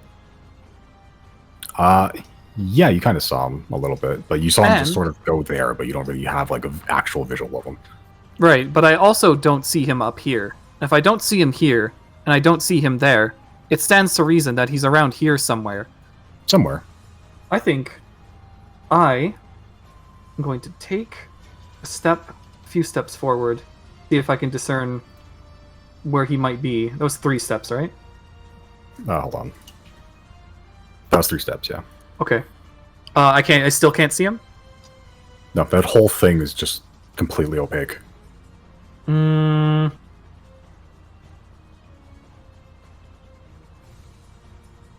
Three is 15, another 15. I'm gonna go here. I imagine I can see something by now. Slightly. You see like a wingtip. You have 15, visual, but 30. barely. Alright, one more. How about now? You still have visual, but it's still, still a little bit more than before, but it's still not, great. Alright, I think I'm going to aim slightly off of the wingtip I see through the center. Oh, that actually works out perfectly. Holy shit, I don't think that hits anybody else. And I'm going to unload 6 charges. Oh. Of the lightning one? Yep. Jesus Okay. Christ. You can really only see this portion. You're trying to thread it through the portion you can't see. Well, I mean, if I can see his wing, I can discern the rest of his body is in roughly the direction of not that. You do that if you want to, yeah. Would that hit him? Yeah, still hit him. Okay, I'll do that then. Okay. Yeah, because you saw a wingtip, so you threading the needle between 3 creatures through something you can't see was kind of like, I don't know about that one. I was just kind of aiming that way, and it worked out that way. But you Yeah. know what? If this works too, then I'll take it. Yeah, no, you hit a portion you can see, yeah. Where is my lightning wand? Did I just roll straight damage? I forget. Yeah, the roll for damage is a saving throw. What's the damage though? I had that fucking tab up 2 seconds ago. Where did I put it? 7 charges of lightning wand is 6. 6. Oh right, 6 charges. Wand of lightning. So normally it's a third level spell. Every charge you go up is an extra level. So I believe that is an 8th level lightning bolt, which is fuck. I can't do math.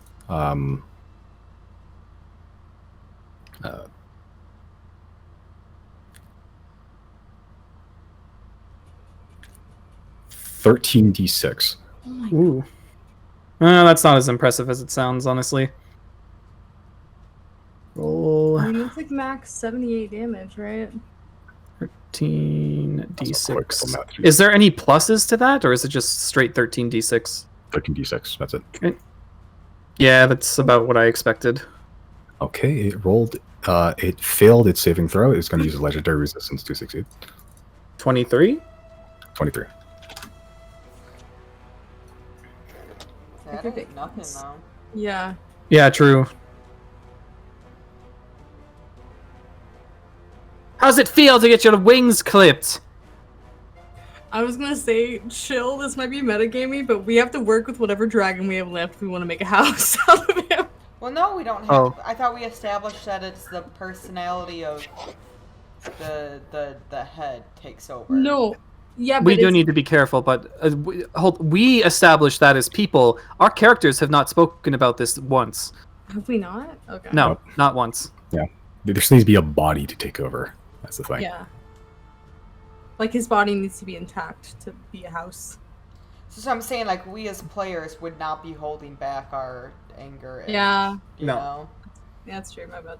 And I'm gonna throw an inspiration on Jenna again. The first two were great. Let's go 3 for 3. Thank you. That's it. That's me turn. Okay. So Sure. to ask, did you kind of catch a glimpse because of elf stuff? What do you mean? Like if Jana saw Riley think that he saw something, her instinct is to go over where Riley is to see if she can see something. That would I make sense. guess- Yeah. Yeah, so I guess I'm going to do that because I wouldn't know if it's an elf thing or not.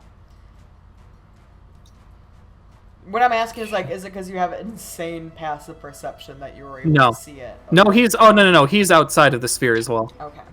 At least a little bit. There are very visible parts of him. Okay. I forgot that I have the dynamic lighting on, so you actually can't see like too far out. Okay. Then your turn. It's going to use another legendary action to do a tail attack against Zero. That is a 27 to hit. Okay. That is 17 bludgeoning damage to you. Okay. I'm gonna hellish rebuke as a reaction. Okay. That should take. Well, then again, we don't know if he takes double from fire. Boo. Nice. Dexterity saving throw. Succeeds. So 4 damage of fire. I Yeah, took- you think it would have a lot more. Sorry, go ahead. Yeah, you think it would do a lot more against an ice dragon, but like it just barely singes the outside of the scales. You took 17 bludgeoning damage from a tail. As from the fog, you see this big whipping meaty tail just walk up and slap you, almost out of the air, pretty much. Okay.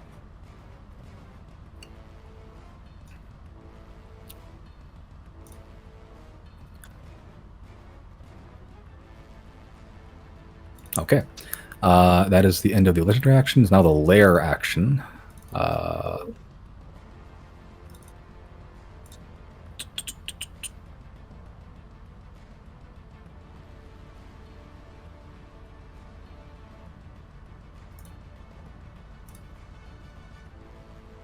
Let's see here.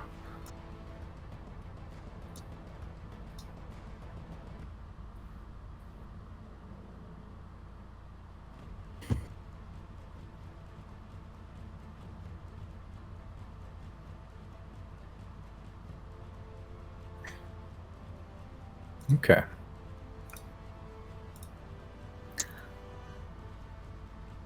All right. Zero, as you're sort of stood there, or flying there, I suppose.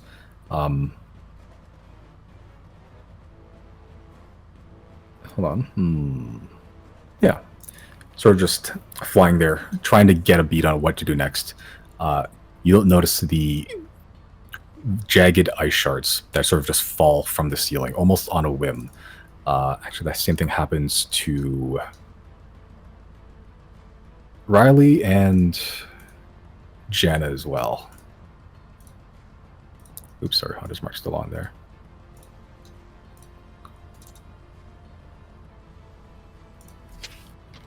Okay.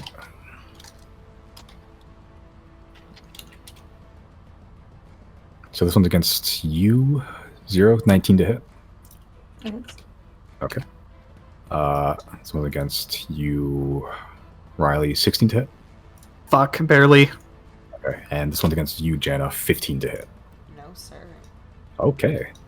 So that is only 2 of you. Oh, lame. Also lame. Whatever. Zero, you take 9 points of piercing damage as ice shards just pierce you as you're not really paying attention above you. Rather, you take 10 piercing damage as ice shards also fall on you as well. Aye, aye. I'm at 69 health. Nice. Who's the real winner here? We're topping. Okay. That is the lair action. Jenna, here you go. So I'm gonna scooch over by Riley. What's up? Okay. Oh. All right. I sure can see him. Actually, if I was coming in, probably like here. Oh, I guess I want to be too close. Can I see him, like this outer edge? Yeah, you can kind of see him. Like Okay. you see like half of his body, so you technically have half Okay. cover actually from the thing. I forget what it's called, but I like use the arrow of every day I wake up with glass bones and paper thin. The poison that makes him more thing that does more damage when piercing. Whatever that is that I was handed off. You'll have to dip your arrows into it first. That would be, I think, an Oh, is action that an actually. action? I thought didn't Zero pre-code a bunch of them before we came No, you in? have to do 'em No, right. I think I No? kept telling everyone to wait because we didn't know when we were gonna fight. Oh, Which I'm glad I did because we never. Well, like if we did it at the door, we wouldn't have used anything. I want to do. Hold on.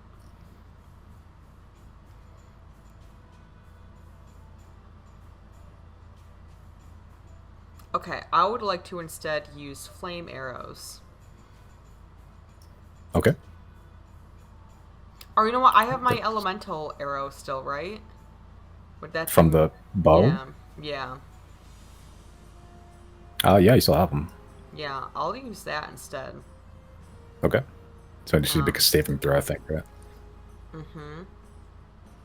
Do I still need to do the arrow attack though, right? Or the No. bow? It's just a saving throw, so it's like a bomb essentially. Okay. Yep. So just to make it. Well, what saving throws did you make?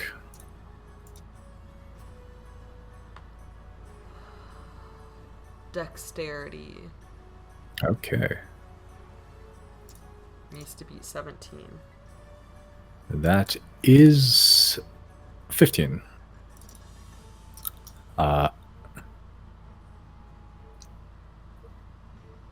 It's going to.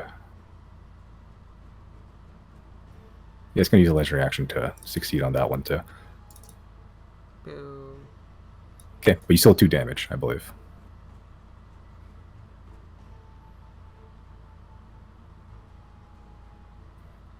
That's it then, I guess. That sucked. It still does half damage, I think. Right? Oh, wait, what did you say? I thought you said he only took 2 damage. No, no he roll was made. succeeds. Yeah, Okay. he succeeds on the saving throw, but you still use the elemental arrow thing, Okay. which they still take half damage from it. Okay, hold on. Roll 20 is acting up again. Okay, that's oh, that wasn't worth the legendary action at all. Okay, takes 5 fire damage as you melt a good section of the ice as you hit the ground next to it, trying to get it to light on fire. But it doesn't catch, unfortunately. Too wet in here, too dragony. That was not as cool as I thought it would be. Tried. Am at I? least you Is still have your it inspiration. a full action? Well, I can't do anything with that now. What's up? Is it a full action to dip the arrow in the poison? Yeah, Okay, that sucks. yeah. Unless you have a George. poison in your feet or something. Can Giorgio do it? Doesn't have thumbs, so I don't think so. Okay. Yeah, that's the end of your action, or end of your turn. Yep. Okay, he's gonna roll, see if he gets his breath attack back. Okay.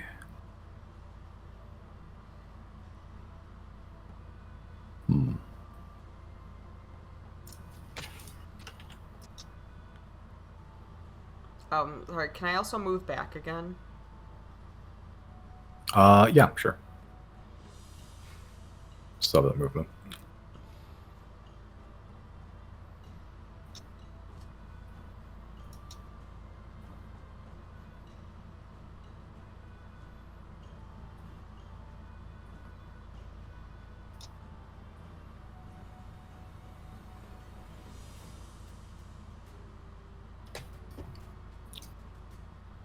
Okay.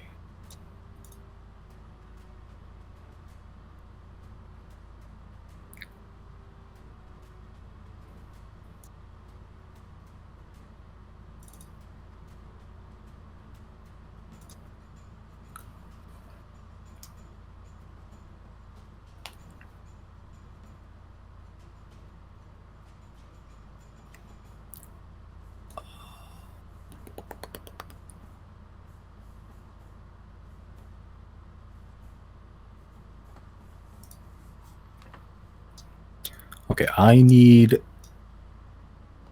everyone to make wisdom saving throws. That's not good. Is this against magic? No, actually, I don't think so.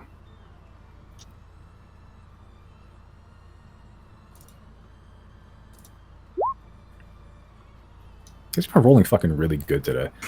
You know that? Oh my god, roll 20. I hate you so much.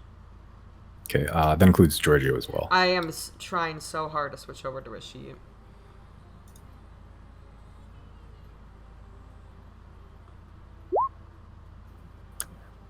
Okay.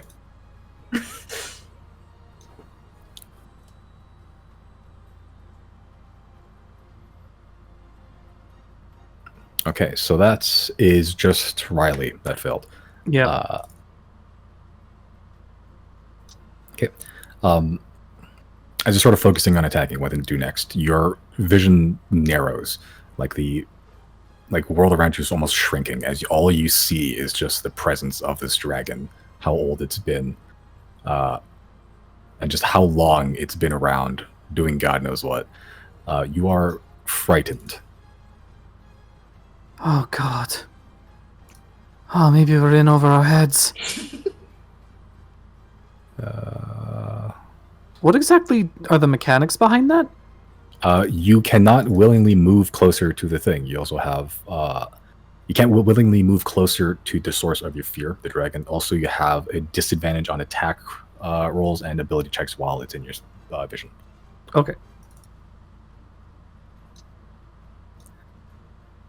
Okay. After that, it's going to make 3 attacks. 2 against you, 0. 1 against the big Yeti. That is 22 to hit you, 0. Yeah. 30 will hit you as well, and 22 against the Yeti as well. So you take... Wait. Let me. Can I uncanny dodge the second one? Second one? Yeah. Okay. Okay, so you take the first attack. You take 27 piercing damage, Oof. and 6 cold damage, halved, so 3. So that's 30 damage total, I believe. You uncanny dodge the second one, which was 18 down to 9. Oh god, this sucks. Okay. Guys, I'm not looking so great. I can't go over there. It's chill. Okay, hits the fucking Yeti. 19 slashing damage to the mans. Okay, that is the end. No, it's not the end of his turn. No.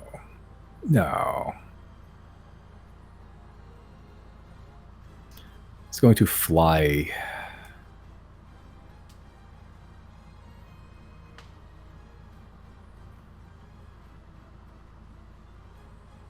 Hold on. Yeah. Gonna fly there. You do get opportunity attacks. Actually, no, you don't. Where are you? Hold on. No, actually, you weren't close enough to the dragon to take opportunity attacks. The Yeti does, though. Yeah, I was about to say. Hello. Let's go, Colo. which he does hit. Hell yeah. Let's go, Colo. God, why am I rolling so good against myself? Hell yeah. Let's go, Colo. It's 29 to hit, 18 slashing damage Hell yeah. with the one attack. Okay.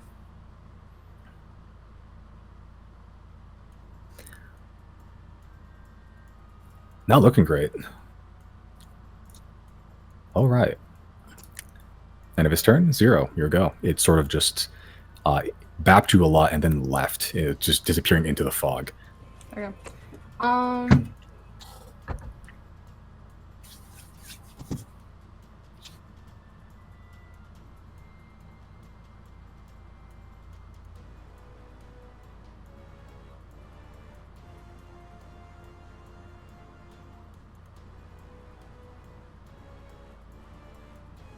Okay. My flight movement is the same as my regular movement, right? Yes. So I'm gonna use my movement and then I believe bonus action dash to get like right, I think here, I want to say. Look. Here, so it should have been like 45 feet of movement.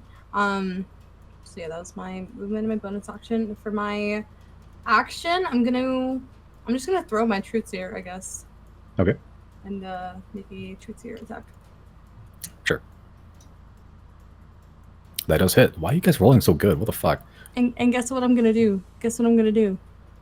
Guess what? I'm gonna release all 3 charges for my truth Hell seer. yeah. Okay. For the mind overlay, which is like how much damage? I don't have the. It was a lot on whatever the A last lot. thing you used it on. I think it was the doctor last time. So, was that 5d10? I don't remember. Let's see here. Let's say Or there. was that 9d10? Mind overload. Each charge is 3d10. This is 9d10. 9d10. It needs to make a intelligence saving throw of 17, I believe. Okay. Do I roll the damage anyway, or does he not take half damage? Actually, I don't remember. Let's see. Yeah, they need to. On a success, they take half damage. So yeah, roll damage anyway. Got a 16. That fails. Legendary action. Well, legendary resistance. That's to succeed. That is his last one. 22. Okay, It's fine. It wasn't that good of a roll. That is 41 damage. It's not a good roll. All right. And then let me see. I believe how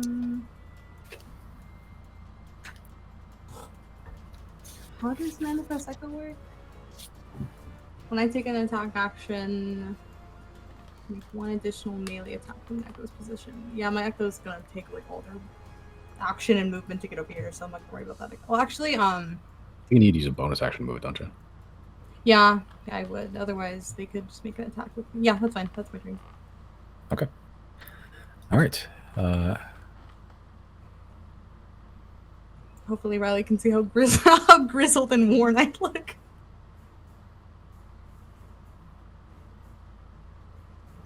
You know, I'm just waiting. Yeah, you're valid. I'm not hurting too hard yet.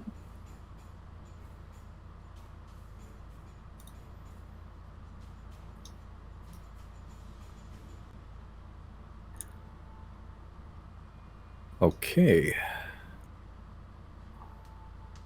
He's going to take a legendary action at the end of your turn.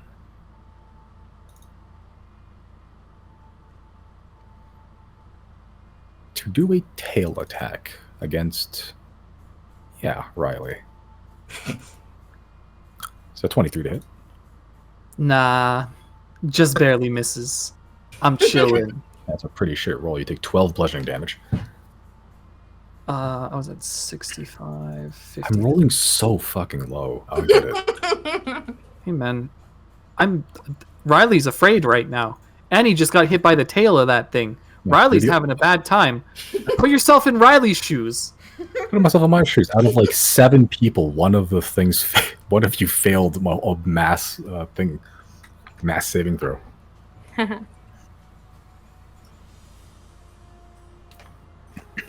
Okay, that is the end of its action as it just, from the fog, big meaty tail just strikes you, cracking the ice below you. All right, that is the end of Zero's turn. Yeah. Okay, so Chris it's now fishing. the man's, my boy. Yeah, young Colo. That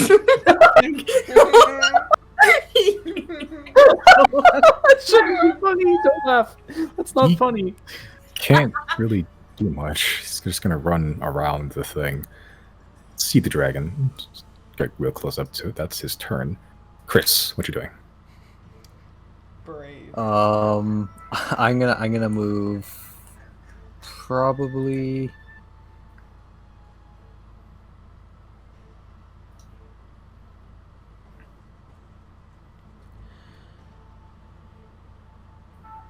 Would I be able to see the dragon from there? Barely, but yeah. Okay. Like you see like a tail, like a wingtip. Okay, I'll go there then. Okay. So yeah, there. And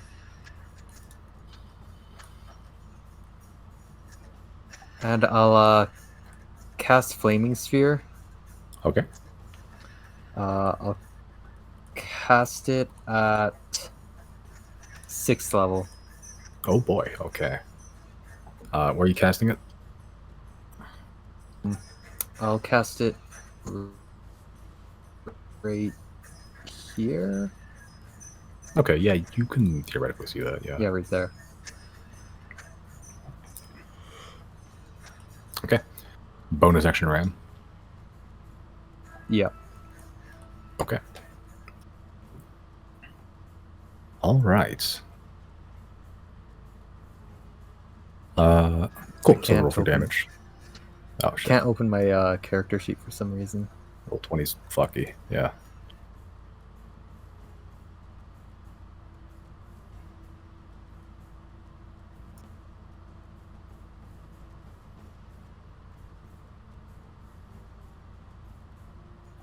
I'm You not have, sure like, what's... Do you have like minimize somewhere else maybe?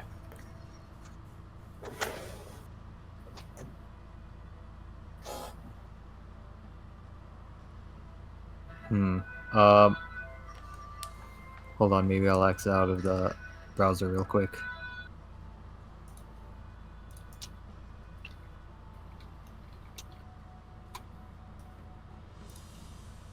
Watch as Chris just shuts down. Power saving mode.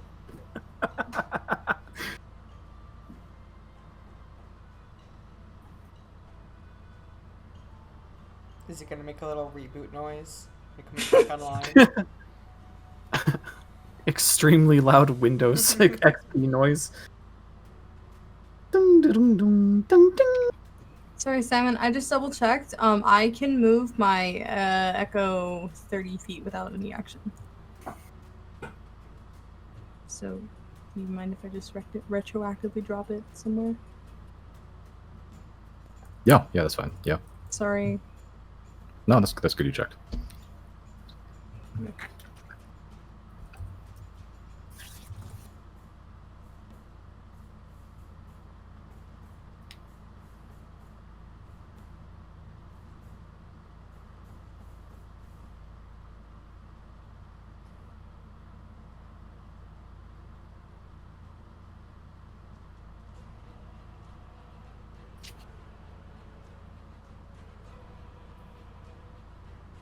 Okay, it's just loading up. Okay.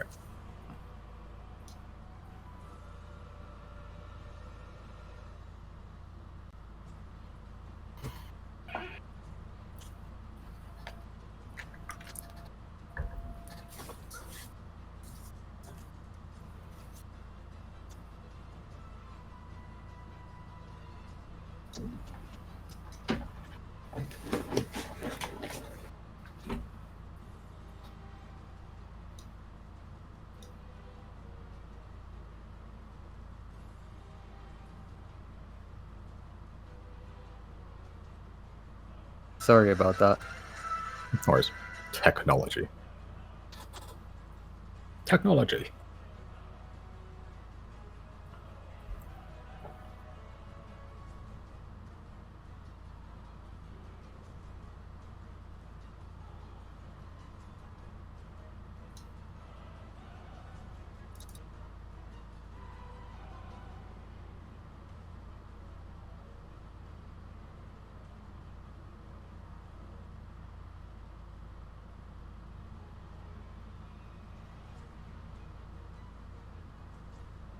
Still loading up.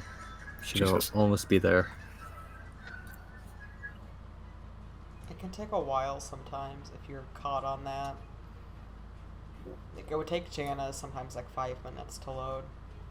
Yikes. So I'd almost say, Okay. Simon, Oh. if you can access Yeah. the sheet, just make Yeah, it roll. I'll roll It's for you for now. brutal. It's fucking brutal. Okay, you roll us at 6th level? 6th level. 6th level, okay. You did 25 fire damage if it doesn't succeed on its saving throw. Which it doesn't. Fucking. Alright. 25. I'm missing all the DCs by like a 1 consistently. Oh, that reminds me of a certain somebody who also did that. Twice. Yeah, it's not looking great for the guy, honestly. Okay. That's the end of your turn, Chris? Yep. Okay, bonus action. Georgia, same thing. Round 3. Riley, you are scared shitless of this dragon right now. Hi, Zero. Great work. You ever notice how this thing is fucking massive? I need to go collect myself. I'll be right back. I'm gonna go out here, and I'm gonna drop a. Yeah, I'm gonna drop a mass cure wounds with the epicenter, Riley. Okay. Where's me mass cure wounds at? That one. We all heal 16. That's it. Oh yeah. Oh yeah, I rolled really poorly there. Thank you, Fred. That brings All my right. Jana back up to full. Yo, I'm at 69. Let's go. Nice! Come on, Zero. Everything's fine. No problems back here whatsoever. It's not like this thing is terrifying or anything. Bardic inspiration. Thank you. Okay. That's the end of your turn? Yep. Alright, so you can remake the saving throw as well. Oh yeah, true. It's a Is wisdom saving throw. wisdom save. Mhm. You're good. Hell yeah. Riley slaps himself across the face. Sorry, I don't know what came over me there. That was really weird. This dragon's not really that scary. Alright, that's the end of your turn. Layer action. Does Ratabe take psychic damage from hearing that he's in fact not that scary?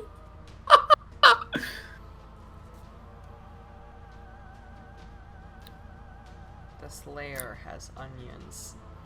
I'm sorry, that's like in my brain. It had to have been said. Let it happen. Oh my god. It's like Jenna. This place is very complicated. It has many onions.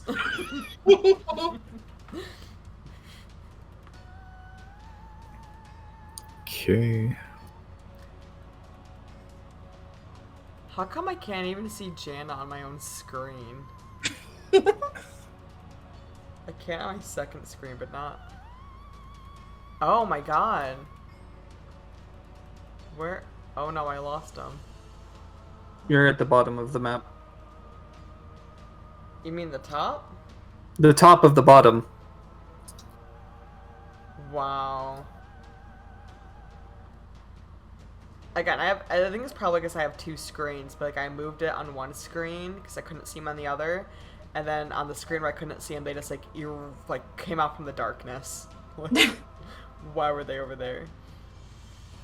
Okay. All right. Cool. So the fog that is surrounding it disappears and reappears right there. Yeah, Oh, bloody hell. I need Zero and Riley to make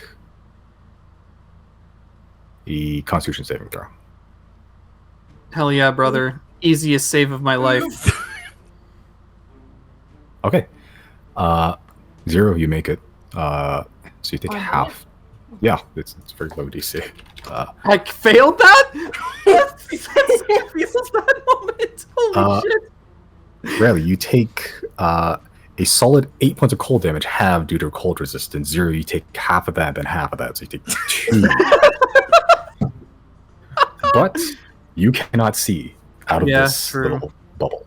You're effectively blinded while you're in there. Yeah, Jenna, you're sort of looking forward, trying to look at the dragon, and this big sphere of swirling fog that's just freezing the area around it just shows up. You can't see through it. That's the layer action done. Speaking of, Jana, your go. One, I think I need to do this. Oh. Well, That's actually a really fucking smart placement that completely shuts Jen out. so I can't see through this thing, right? Yes. I guess I'll take this opportunity to coat that arrow in the thing, and then start making my way downtown. All right. Wait, can Ratabe not see me through the other side either? He doesn't need to see you. Yeah, a lot of the time his attacks have like just a range to them. I was going more about that he can like sniff you out. Maybe I just keep hanging back a little bit. Okay. So you coat the arrows in the poison. Okay, okay. My dumb little like monster brain though tells me like don't waste an action, just attack the thing. Like it'll just be dead when it's dead. Don't waste an action to do something better. Like I just want to hit it now, but I won't. Not everything you can play like Pokemon. Well, even in Pokemon, you still have to be strategic sometimes. I never used those things. Like we know. Oh, not in single player. Sorry, in multiplayer. Sorry, I don't have friends that play Pokemon. You're looking at 4 of them right now? But I have not played. I don't play online Pokemon, or in general. Pain. Okay. That's the end of your turn, Jenna? Mm-hmm. Okay. Ratabe's turn. First things first. I'm the realist. Hell yeah. See, I need everyone in that cone to make Constitution saving throws for me. that was the one spicy. Was Can I save one? Ooh, maybe. Fuck yeah. Does that just the kill only- Ratabe?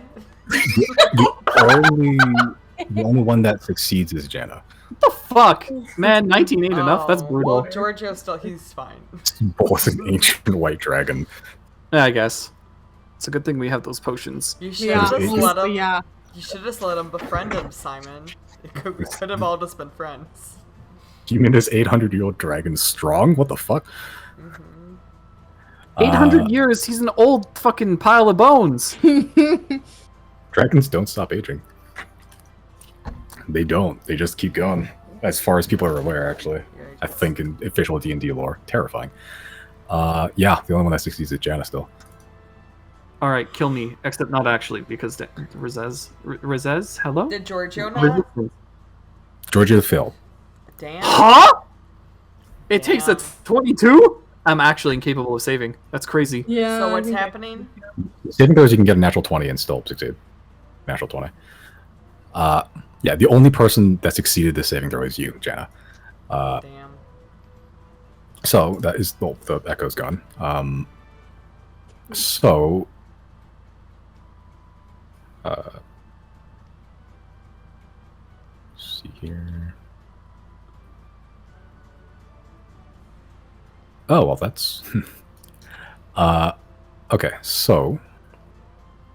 the total is 90. Halved is 45 to each of you. Halved again from 45 for Jana is 23. Oh my god. Holy shit. You said 45? 45 is the total damage you take, yes. I have less than 10 hit points. That would have killed me from full. That's crazy. I actually tried to do a test run with the four corners. Two of them like dropped instantly. Yeah, breath attacks are no joke. If you're not prepared for them, which you were. So yeah. That turn 1 Great Gamble hit mattered so fucking much. Holy shit. Yeah, Yeah, yeah. it What? really did. What did Jana take? 23. Yeah, you were the only one that succeeded the saving throw. So Yikes. you managed to brace yourself against this Also- bone-chilling cold. If we didn't have that half damage from the potion shit, just everyone would have been dead over here. Jana Oh, and absolutely. Giorgio. Yeah. Yeah, You know, this thing goes down like right I away. literally had a panic attack because I was looking at like 90 damage and like 1 death save. Like Giorgio would have just been dead for forever. he's gonna casually fly over here now. Hey, Chris. Hello. All right. That is the end of its turn as it sort of just breathes this chilling just like blast of snow and ice and just flies back here. That don't reach to it.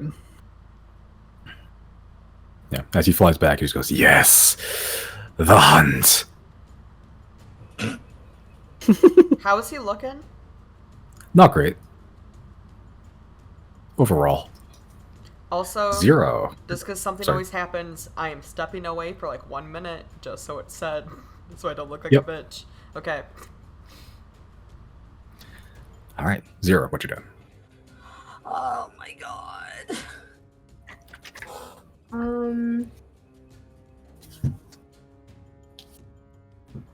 No one's missed against this thing yet. No one. Well, I haven't used an attack that allows me to miss yet. Yeah. I'm gonna bring myself here with my movement. Fuck. Is Chris within... He's not within melee range of Vertave, is he? You don't know. I mean, if I wanted to get sneak attack on something. It You're would in a have to- cloud of darkness right now. Oh, no, never mind. No, you're- It would have to be an ally's melee range, not the actual like creatures. I believe. That's stupid. It's stupid. It's like if a dude has a pike, it's like I can sneak attack you from 30 feet away because you have a long weapon. So it has to be actively threatening it with your melee. Let me see.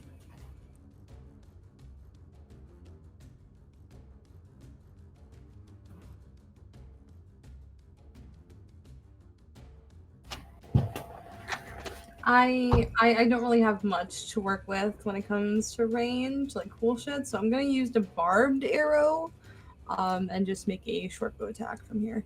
Okay. Ha! Finally, yes. Ugh, great. Fuck.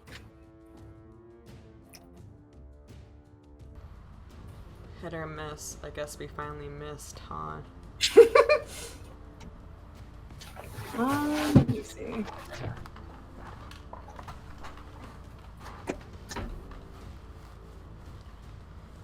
I think I'm just going to stay. Fuck, I don't know. I'm not looking great.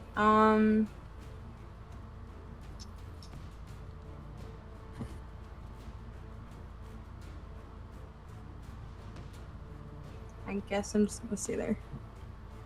Okay. All right. Cool. At the end of your turn, it's going to do a legendary action. Man, these motherfucking legendary actions, this thing we get, holy fuck. 3 every turn. Damn. I need Chris and Colo to make dexterity saving throws for me, boys. Oh shit. Oh, sorry. How's it go?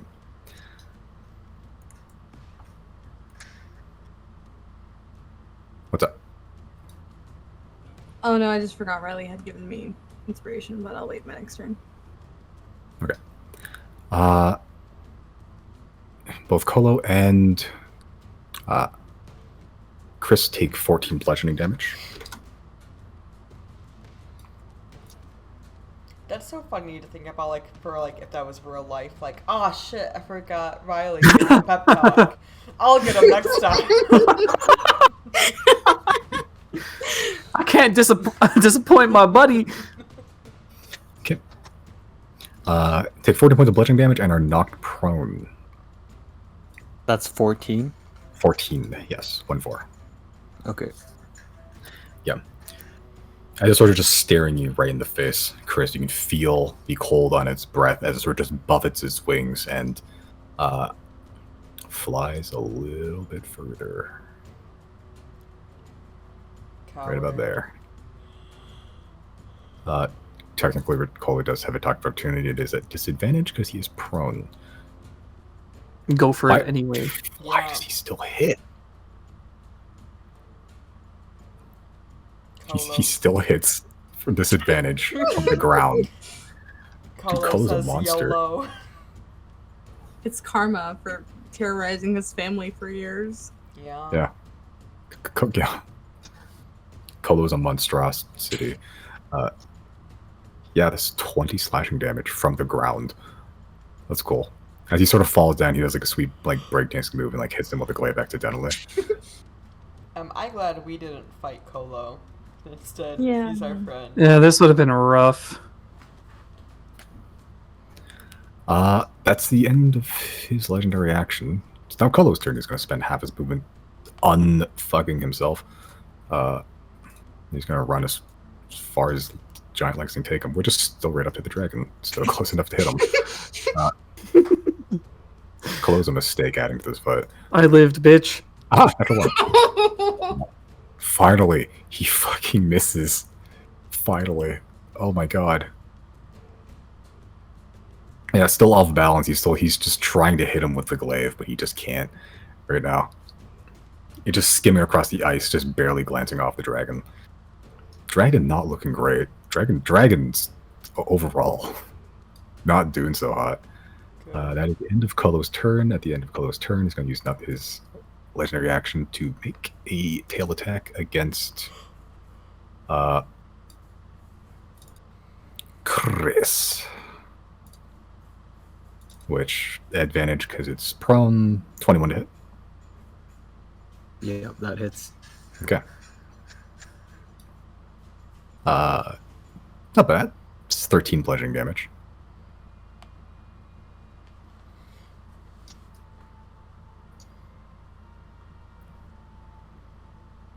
All right. Cool.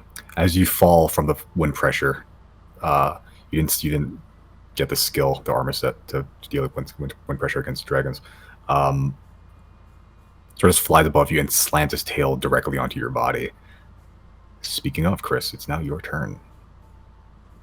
Well, I'll use some of my movement to get up, Okay, it's half your movement. No longer prone. and then I will, I guess I'll move my sphere down here a bit.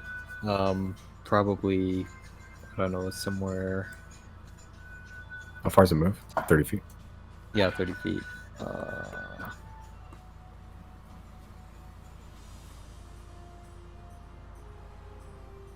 I'll put it there, I guess. Right there? Yeah. Okay. So your action to go. And then, I'll, do Steel Wind Strike on the dragon. Okay. Okay. Oh my god. Okay. What is it? That's a ranged attack, or what's it called? A melee attack.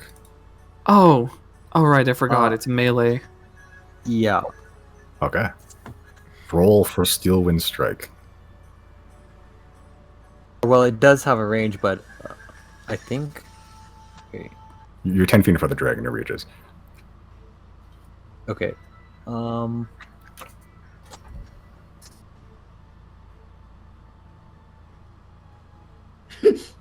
This will hit. Has any of you rolled below a 10 today at all? Yeah. For con saves. Is that it? Oh yeah, he rolled really shit. Okay. Chris, describe your finishing blow. No fucking way. Yes. Fucked. You know how many hit points Ratavi had when he did Steel Wind Strike? 17. Yes. The disappointment in your voice. I guess I'll just go straight in the middle of the head. Okay, and do what? Straight down it, I guess. Bonk. Like straight across the body, or just now? Or do you want to bonk it? I'll bonk it. I want to bonk it. Okay. As you sort of like put the wand in that sheathing position and you draw it, you instead of going towards it like conventional wisdom would, you go up like 30 feet and you just plummet like straight down like in this big spiraling arrow. You use not the sharp part of the wand, but the blunt part, like the bottom, and you slam it so hard in the skull that it hits the ground with such force that it cracks like a 10-foot radius of ice below it. And you hear this earth-shattering thud as Ratavi hits the ground, dead. Yes. He just killed your dragon with a bonk. That's great. This fight was like the perfect shitstorm. Like I don't understand how all of you were like above a 12 the entire fucking night. That's fucking funny. Oh, That was a good fucking fight. that was awesome. You guys didn't have cold res, holy shit. Mm-hmm. Yeah, literally one shot by that fucking breath attack. Holy shit. What's everyone's HP at? I Oh. am at 20. Jenna? I'm at, Yeah, I'm pretty fine over here. Like, Jana kept running away. Let I'm me at out of this 40. hell circle, please. Jana normally takes a lot of the fight, so I don't feel bad that I'm sitting at like 60 HP right now. Yeah, don't. You did the most of the damage, I think, anyway. Easily.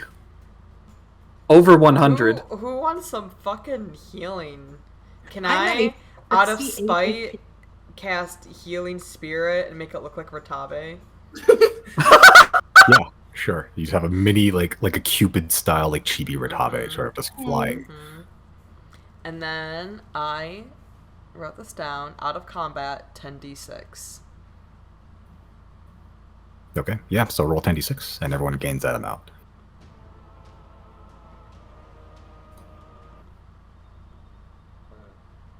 Let's see a max roll. That's not quite what I had in mind, but I'll Pretty take it. good. It's pretty good, not gonna lie. It's better than 41 nothing. healing to everybody. Whew, it's better. Okay. Yeah, as you all like start limboing through the little Ratabe healing spirit, you just hear like in a very high pitched point, "Hunt!" What? What did it say? The hunt! The hunt. No. I heard the same thing as Misty.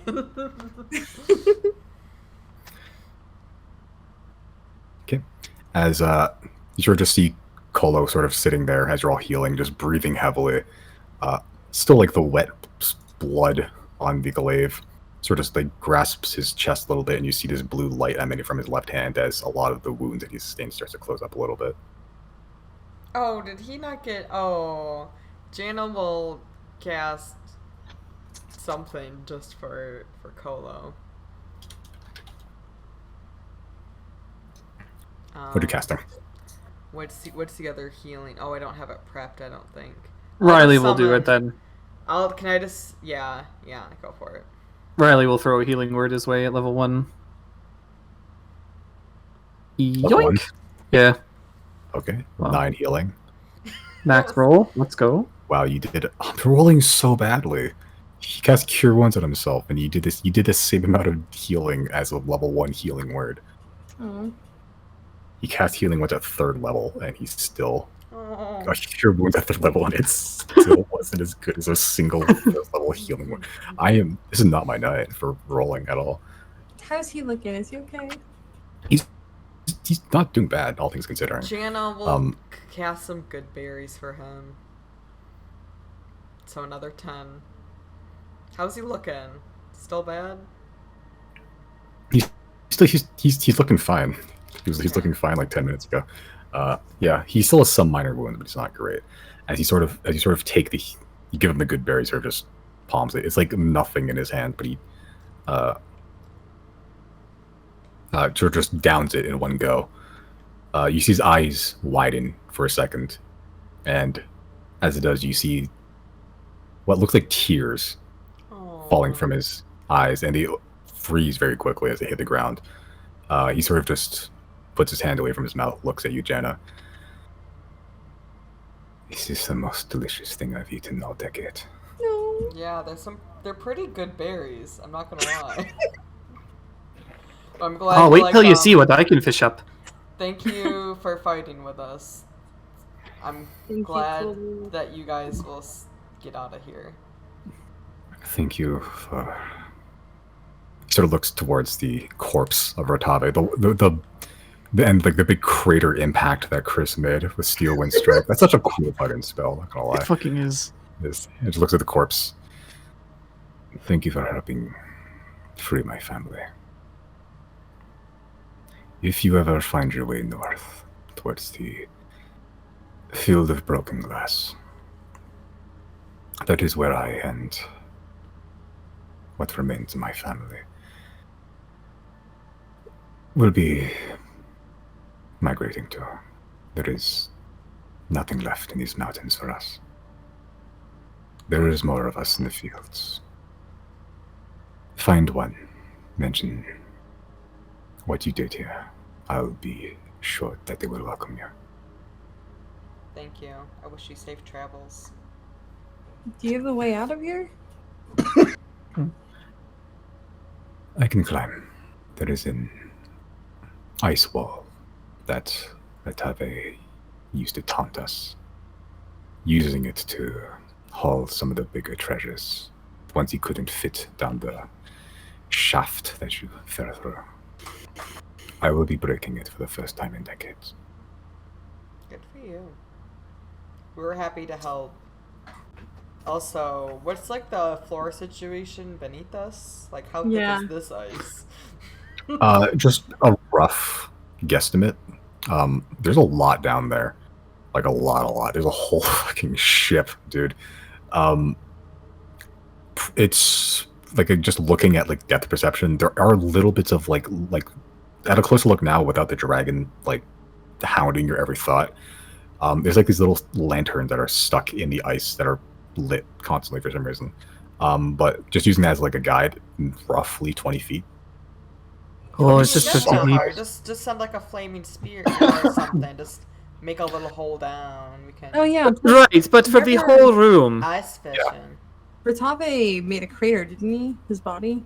Not like a Oh. big one. Like it cracked Chris. a bunch of the ice, but it's not like a didn't excavate the whole thing. Yeah. Why don't you scatter Rotave up to the ceiling? Let him drop.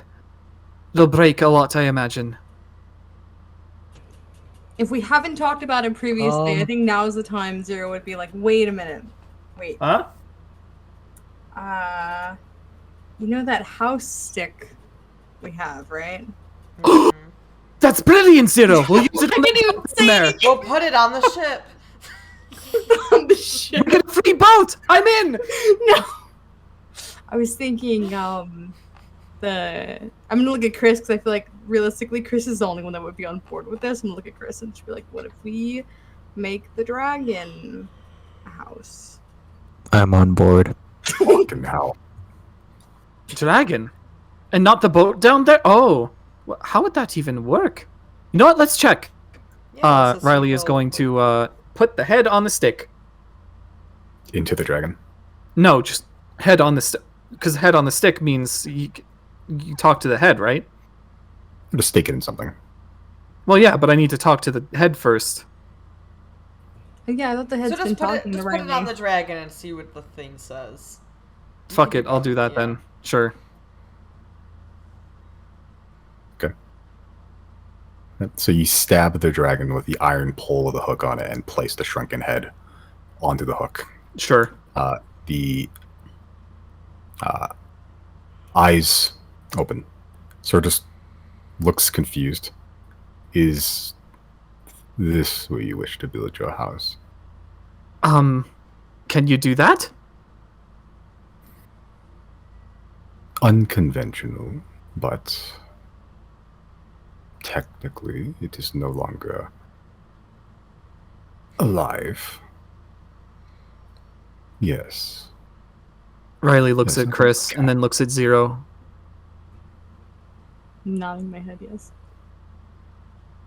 Riley is going to very sheepishly look at Chris. This is where we would like to build our house.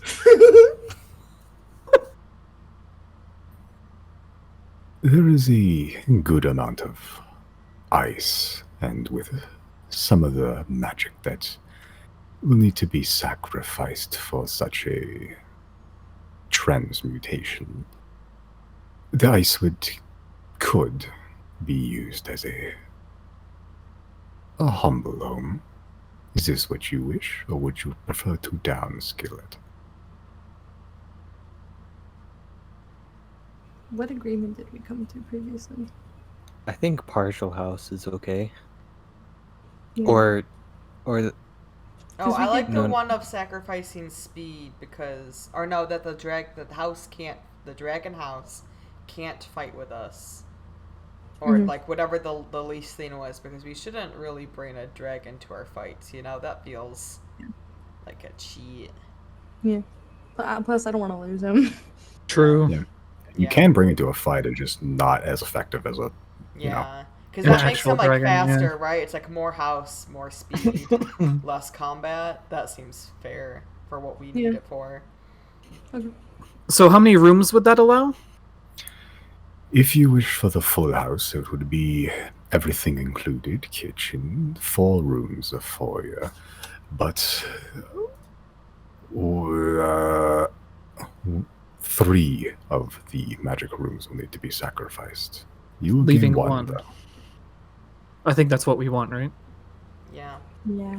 Like a teleportation room or something? Yeah. With the added bulk of the ice, I will be taking direct control of the new vehicle. With the added bulk, it would reduce speed. Is this acceptable? I think so. I nod yes. Can this dragon float? I don't believe so. The laws of aerodynamics do not say so. Can it get close enough to the water that I can fish? Potentially. Honestly, I'm going to take a potentially over a no. I'm not familiar with such a transformation, especially not of such a creature of this size. If this is what the masters wish, this corpse can be your new casa. Are we locking this in? I think so. Yeah. So are you also saying that like the ice that's here is gonna go away and get put into the house? I will be using some of it, not all. That is like 2 birds with 1 stone. Let's do it. Very well. If all are in agreement, I shall commence construction. I see no reason to object now that the other 3 are on board. this is the lowest speed house, right? Correct. Yeah, I'm on board. Which is still like 40 feet, right? 40 feet, so it can still fly. Right. Very well. And as you see the pole like sink into the chest, like straight in, before it's just completely gone and just sunk straight into the body until it's no longer visible. The head, you see, as it hits the wound, it just disintegrates into dust and begins almost like crawling into it like a bunch of insects, and it sort of just like, it sort of just crawls in. You see a bunch of the ice begin to float and shatter from below you, and it sort of just touches the dragon's back and almost melds it into his form, and it just builds block after block. Eventually, it makes this fairly narrow but relatively wide. It's like a fairly large gazebo-looking thing almost, completely closed off walls with some windows in it, if you will. There's no glass. It's the windows themselves are made of this like very, very thin ice. And as a house is being built, you can see the actual corpse itself begin to shudder and shake as the dragon that was once trying to murder you is now rising again. As one of the claws hits the ice and pulls up some of its body, and another claw hits the ice, pulls up the other half of his body, it begins to stand up, a little bit sluggish under the weight of the now house on top of its back. You can see some of the wings stretch out fully like a spread eagle and begin flapping a little bit. Even just the slow rhythmic movements of the wings, you can still feel insane wind pressure, almost like pushing you like a few inches just on the ice. As the dragon that you once killed, you can see there's a big dent mark on this forehead where Chris bashed into the ground. You can see just look directly at you, and some part of you deep in your gut feels like you're about to fight again, but as the voice speaks, now that the house is constructed, I believe it would be fitting to name it. And by proxy, me. I don't really think the Zodiac shack will work here.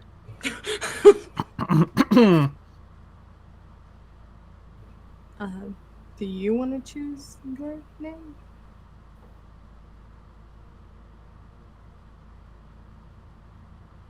There is no rush. Did you not have any designation before you became a house pole? I am but a servant, created to serve whoever decides to construct a house. I will be called whatever my masters wish to call me. What if we stay on brand and name him after what's his name? I keep forgetting his name. Gordon Ramsay? Yeah, Gordon. Guy We're Fieri. we're not naming him Gordon. We have to go with a different chef. Emerald? Wolfgang Puck. Babish. No YouTubers. Get out of here. No Yeah. YouTubers. Only the Paula. classics. Bastianich. Rachel. Rachel Ray! Let's go for it! Martha. Aw. Julia Child? I think Omelet party.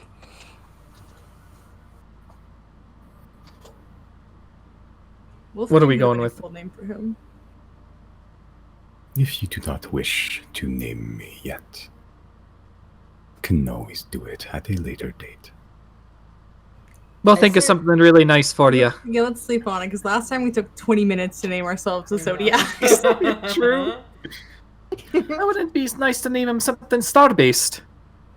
Oh yeah. Yeah, he's not really like a horse. You know? Yeah. He's his own thing. Damn, one of us. One of us. If you with this wish to vessel. sleep on it, you have 4 bedrooms available. Yeah. As he sort of crouches down, you can see there's actually like as he crouches down, like weird mechanical ice sculptures sort of just like fold out from the house and just like make steps up towards it.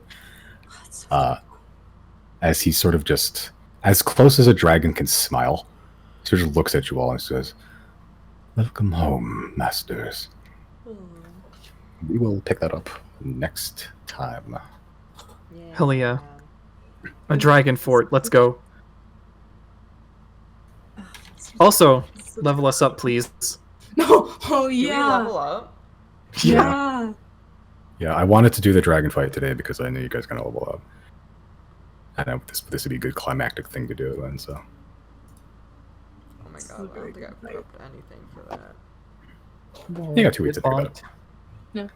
Yeah. We got more than that. We got more than Oh that. yeah, I think it was 3, right? Yeah, I think this is a 3-week break. 3 week. Wait, did I count that out right? Might be 4. So I'll say you guys kill a fucking dragon, dude. Just from the fight alone, you guys get 6,250. Just from the fight. I'll say with clever problem solving with all the natural obstacles, I'll tack on an extra 1,000 on top of that, so 7,250 altogether total. What is our new total? All right, time to do math and stuff. Oh boy. 139,810 plus 72 what? 7250, right? 7 what? Simon? Oh, I thought it was 14,760. That's the total. 14,760. 14. How Yeah, much you did we? 7,250. Okay. 7,250. Wait, 14,760? What? That doesn't make sense. I got 147,060. Yeah. Yeah. Okay, yeah. 60. That's what you meant. Oh, 7,500. Okay, I thought it was 7,250. Okay, there we go. And now we're level up. Okay. It's still Level 14. still Let's go. 14760, right, for the grand total. Wait, no, sorry, I got that wrong. Sorry. I don't know why I got that. 6,250 is the total that you got. 6,250. 6250. Yeah, I heard 7,500. I got my brain got fucking mixed up. Okay, so what is the actual total then? I think it's 146,760. I got 140, 146,060. One. Oh yeah. 060. Yeah. 146,060? Yes, 146,060. Okay, holy fuck. That I should be hate the math. I actually despise math. 146,060. Yeah. If that's what Brandon got, I trust. Oh Brandon. my god, is that really all I get? You're kidding me. This number. See. Yeah, that's what I ended up with. Did I really roll? Wow, that sucks. Man, my HP gain is so bad.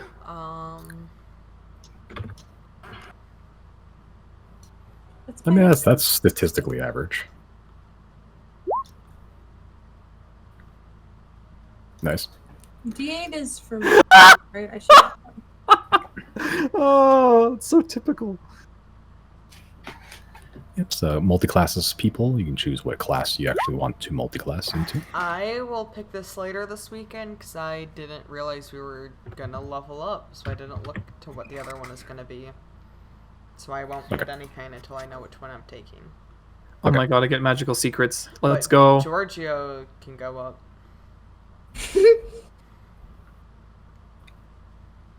Magical. How many do I get from magical secrets? I don't remember. Is it 2?